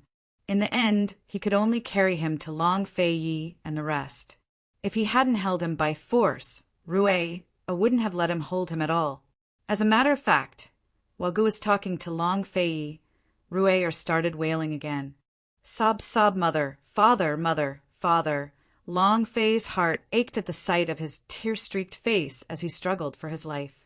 He almost ran forward to give him a hug, but he didn't. He stood in place and told Chu Shifeng, "Go find Zhao Mama, quick!" Currently, the wailing Rui had no idea that his father was right in front of him. He struggled with all his might until he suddenly bit down viciously on Gu's hand. Rui had already lost 6 teeth, so of course he was in pain. But Gu didn't feel the pain at all. His heart was burning with impatience. He yelled at Long Fei, "What are you spacing out for? Take him away. Put him down." Long Fei Yi said. Gu refused. How could he put Rui down when he was already in such a state? The ground was covered in snow, so Rui would definitely roll around in the snow as soon as he set him down. Gu strode over and handed Rui to Long Fei Yi, but Long Fei Yi backed away. Normally, Rui would cry in his arms, much less now. It wasn't that he didn't want to, but that he couldn't.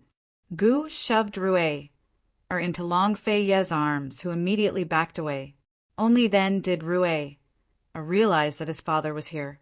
He looked at his father with teary eyes and suddenly cried even louder. "Long Fei Yi, what are you doing? Even a strict father shouldn't be like this. How old is he?" Gu was furious. Seeing that Rui had discovered his father, he simply set him down. "Rui, go find your father. Go. If your father doesn't want you, Godfather will take you away right now. We'll go far, far away and never come back. Rue didn't roll to the ground, but stood in place with his hands clenched into fists. His large, red eyes stared pitifully at Long Fei. "Father!" sob, "Father! Father!" The more he looked, the more he cried. He cried so hard that he almost melted himself. No one knew how much Long Fei's heart hurt at this moment. He didn't know what to do with this son of his. Finally, Gu was puzzled. What's wrong with Rue? If she was crying for her father, shouldn't she be running into Long Fei's arms instead? Why is Rue standing in place? Why is he looking at Long Fei so pitifully and innocently? Suddenly, Long Fei roared the shadow guard beside him. "Where's Su Donglin? If you don't bring Granny Zhao here, I'll cripple him." Rue actually ran to him and hugged his legs. "Father! Father! Hug! Long Fei was stunned. It had been almost a year, but his son had never taken the initiative to approach him, let alone ask for a hug. Chapter 1231. Long Fei didn't know how to react to Rue's request for a hug. This was the first time since his son was born. This was also the hope he had hidden deep in his heart. Even Han Yunqi might not understand. He had never been hugged by his father, and the number of times he had been hugged by his mother could be counted on one hand. Even if there were, it was just a hug and a pat on his shoulder. Perhaps he was destined to be a child who wasn't loved, a child who had to grow up early. However, this didn't stop him from hugging and doting on Rue. It was because he had experienced it that he understood the child's desire and hoped to give it to him. Rue cried even louder when he saw that his father wasn't moving. He grabbed his father's robe and stepped on it, rubbing against his father's body. Finally, Long Fei recovered his wits and scooped up Rue in his arms. If he could, he'd melt the boy into his flesh. How much love did he have for him? "Daddy's here. Don't be afraid. Good boy. Daddy's here." In the dark night, no one noticed that Long Fei's eyes were filled with tears.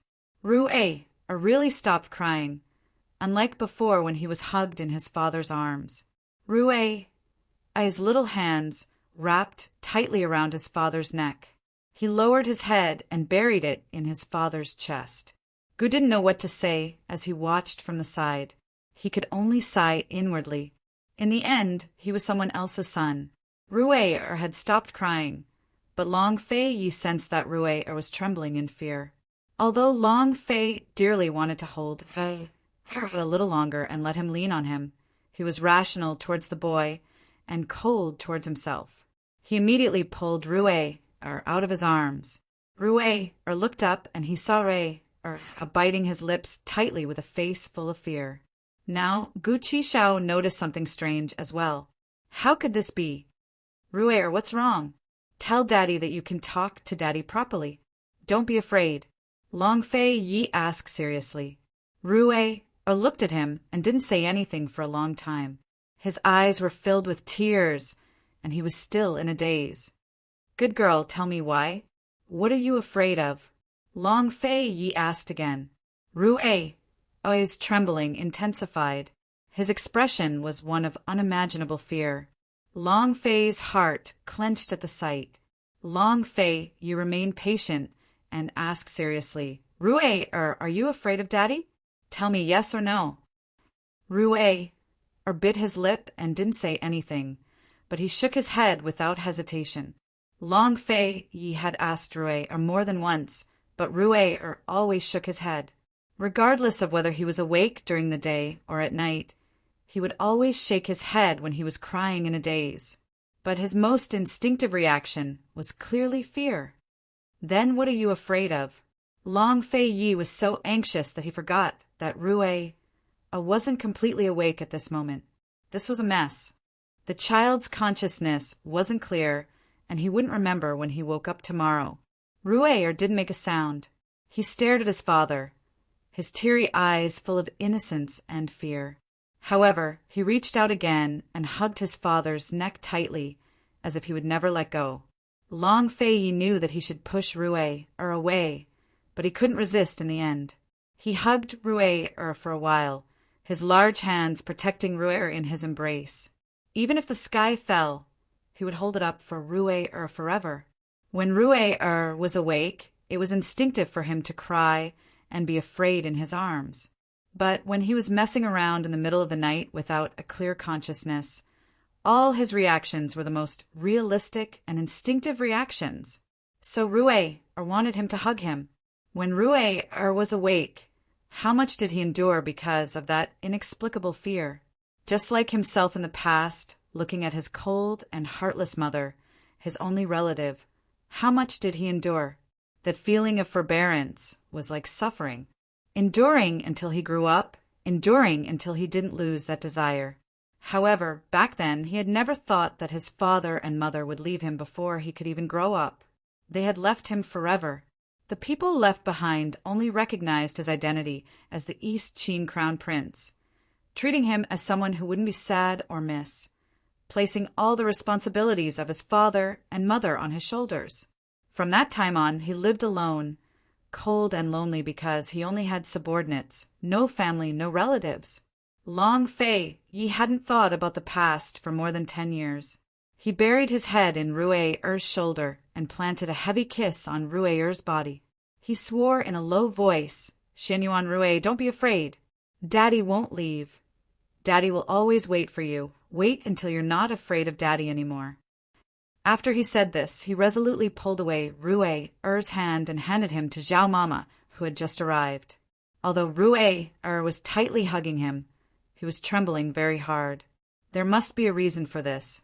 If he let Rue-er continue to be afraid, he didn't know what would happen. He could only be ruthless.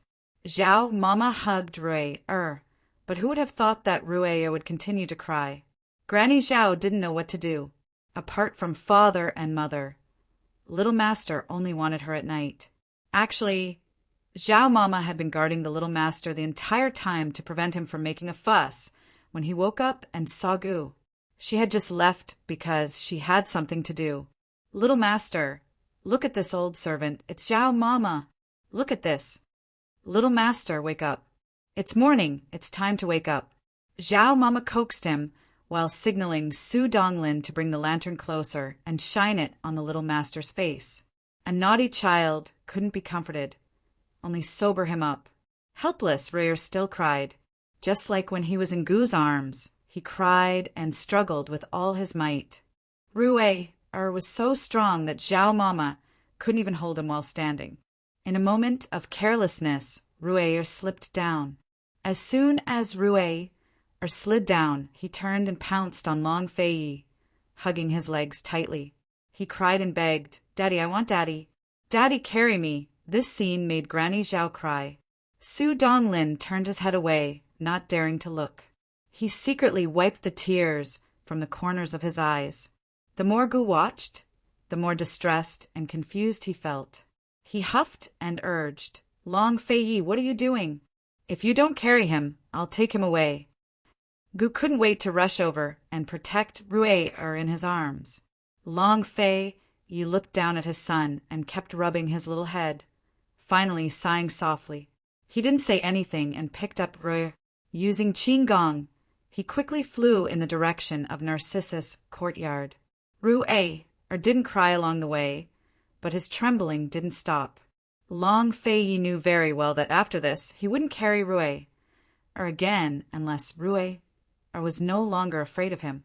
He especially wanted the road to Narcissus' courtyard to be longer and longer. But what was the use of a long road? He was very fast and arrived at Narcissus' courtyard in a short while. He carried Rue to the warm tea room. Rue seemed to be asleep. He didn't cry or make a fuss, only trembling in his arms. Long Fei Yi's furrowed brows hadn't relaxed since just now. He placed Rue on the bed. Rue sniffed the familiar scent and saw his mother. He whimpered and crawled to his mother's side. He found a place to lie down next to his mother, stuck his little butt up, and put his face on the blanket. He quieted down. He seemed sad and aggrieved. After a moment of silence, he sniffled and whimpered a few more times before completely quieting down and falling asleep. At this moment, Rue didn't have the temper he had during the day. He was cold and aloof, just like a clingy little bug. Long Fei Yi stood at the side and watched. He looked at Rue's pure, lotus-like face and Han Yunqi's sleeping face. He was clearly sad and helpless, but the corner of his mouth couldn't help but curl into a faint smile. It was warmth and happiness. Many times, suffering was only because of loneliness. If one had loved ones by their side, no matter how difficult it was, it wouldn't be difficult, right? Long Fei Yi found a blanket and carefully covered Rue with it. He sat down beside Rue and Han Yunqi and leaned against the high pillow.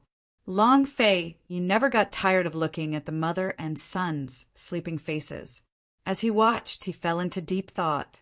Originally, seeing that Rue was normal in all aspects, he and Han Yunqi planned to wait for another year and a half. Perhaps Rue would be able to tell them the reason when he grew up. But tonight, looking at his helpless son, his heart felt like it was being torn apart. It hurt so much that even breathing was difficult. Gu Beiwei once said that this might have something to do with the murderous aura on his body.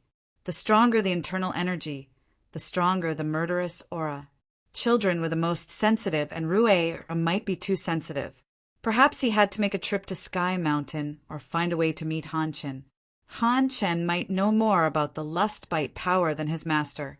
On New Year's Eve, Long Fei Yi leaned against his wife and son and unknowingly fell asleep. Tang Li was also sleeping peacefully beside his wife and daughter. The snow was getting heavier and heavier. Number 7 tea house was silent. Only the whistling of the north wind could be heard. Gu had already returned to Shiha courtyard. At this moment, he was soaking in the tea pool. Leaning against the shore, he raised his head and casually spread his arms out on the shore. The tea reached his chest. His body had recovered for more than a year. His chest muscles were well defined, and his shoulders and back were well defined. He was so sexy that it caused one's imagination to run wild. Coupled with his gorgeous face, he was simply the best of evildoers. He closed his eyes, allowing the snow to fall on his face and shoulders. Before the snow covered his entire face, he chuckled. Another year, the first year is over, ha ha. Another year had passed. His age could be increased. The first year of his rebirth. There would be many more years in the future. Number 7 tea house returned to the silence of night. At this moment, Gu Beiwei had just returned to his residence. After the founding of the country, Gu Beiwei was the busiest of all the civil and military officials in the court. Thanks to these months of busyness, he had some free time in the coming days. After all, the crown prince was still too young and couldn't be considered sensible. There wasn't much that needed teaching. The Imperial Academy of Medicine had been rebuilt, and all the positions had been properly assigned.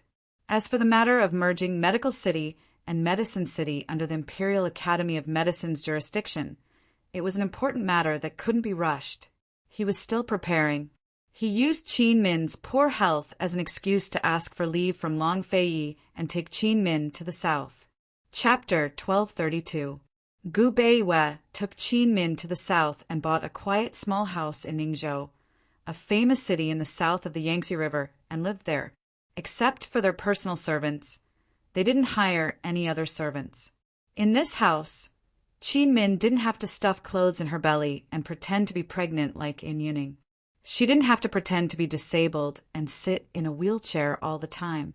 Everything had become much more relaxed. Other than the young maidservant by her side, no one else knew how much she wanted to run around after her legs recovered. In Yuning, the Gu mansion had all kinds of scruples. Moreover, with Gu Beiwei's cautious character, she didn't dare to be presumptuous, so she could only endure. Hiding the truth about her legs and continuing to sit in a wheelchair was both her idea and Gu Beiwei's idea. She wanted to find out who did this to her, and Gu Beiwei wanted to find out the mole in the Qin family and take the opportunity to change the situation of the several families in the medical city. Although Gu Beiwei was the director, It was not easy to take the medical college under the jurisdiction of the imperial court. He needed an opportunity and the support of the several families in the medical city, whether voluntary or forced. Back in Yuning's Gu estate, she had to put on a show sometimes, so she and Gu Beiwe interacted more often. Now that they were in Ningzhou, she and Gu Beiwe had gone their separate ways. Gu Beiwe was a very quiet person, in front of people and behind closed doors. She was different. She liked quiet, but she didn't like noisy people. She was silent in front of people. She knew everything in her heart, but she didn't say it out loud. She didn't argue. She pretended to be stupid and kept a low profile. In private, she was not a quiet and gentle woman, but a very troublesome person. She liked to study acupuncture and could make her own gold needles. She liked to plant flowers and plants in the yard and didn't mind getting mud all over. She liked to decorate the room clean and beautiful and occasionally change the furnishings. She liked to make pastries by herself and stayed in the kitchen for the whole afternoon. She liked to play the zither and paint. Recently, she even learned to dance. She was a person full of love for life. She liked quiet, but could live a lively life in her independent small world. She treated people very well, but she also had a temper. When she was serious, her temper was not small. Her temperament looked very similar to Gu Beiwe's, but in reality, they were very different. Gu Beiwe was so quiet that it made her feel bored.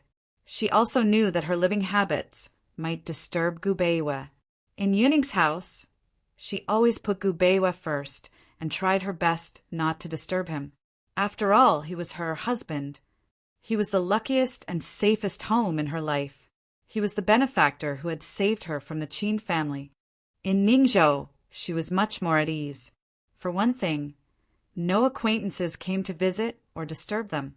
She and Gu Beiwe didn't give face to the local officials in Ningzhou. They didn't want to see them. Secondly, the mansion in Ningzhou wasn't big, but it had 2 independent courtyards. She and Gu Beiwe didn't have much to worry about. From the first day they moved in, they each lived in one courtyard and lived their own lives. The day before New Year's Eve, Gu Beiwe said that he would come over to have dinner with her. Qin Min also happened to be going over to invite him. The two looked at each other and smiled. Gu Beiwe said, "Come over when it's dark. Something simple is fine. There's no need to prepare too much."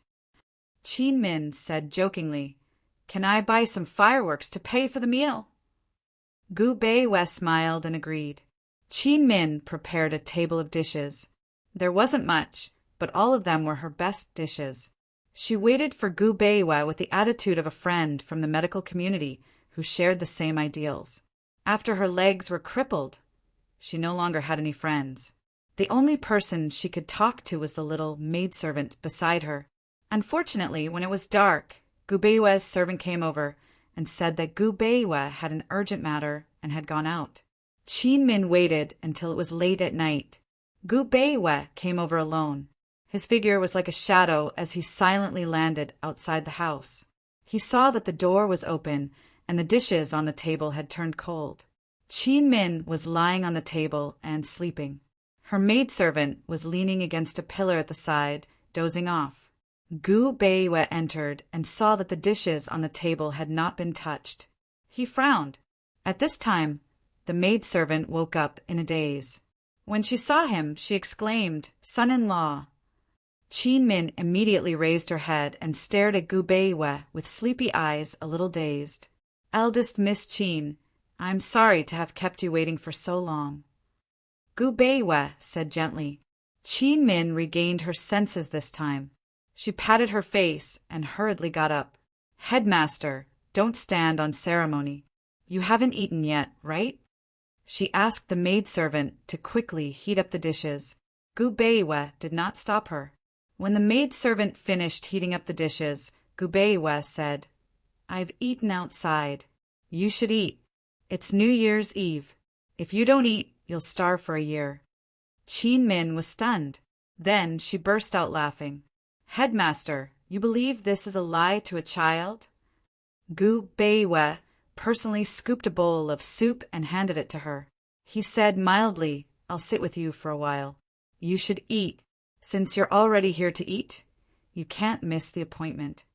Was Gu Beiwa worried that she would not eat and persuaded her mother? Qin Min chuckled and said honestly, even if you don't eat, I'll eat. I'm really hungry. This is fresh mushroom soup. After heating it up, the taste is much worse, but it's still quite good. Do you want to try a bowl? Gu Beiwa was slightly stunned. His gaze fell on Qin Min's face. Only then did Qin Min retract her smile. She realized that she might have said too much. It was strange. She was always very calm and collected in front of others. Why couldn't she remain calm in front of Gu Beiwa? Qin Min thought that she must have been dazed from sleep.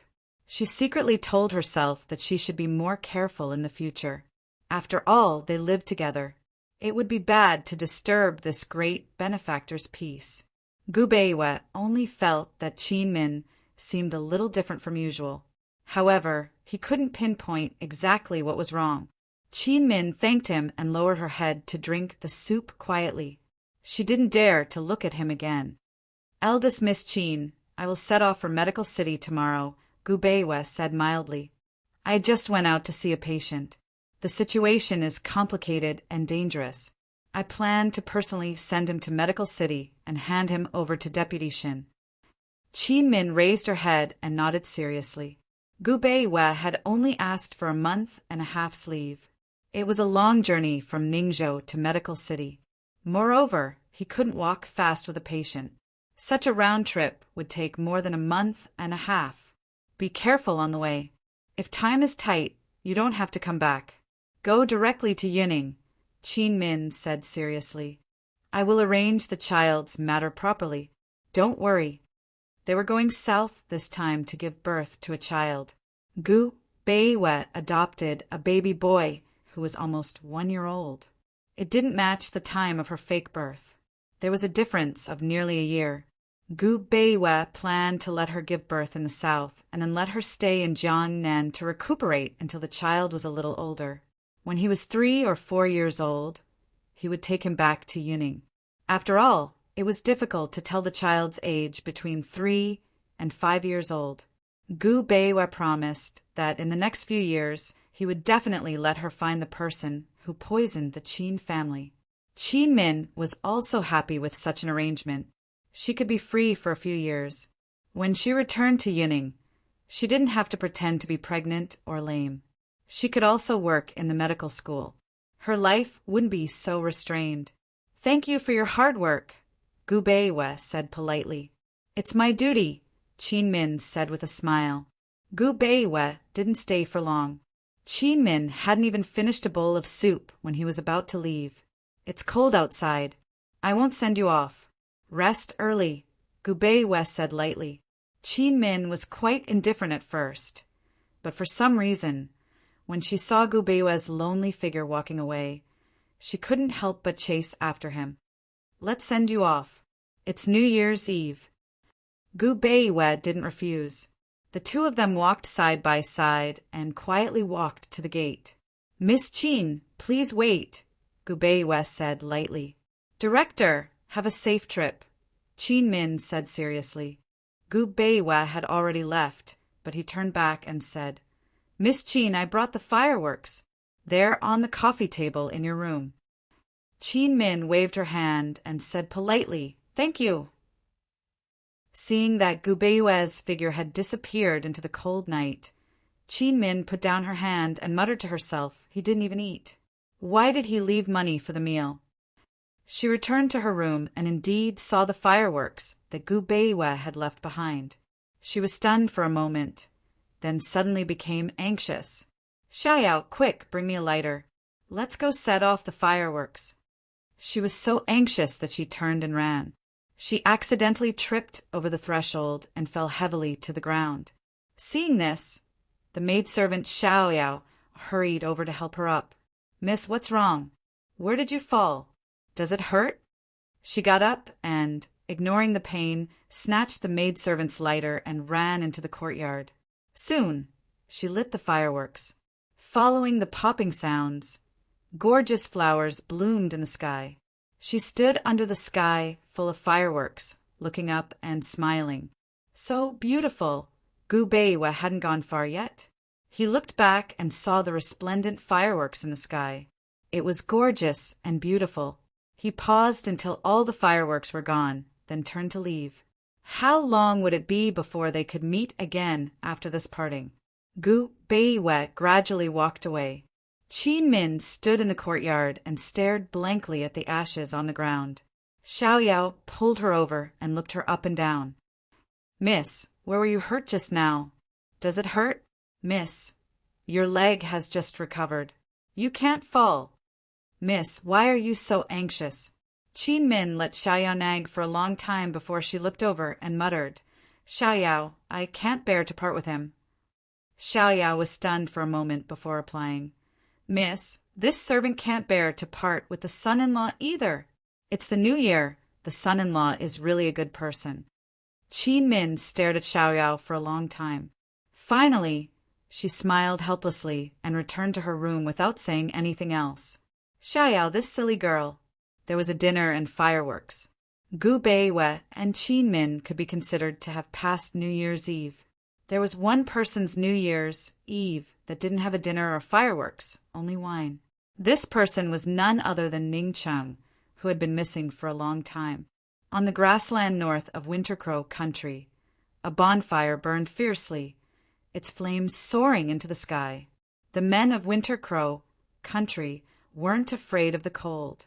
They were all wearing fox skin vests and gathered around the bonfire, drinking and eating meat. Ning Cheng was among them. His attire wasn't much different from the men of Winter Crow country, and his strength was no different from the men of Winter Crow country. The only difference was that the men of Winter Crow country ate meat, while Ning Cheng only drank. If one didn't look carefully, no one would be able to tell that this guy was the master of the D clan, the former great general of the north. While they drank and drank, female slaves emerged from the surrounding tents. One of them sat down by Ning Cheng's side.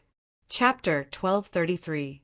The female slave by Ning Cheng's side had blonde hair, blue eyes, and a fiery figure.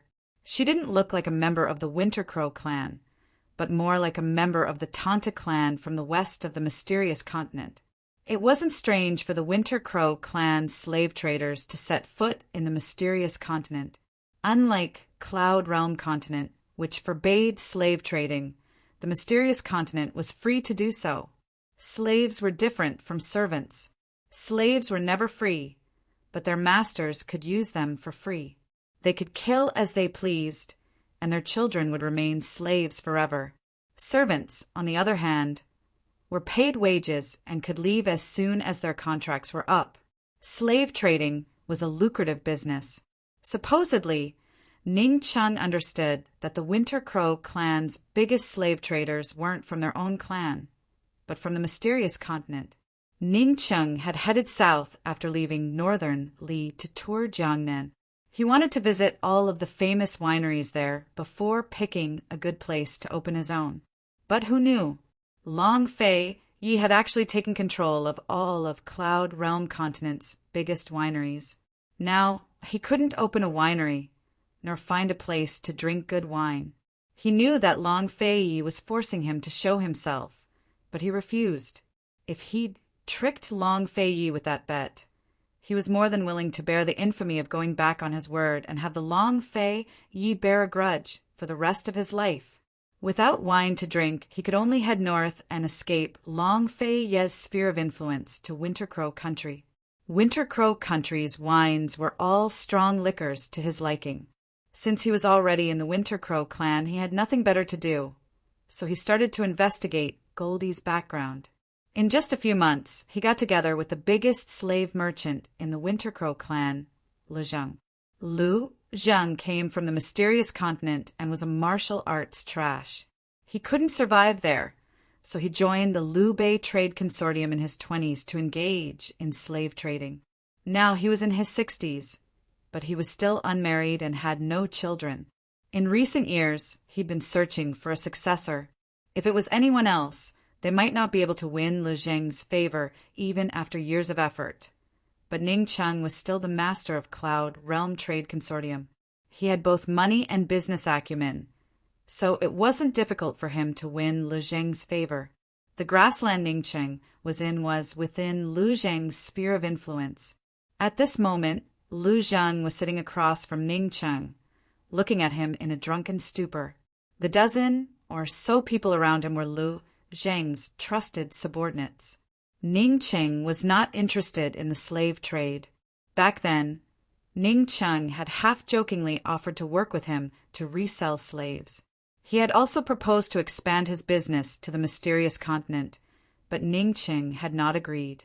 Although Lu Zheng's slave trade was very profitable, and he could use this opportunity to make friends with many influential people on the mysterious continent, Ning Cheng was not interested at all.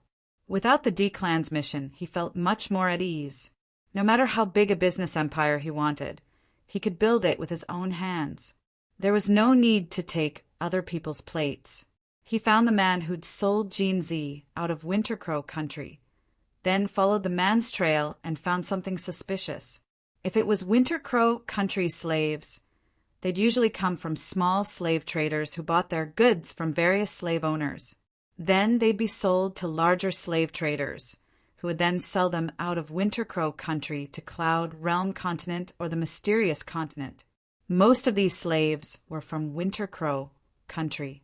Winter Crow country was a nation of slaves.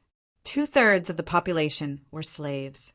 Slaves would always be slaves, and so would their descendants. They had no chance to change their fortunes, because they were branded with the mark of a slave as soon as they were born. As long as their masters didn't need them, they'd write out an indenture contract to sell them off as well. Another group of slaves came from Cloud Realm continent or the mysterious continent. They were either abducted, adopted, or sold off for other reasons. These people would come to Winter Crow country and sell them to slave owners. Once they were branded with Winter Crow country's unique slave mark, they'd be sold off for a different price. Generally speaking, both Winter Crow country slaves and foreign slaves would only be bought and sold 3 or 4 times between Winter Crow country slave traders and slave traders. But Ning Cheng discovered that Jin Zi's indenture contracts had been sold between Winter Crow country slave traders and slave traders a total of 10 times. At first, Jin Zi had been sold from one of Yu Zheng's subordinates, Uncle Gong. But Uncle Gong didn't know which slave owner he'd bought Jin Zi from, and which slave owner had opened Jin Zi's indenture contract. Ning Cheng couldn't find any clues. Now that Uncle Gong had passed away, Ning Cheng had snuck into the Liu Bei Trade Consortium. He investigated all of Uncle Gong's slave trades, but didn't find any clues.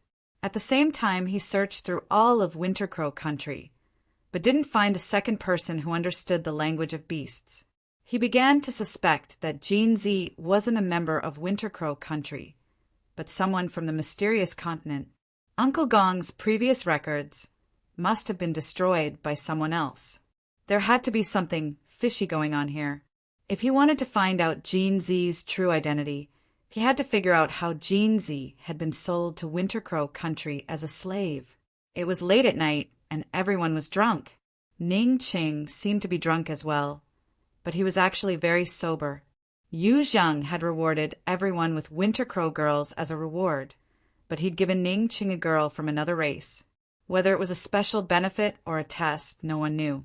The blonde beauty seemed to know Ning Cheng's preferences well. She picked up a jar of wine as soon as she arrived and downed it with a tilt of her head. The people around them looked over and started to jeer. Ning Cheng sat on the ground and leaned back. He arched an eyebrow as he watched the beauty drink with great interest. Even if he was blind in one eye and wore a blindfold, it didn't make him look handsome or noble at all. That eye alone could easily captivate people's souls when he was bewitching. His evil smile mesmerized all of the female slaves present. The blonde beauty finished the wine and smashed the jar to pieces. She rested one hand on Ning Cheng's shoulder while the other picked up a jug of wine. Slowly, she drew closer to Ning Cheng's body, her enchanting figure and seductive movements drawing whistles from the crowd.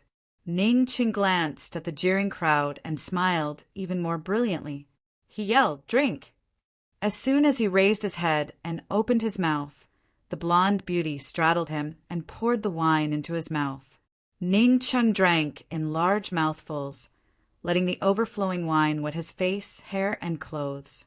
He was carefree and unrestrained. Soon the jar was empty. The blonde beauty had just tossed the jar away when Ning Qing, who had been leaning back, suddenly leaned forward and pushed the blonde beauty to the ground. The screams and whistles around them grew even louder. The drunk Lu Zheng also laughed out loud. Good alcohol tolerance. Ning Qing looked over and casually grabbed a jar of wine and threw it over. Even if the other people present were too drunk, they wouldn't dare to be so rude to Lu Zheng. But Ning Qing dared. Lu Zheng caught the wine and happily drank it in large mouthfuls. Ning Qing's attention returned to the blonde beauty. The corner of his mouth hooked up into a devilish arc. He grabbed the wine and poured it into the beauty's mouth. His action catered to the wicked taste of the people present. The jeering became louder and louder. After the blonde beauty was poured a jar of wine, she was completely drunk. Like an octopus, she clung onto Ning Qing and didn't let go. Her hand reached into Ning Qing's clothes as if she wanted to undress him. Ning Qing purposely pried her hand away and gave a drunken burp. "Beauty, there's no rush. Hee, this gentleman will definitely serve you well tonight," he said drunkenly. As he spoke, he got up and held the blonde beauty's waist with one hand and lifted a jar of wine with the other. He waved at Lu Zheng and turned to walk towards the tent not far away. Lu Zheng laughed and hugged a female slave, letting his brothers continue to drink. After a while, everyone returned with beauties in their arms and dispersed. At this time, a tall and slender young woman quietly walked into the tent where Lu Zheng was staying. Lu Zheng wasn't drunk. The female slave he brought in kneeled behind him and massaged him. Under the light, this young woman was dressed in black. She had a pretty face and a pair of iconic red phoenix eyes. She was very beautiful. She was none other than Lu Zheng's most beloved goddaughter, the eldest miss of Liu Bei Chamber of Commerce, Lilu. Many people who didn't know the situation thought that Lilu was Lu Zheng's biological daughter. She let the female slave leave and personally massaged her godfather. "Father, the female slave I arranged for Ah Cheng is pretty good, right?" Lulu asked. Ning Qing entered Liu Bei Chamber of Commerce as an orphan. He didn't have a surname, only a given name. Everyone called him Ah Cheng. Whether she's good or not, we'll know after he uses her. Ha! Lu Zheng laughed. Lulu laughed. "Don't all men like that? I guarantee that Ning Qing will keep her. I'll sell one to father. If it's not good, I'll pay you 3 times the price. If it's good, I'll sell father some tonics so that father and grandfather won't tire themselves out and hurt their bodies. You little girl, you might as well be a brothel keeper." Lu Zheng pulled Lulu in front of him and scolded her with a frown. "If you continue to be so mischievous, be careful that you won't be able to get married." Lu Zheng trusted Ning Qing completely, but Lulu was still on guard against him. Thus, he arranged for someone to stay by his side and keep an eye on him. In order to guarantee that Ning Qing would keep the female slave, Lil especially found the blonde beauty, Shakyu. Shakyu was not only beautiful, but also good in bed. "It's good that I can't get married. Father can give Liu Bei Chamber of Commerce to me. Father can enjoy life. I promise to show filial piety to father every year," Lulu said happily. One had to know that in Liu Bei Chamber of Commerce, there were countless people who wanted to control this business, but they didn't dare to show it. Lulu, however, never avoided it. Perhaps it was because she dared to think, speak, and act that Lu Zheng loved her dearly. Lu Zheng pulled Li's hand and patted it gently. He said earnestly, "Daughter, father wants to ask you seriously. How is Acheng?" "Everything is good except that he's blind in one eye. His background is unknown." Lulu answered without thinking. "If we find out his background and prove that he has no disloyalty to Liu Bei Chamber of Commerce, are you willing to marry him? Lu Zhang asked again. Lu Zhang wanted to pass the business to Lulu, but Lulu was a woman. Those in the slave trade were mostly men. Lulu would more or less be at a disadvantage if she dealt with those men. If she could marry Ah Cheng, the two of them could take over Liu Bei Chamber of Commerce. Then he could rest assured and return to his original family. After leaving home for decades, he would eventually return to his roots. Lu Zheng hadn't taken a wife for so many years because his family had extremely high requirements for bloodline. Even if he was a good-for-nothing, he couldn't marry a woman from the mysterious continent. Lulu thought for a moment and said with a grin, "Sure, I'll ask Shakia later. If Ah Cheng is a good man, I'll consider it." Chapter 1234. Lulu. Lu Zheng snapped angrily. Could it be that his daughter hung out with a bunch of men every day and got used to dirty jokes? Why wasn't she ashamed at all? Lulu wasn't afraid of Lu Zheng's anger. She laughed. "Daddy, I won't disturb you anymore. I'm going to set off the fireworks." At this time, Ning Cheng had already drunk Shakyu. He bent down and was about to tear off Shakyu's clothes when he seemed to think of something. He got up and slashed Shakyu's clothes with his sword energy.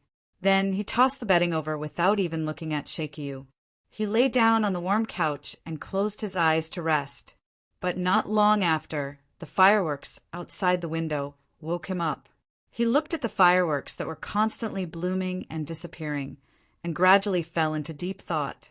He thought that Lu Zheng wouldn't use this method to test him. This slave Shakyu must be Miss Lili's servant. Uncle Gong had passed away. The slave trade that Uncle Gong personally handled was all big business. Only Lu Zheng knew the accounts. If Jean Zi's background wasn't simple, then Lu Zheng would definitely remember it. Ning Cheng didn't dare to alert Lu Zheng before he fully gained his trust. He knew that in the coming days he would have to deal with Shakyu and Shakyu's master, Lulu. On New Year's Eve, he suddenly thought of Jean Zi. He worked so hard for Jean Zi. If Jean Zi, that cold-hearted guy, knew, would he be touched? In fact, if it weren't for the wine, he might not have stayed for long, of course. Jean Zi didn't know what Ning Cheng did for him. He also didn't know that Ning Cheng was in the Winter Crow tribe that he had yearned for many years. In such a cold night, he was still on his way. Northern Li still needed food aid from the south this winter. This winter was also cold. Many places in the north of Northern Li had snow disasters. Many roads were buried in snow. So, even if there was enough food, it couldn't be delivered to the victims.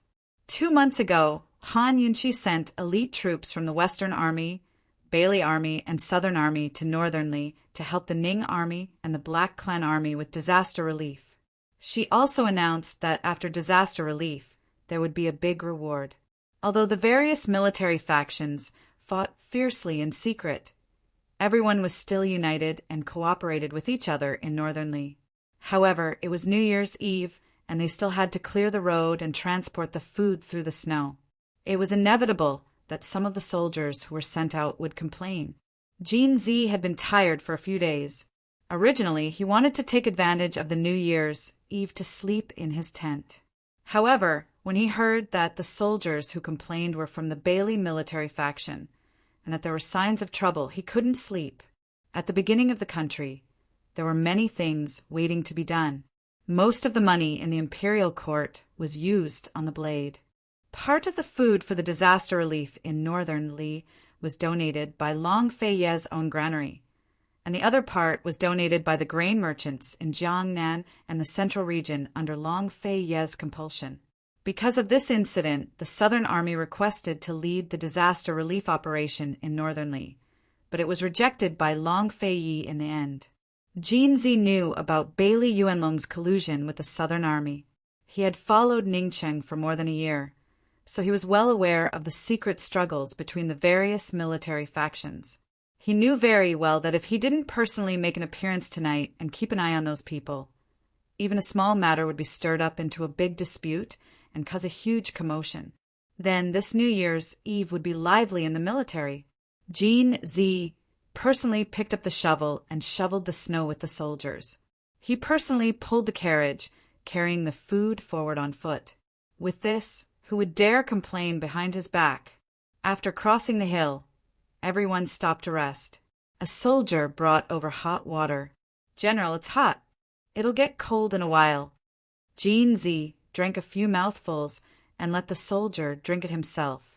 The soldier immediately left, not daring to stay by his side for too long.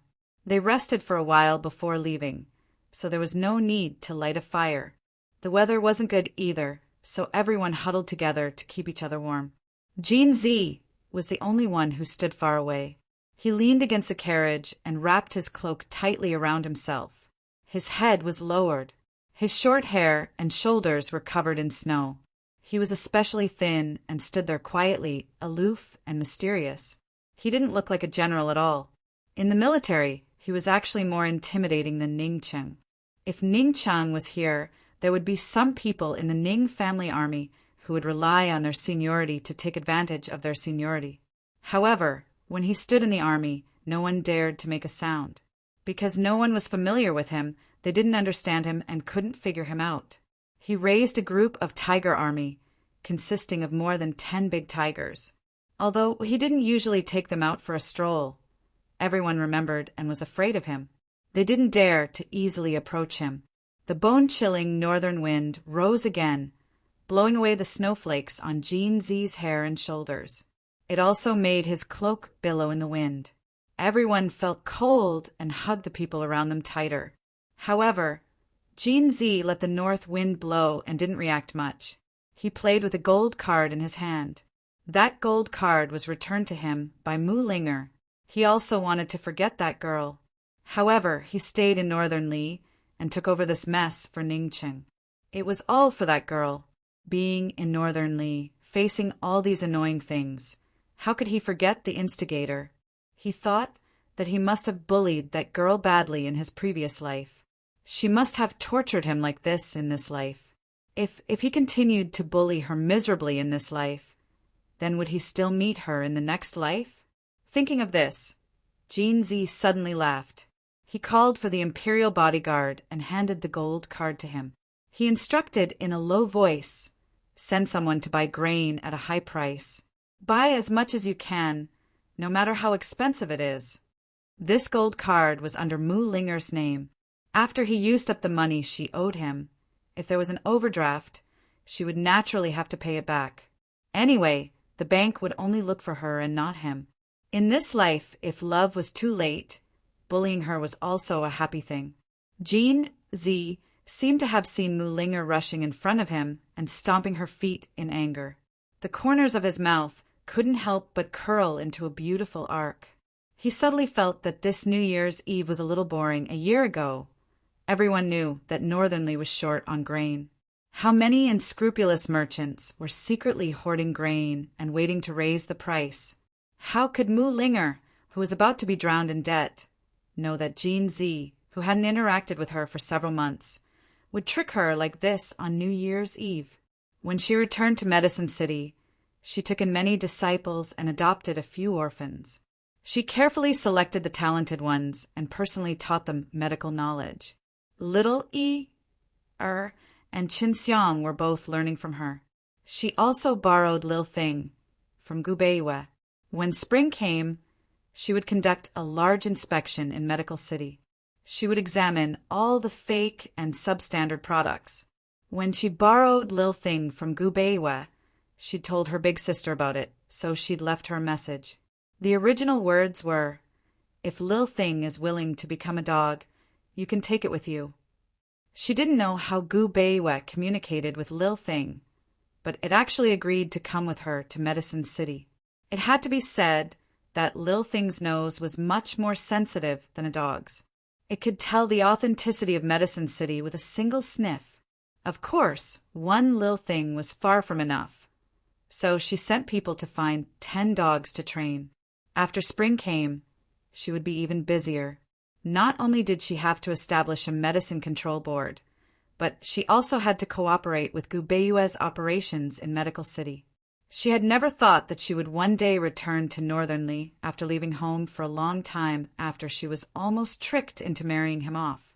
She had always been unhappy in the Moo family, but now that she was back, she was actually living a carefree life. It was late at night, and at this moment she was snoring away. Lil Thing was curled up by her feet. Suddenly, 2 dog barks came from outside. Lil Thing immediately raised its head, revealing a vigilant expression. It waited for a while, but didn't hear anything else, so it ran out of the room. It went to stand outside a nearby kennel. When the group of dogs saw it, they immediately started barking. Lil Thing really didn't understand why Miss Ling brought back so many dogs. As a wolf, it looked down on dogs. Squeak! Lil Thing yelled at them to shut up. All the dogs immediately stopped, not understanding what Lil Thing wanted to do. After a while, seeing that Lil Thing didn't take any further action, they started barking again. In the eyes of these dogs, Lil Thing was just a mouse. Lil Thing was angry and glared at the dogs. The dogs sensed Lil Thing's provocation and barked even more fiercely. One of them even directly pounced on Lil Thing. Lil Thing was angry. It raised its head and roared at Sirius. In an instant, all the dogs stopped barking. The dog that pounced on Lil Thing fell to the ground, motionless.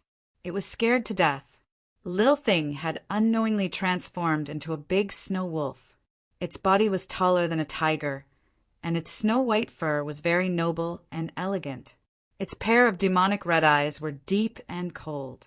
It looked down at the kennel from high above.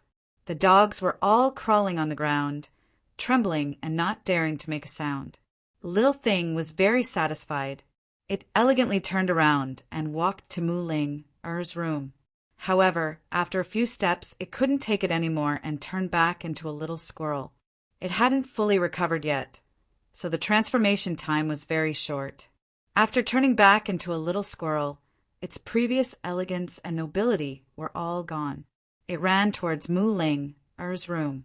From afar, it looked like a little snowball rolling. The huge commotion in the courtyard didn't wake Mu Ling up. Mu Ling was sleeping soundly. No one knew what she was dreaming of, but she was actually drooling. On New Year's Eve, everyone had their own excitement and their own dreams.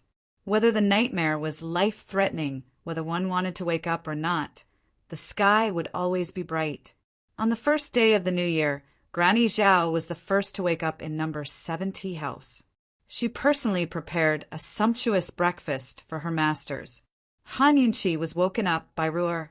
After Ruer woke up, he didn't remember what happened last night at all. He wrapped his arms around his mother's neck and acted like a spoiled child. Long Fei Yi was no longer in the room. When Han Yunqi woke up, she noticed that Ruer was still wearing the clothes from last night. She was about to get up.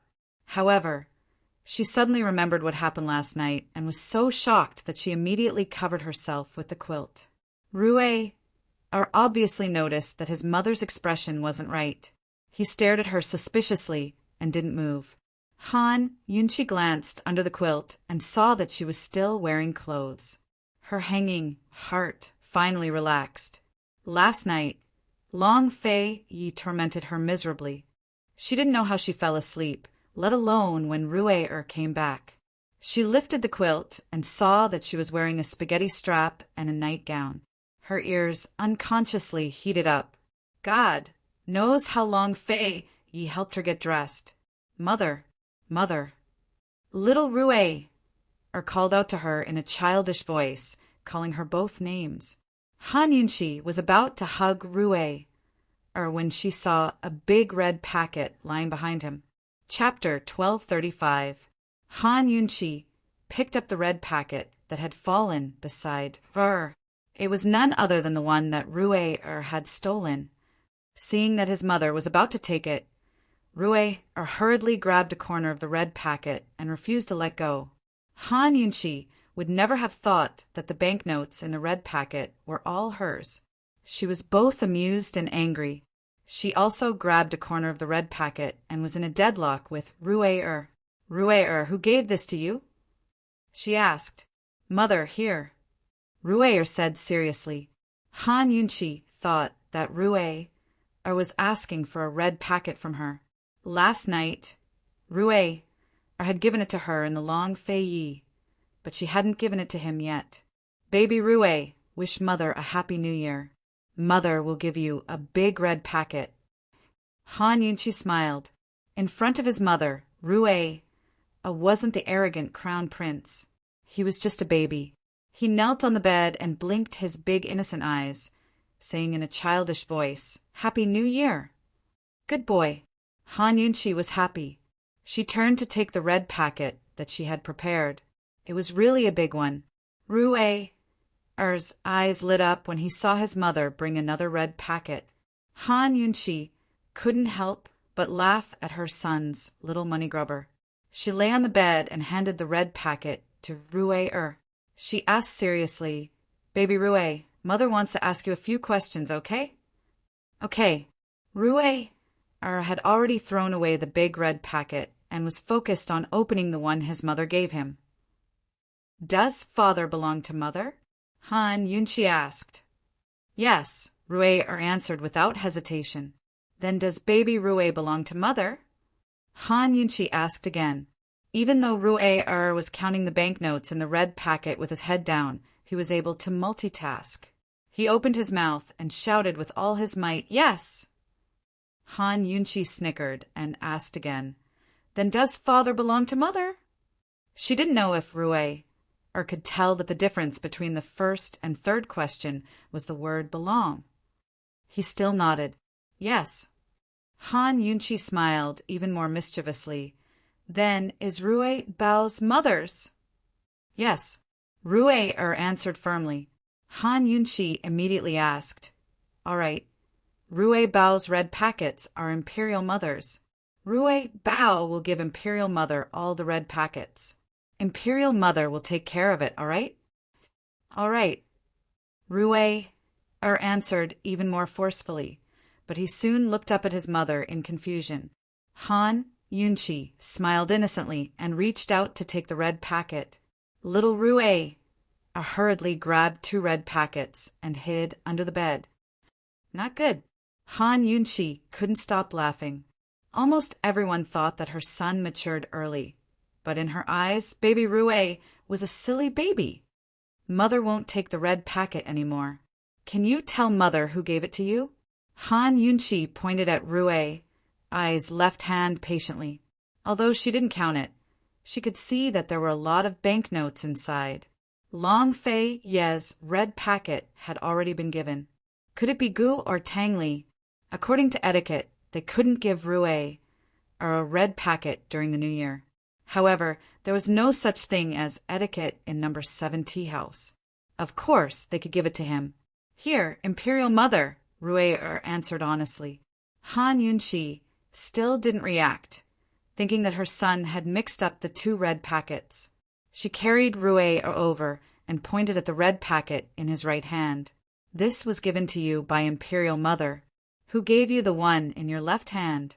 Here, Imperial Mother, Rue answered seriously. How did you become so stupid after a year?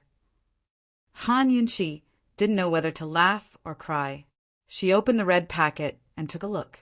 She found that there were 10 banknotes in it. It was really a big packet, just like the one her imperial father gave her. Could it be your godfather? Han Yunchi muttered to herself. Although Tang Li was also a generous person, he wasn't that generous. Han Yunchi called Granny Zhao to help Rue freshen up and change his clothes. After dressing up, she took the big red packet and carried Rue out. Long Fei Yi and the others were waiting for them at Tianxiang Pavilion to eat together. When Han Yunchi came over, everyone was discussing why Rue was afraid of Long Fei Yi. Long Fei Yi didn't want to talk about it at first, but Gu asked him about it early in the morning. Tang Li and Ning Jing also knew about it. Tang Li kept talking in his ear, which was even more annoying than Gu. Han Yunchi came over. She was gratified and heartbroken to know that Rue hugged Long Fei Yi last night. Sister-in-law, did you go to bed early last night? You didn't even know that Rue was in such a mess? Tang Li asked. Yes, Han Yunchi replied in a low voice. She glanced at Long Fei Yi. Unfortunately, Long Fei Yi was also looking at her with a teasing smile. Han Yunqi quietly stepped on him, but Long Feiyi was calm as if nothing had happened. Rue knew that everyone was talking about him, but he didn't quite understand what they were talking about. At this moment, he was competing with little Tang Tang with his eyes. Little Tang Tang was staring at his big red packet, and he returned a look of disdain. Little Tang Tang continued to stare, and he returned a warning look. Little Tang Tang was still staring, so he narrowed his eyes and stared back. The two children were flirting with each other and didn't pay attention to what the adults were saying. Gu was silent for a while, then suddenly slammed the table seriously. Long Feiyi, do your work. Leave this to me. I'll take Rue to Sky Mountain. If that doesn't work, I'll take him to the mysterious continent to find Han Qin. Long Feiyi didn't answer. He just stared at Gu's serious expression. Gu said that he would maintain a serious attitude at first, but after being stared at by Long Feiyi for a long time, he felt more and more guilty. In the end, he turned his head away to avoid Long Feiyi's gaze. He pursed his lips so that he wouldn't give himself away, and said seriously, "No matter what, we have to get to the bottom of this as soon as possible." "Okay, take him away in a few days." Long Feiyi actually agreed. Gu Qishao gave a start before breaking into a smile. He turned back and asked, "Really?" Long Feiyi replied expressionlessly, "Not really." Han Yunqi and the Tongning couple were a little nervous at first, but when Long Feiyi said this, the three of them all burst into laughter. Gu's face darkened. "Cold," he said. "Long Feiyi, you're busy with work. Where will you find the time to take Rue to Sky Mountain? It's not the end of spring yet, so I can't go up. Han Chen will arrive in Cloud Realm before the Qingming festival. He's prepared the best spring tea in Cloud Realm for him. I don't need to look for him. He'll come to me himself," Long Feiyi replied. Only then did everyone know that Long Feiyi and Han Qin had written letters. Han Yunqi, his biological daughter, didn't like Han Qin.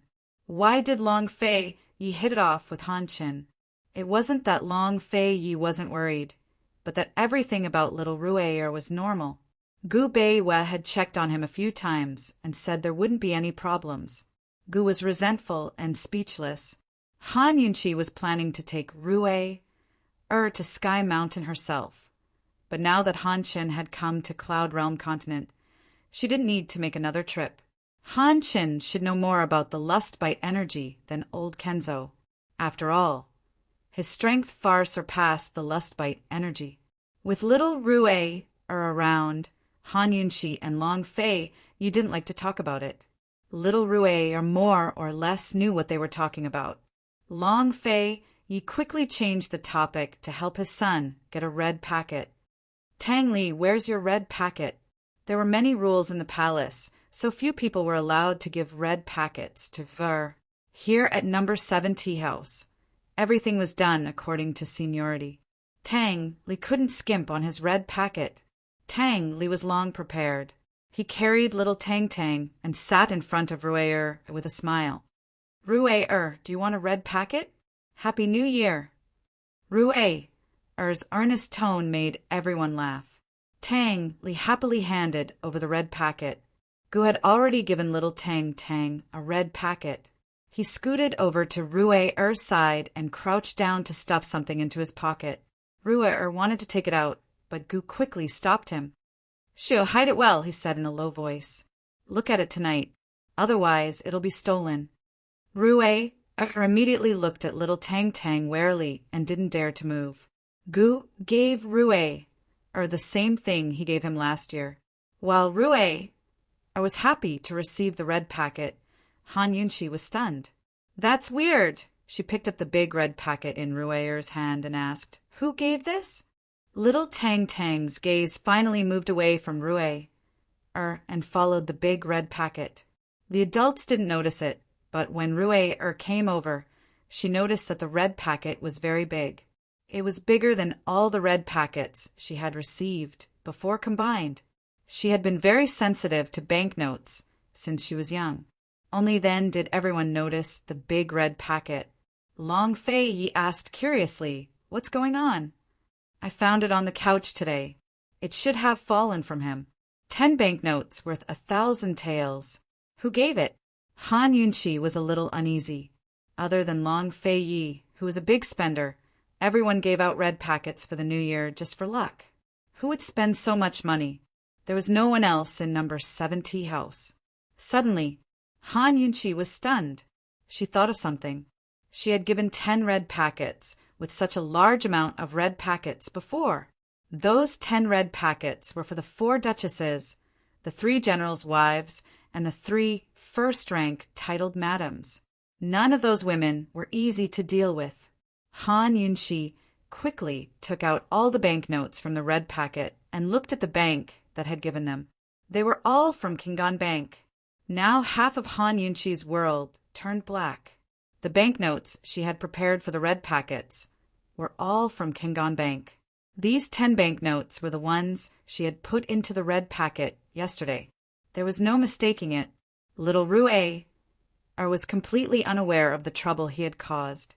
He was still looking at little Tang Tang, guarding against her snatching his big red packet. Han Yunchi looked at Long Fei Yi and muttered, "Trouble." After midnight last night, she had ordered the maidservants to send out all the red packets. They would arrive in Yuning by tonight, right? No matter what, it would be too late to stop them. She had given those madams big red packets because she couldn't be bothered to fight with those senseless old women. She wanted to bet on their mouths and let them have a peaceful New Year. Now, she couldn't even imagine the expressions of those old man's people when they received the empty red packet shells. Long Fei Yi knew that Han Yunchi had prepared 10 big red packets. He took a banknote and looked at it. He knew what was going on. Han Yunchi was dumbfounded. Long Fei Yi couldn't help but laugh.